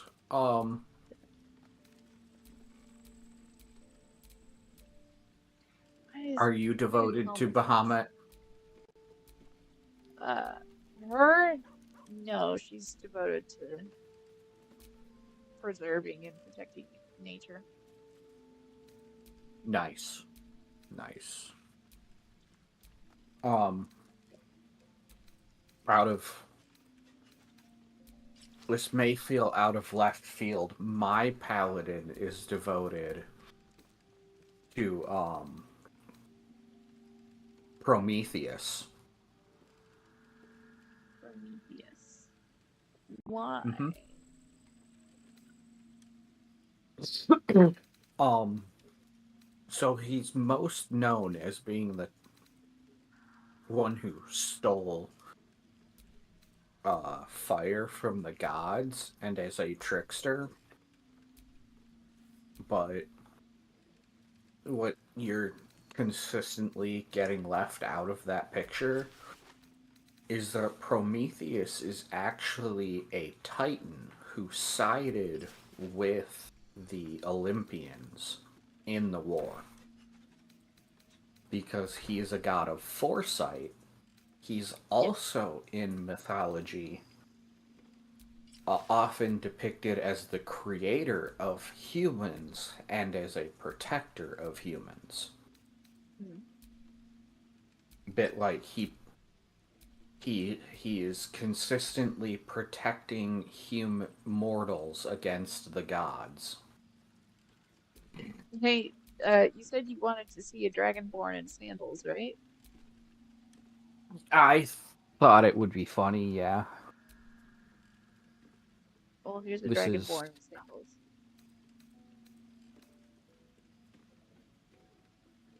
this is wrong.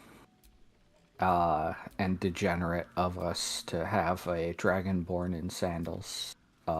It's also hilarious. Yep.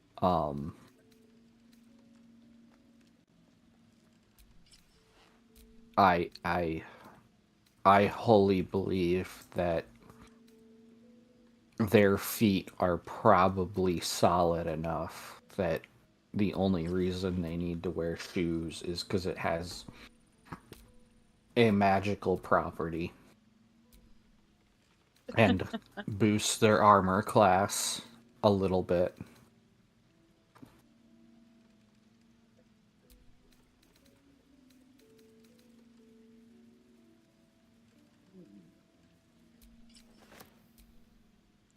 Oh, that's wrong. That's very wrong. What is? I don't like that. These sandals Oh. on her.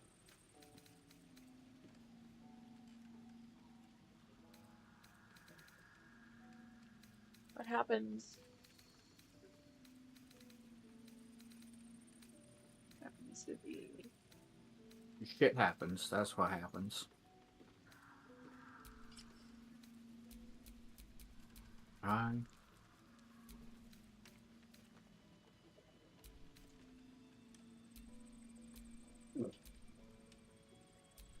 All's well that ends.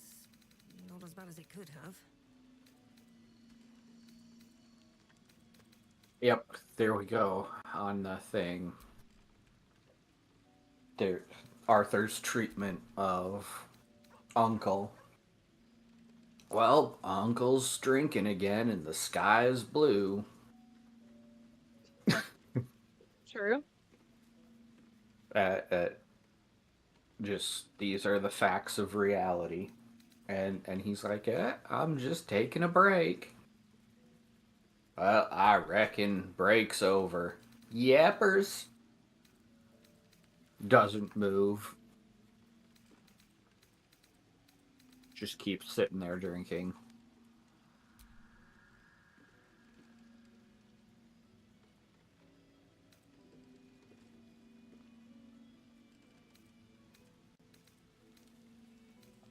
Right. I think we should leave it there.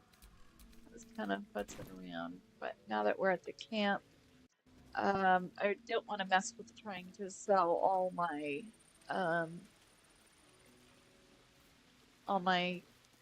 stuff that I put away in the traveler's chest.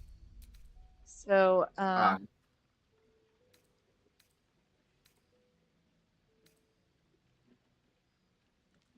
gonna go ahead and save that. Then, oh, hold up.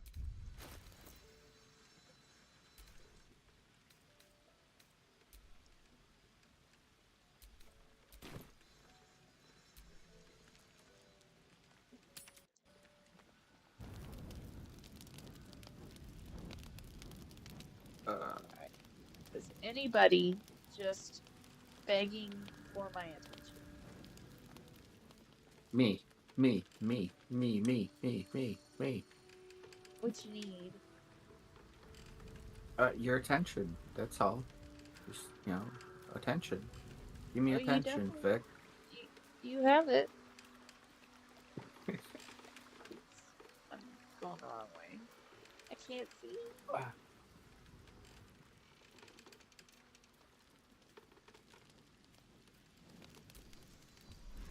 You have a doggy.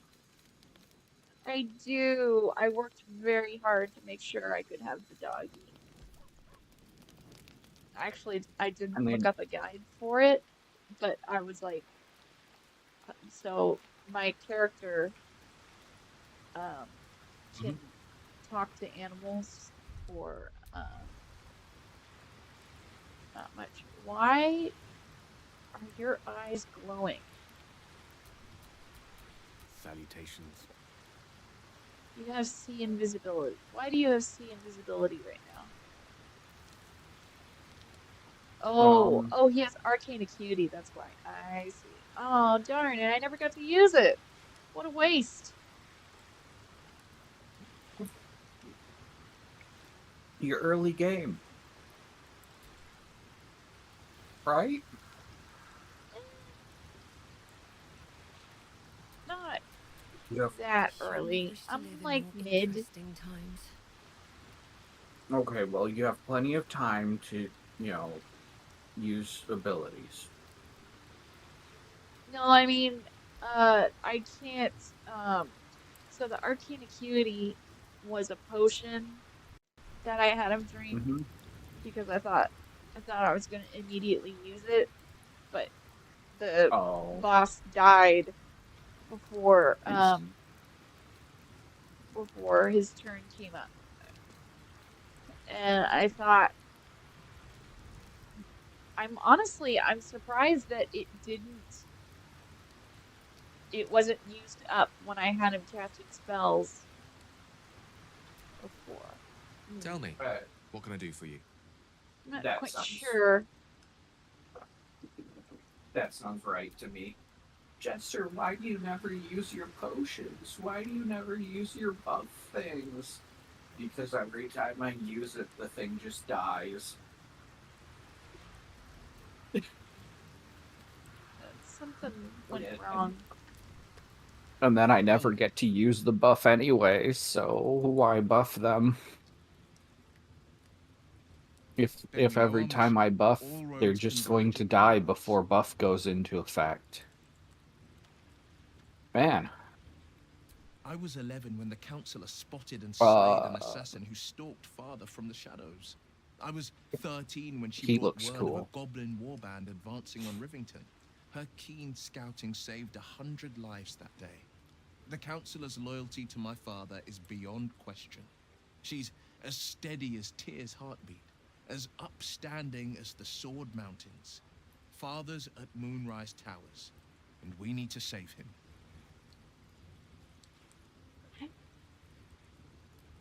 I feel like I remember there being like a technical option,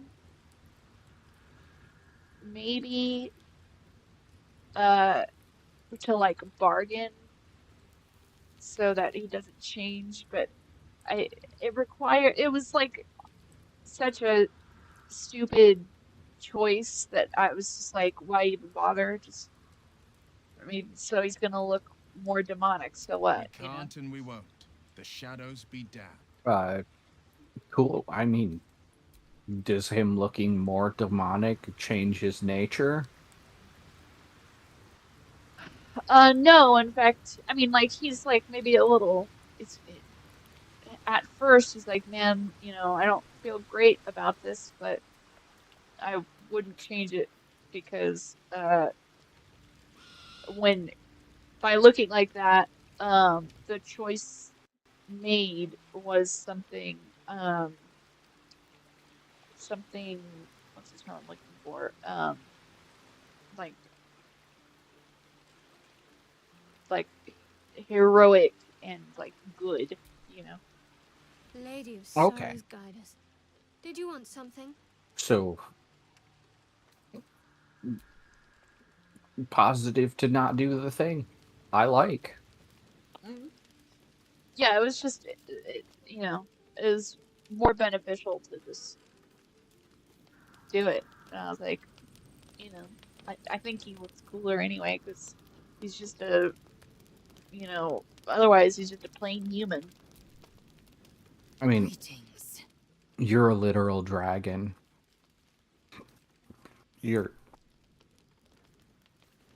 Although, now I'm laughing that, like, right after this comes out, now Dragonborn have wings.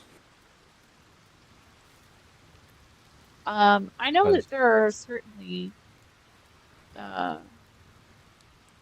like little bits and expansions where, yeah, it would be, you would have it so that the Dragonborns could have wings. Well, I'm saying, Dungeons and Dragons properly just changed the lore to where Dragonborn have wings. Oh, okay, so it's not like a homebrew or some sort of like extra. Nope, now Dragonborn and ASMR have actual options to have wings just straight up in the lore. And it's hilarious to me that it's like, oh, okay, why? But also I think they're more like useless wings, not like they can't fly for very long. It's essentially a Spyro thing where they can glide, right? Yeah, basically. And then there's even, if you don't glide for so many feet in a turn, then you will go crashing to the ground.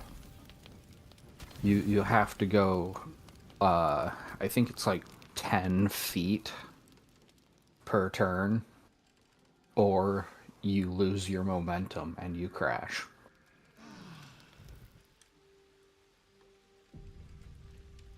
That's... I don't know about that. I think I'd rather just play Aarakocra. That's fair. That's fair. Just, you know, make sure nobody ever binds your wings as an Aarakocra.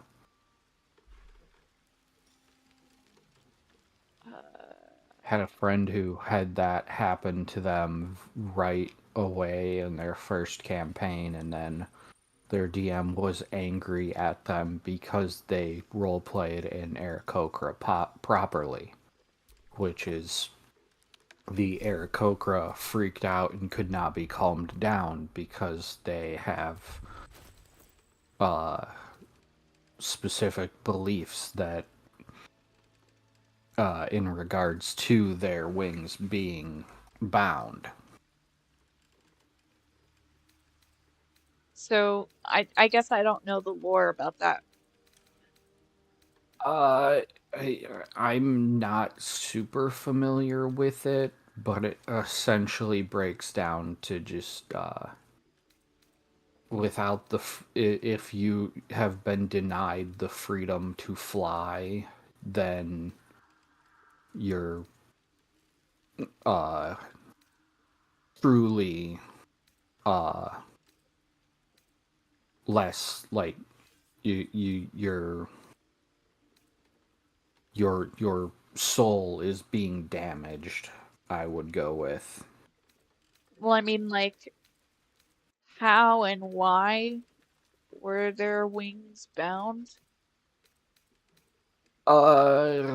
They they had their opening to the campaign was that the party met at the tavern and was assembled to do a thing, but the bad guy knew about them already and spiked their drinks so they would wake up the next day in a cell, bound. And yeah, like it has all the vibes when you listen to this my friend tell it of weirdo DM. Like especially my question was immediately, wait, the big bad of the campaign is binding your wings, because they shouldn't know or care about you. You're like level 3. You're nobody. Yeah. Like, if this is their reaction to anybody who is plotting against them, then there are no citizens in your land, because they're killing everybody in mass. Are they killing everybody in mass? No? Okay, then this is something is wrong.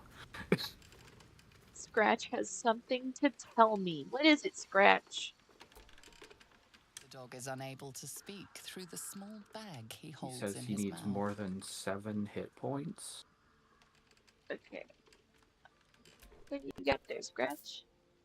I don't know. Maybe you can tell me. All I know is I thought of you when I saw it. Oh, oh my God, that was so sweet. Oh, I love Scratch so much. He's the bestest boy. I thought of you when I saw it. Aw, Scratch, you're a good boy. Such a good boy.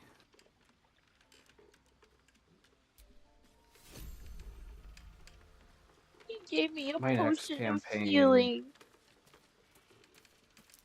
I need a dog in my campaign. That's what I need. I never He is even got a so dog in precious. my last campaign. I only got a giant weasel and 3 horses. Well, Oh, he is just darling. Very precious. Um, I believe it. the fact that he only has 7 hit points makes me way too nervous to bring him out into the world with me, so I just gotta keep him in the camp. That makes absolute sense. Also, like, my 3 white horses were hilarious to me getting them, because, like, I met them in a field on Earth. We did an expedition to Earth. And because I was a ranger, I was just like, well, I'm going to talk to them. I see you're riding it, and it doesn't look very happy with you riding it, so I'm going to use speak with animal and talk to it. And, yeah, uh, it didn't like my friend riding on it because it didn't recognize what it was, and it felt uncomfortable. Aw. And, uh, also it did not like her size, because, like, she was playing a tabaxi, which is a cat person. Right, yeah. So, uh, like, and we're not talking about a large horse here either. We're talking about a horse on the smaller size, It's and it probably a has quarter a horse. 9. Yeah, it's got a 9 foot tall cat person on its back. Oh, I forgot that the tabaxi are tall, or is that more of an optional thing? They are tall.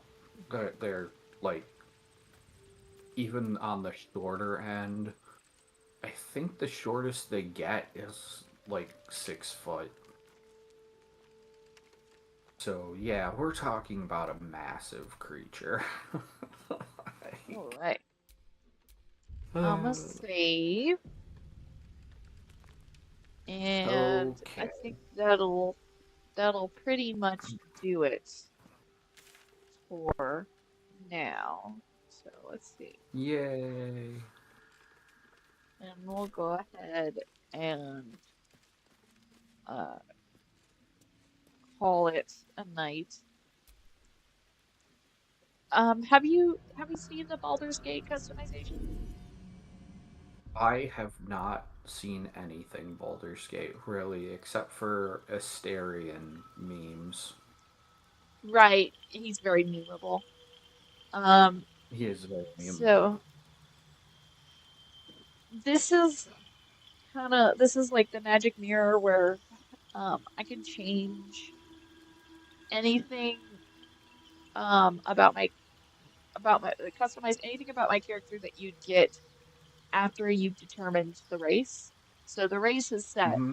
but you can change anything else. You can change the name, voice, identity. Uh, Is it still race in this? sorry. Is it still race in this? Yes, of course, it's not species. Okay. It's old. They Yeah, well, we finally won that, and in their latest edition, they've finally called them species instead of race. Yeah, it's it's back from Tolkien, and Yep. also that was pretty close to the time when um race race was interchangeable with species for a little while. Oh, I know. And Tolkien was It's pretty close to that time. it might have been starting to phase out, but you know, I could totally understand why you'd use it, but I mean, but even Gary Gygax didn't really ever live to see the blowback from, hey, can we stop calling it race and start calling it species? No, nobody really thought about it for the longest time. It was not until we had diversity in the Dungeons and Dragons community. Oh, okay. Sure. It's,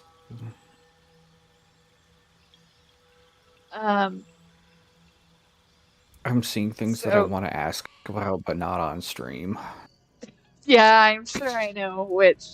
This is a game that's like rated mature, so there Yeah. are scenes Yeah. you can make it so that you never see full nudity, like that's the thing in the Mm-hmm. options, but I don't really care. I just kind of see it as just, I don't know, just anatomy, like it's not really a big deal to me. Yeah. Uh, uh, But I'm a little bit with, I don't know if it's true, but there's aspects of, what is the term? Nudism and the naturism, thing where, hey, if everybody's nude and you notice the one dude getting, uh, hard around little girls, you can intervene. oh, And, they have a point there. I mean, yeah, It's hard to hide that when, everybody's bearing it all. sure, sure. Well, now that um we've bared it all, Yep. I'm gonna go ahead and I'm gonna close off the stream.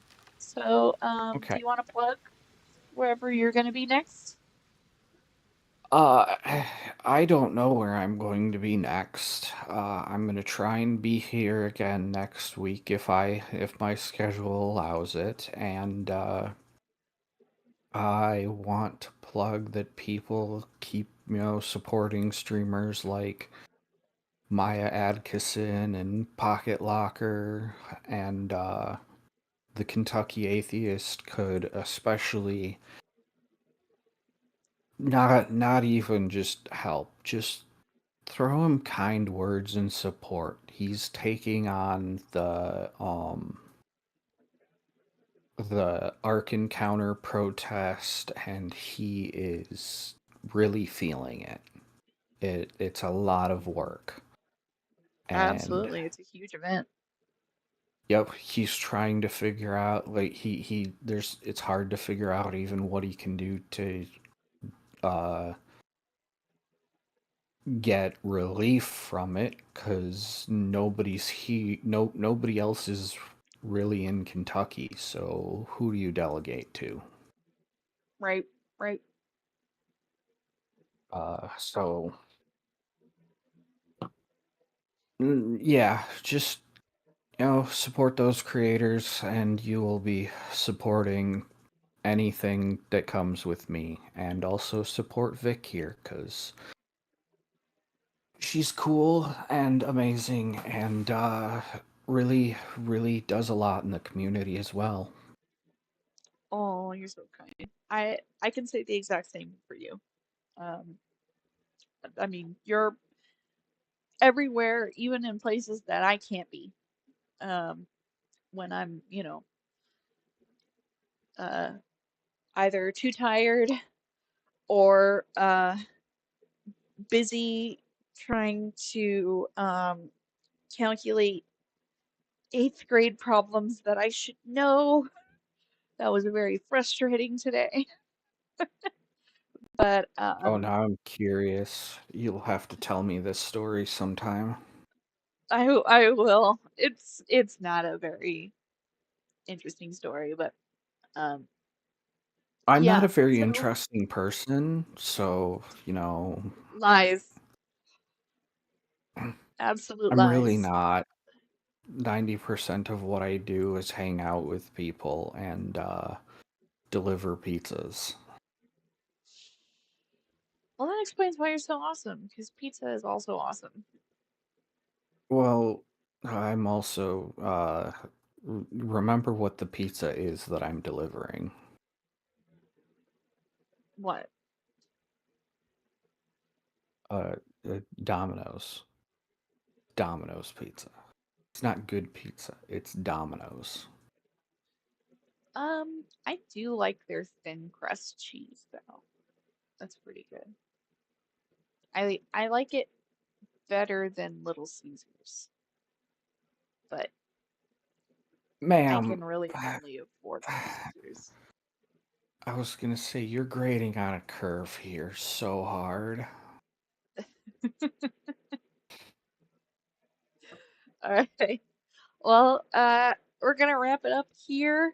Thank you so much for joining us tonight. This one was a long night. I didn't expect it to be, but I usually when I'm on Baldur's Gate, it always takes quite a bit to like actually find a place to stop that is like a nice, where you're not really Satisfying. confused about what's going on when you hop back in.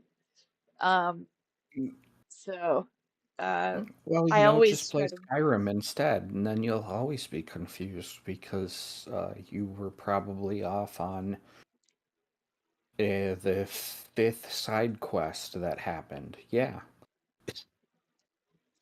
Oh, yeah, I think on my last playthrough, I hadn't even gone to the Greybeards yet, but I was like hmm doing all the different um side quests. Like as hmm I think I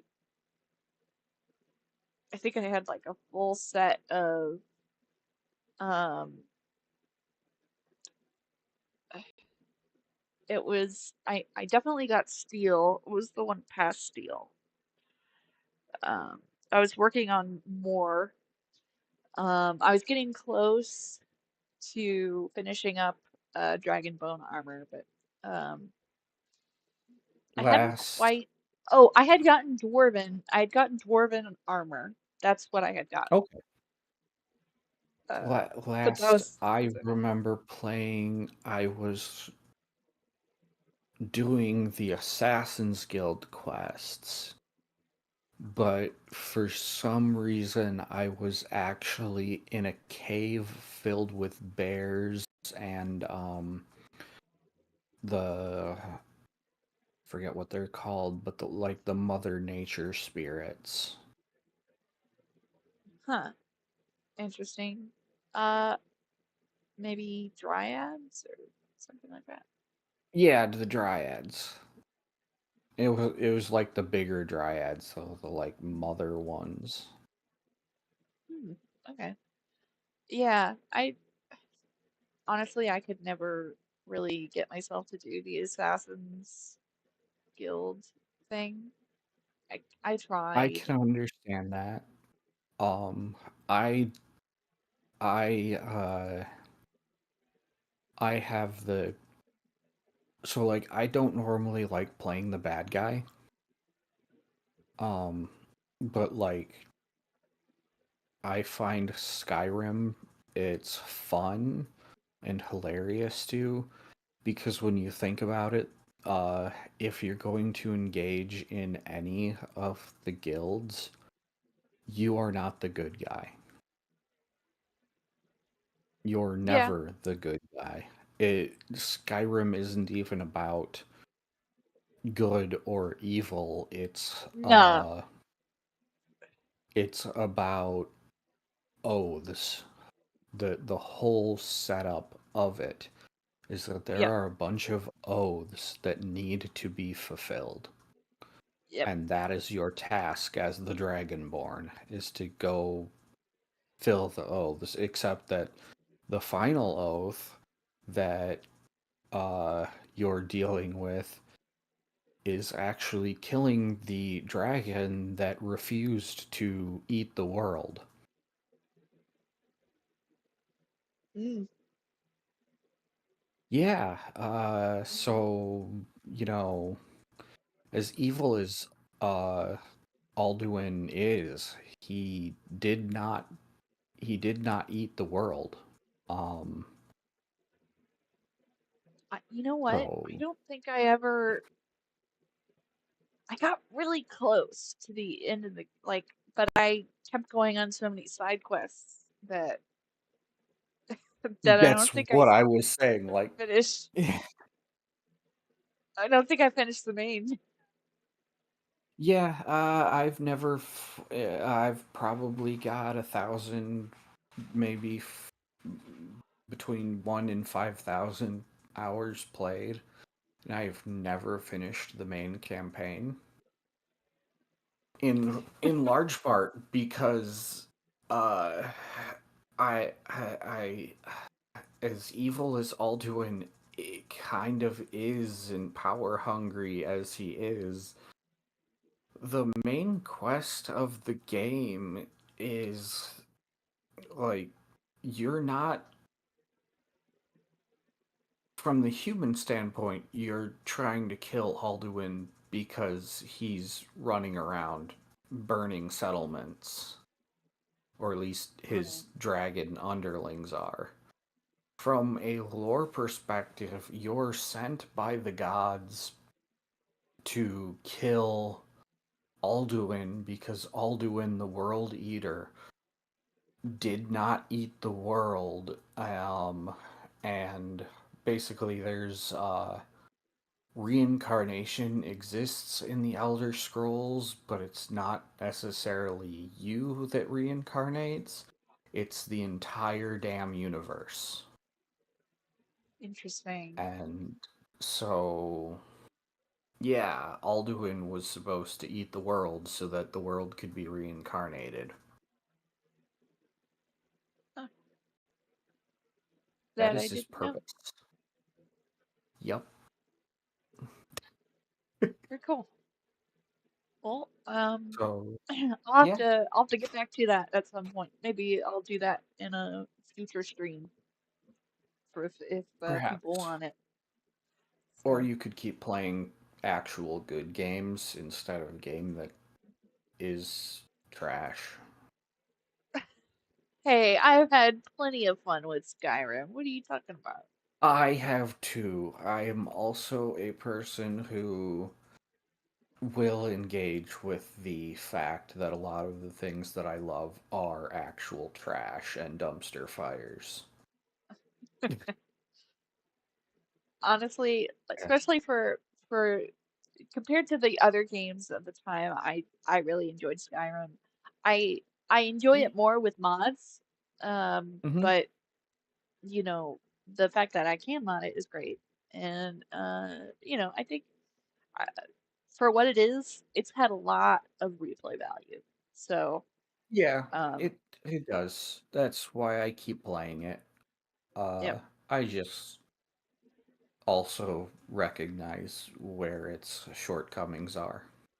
Oh no, for sure. It's not like the most amazing game ever, but it's a solid Yeah. game. It's one of those like pillars of RPGs, you know? Yeah, because I'm the And person who will make fun of Star Wars, and when people call the original movie a masterpiece, I will bring them to the Mos Eisley scene and I don't know about uh, I don't know about a masterpiece. I will engage them in, so this Mos Eisley place, no deeper hive of wretchedness and villainy, eh? Nothing could be worse than this place. And this is coming from Obi-Wan Kenobi, who we know has traveled the friggin' galaxy far and wide. Yeah, Yeah. no, I think this line might not belong here in my. I think that a lot of the lines don't belong in that movie. Um, Correct. in any of the movies that George Lucas wrote the dialogue for, Yes. I think he could probably do without. But anyway, I had Yes, I fun. should let you go to bed.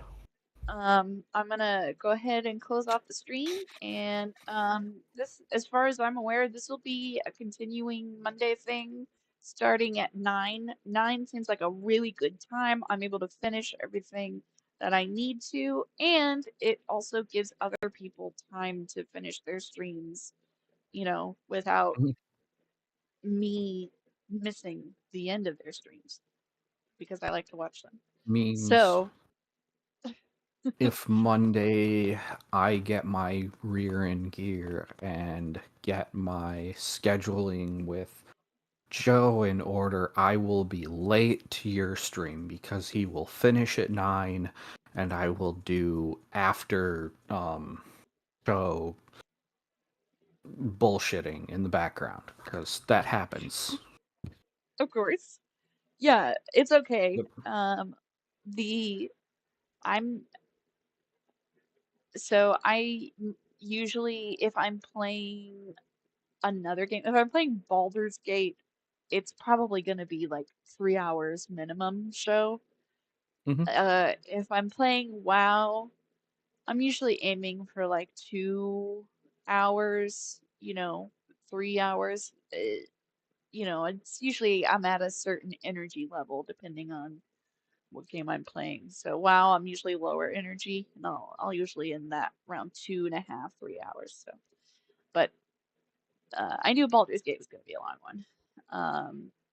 I wanted to Ye- end like no later than 1, but you know, at least we had fun. So, uh, Yep, that's what it's all about. Yep. So, we will see you all next Monday at 9 Central. Thank you for joining, and remember, if you like the stream, you can get more eyeballs on it. Um, if you're with us on future streams and you like, then you can have more people joining us for conversations like today. And if you subscribe, you'll know when I next go live. So, I hope that you can join us for next Monday. Um, be sure to join Jester whenever he's either with Maya, Maya Atkinson on her Bad Science Sundays, or with Joe, the Kentucky Atheist. That's on Mondays. When does he start?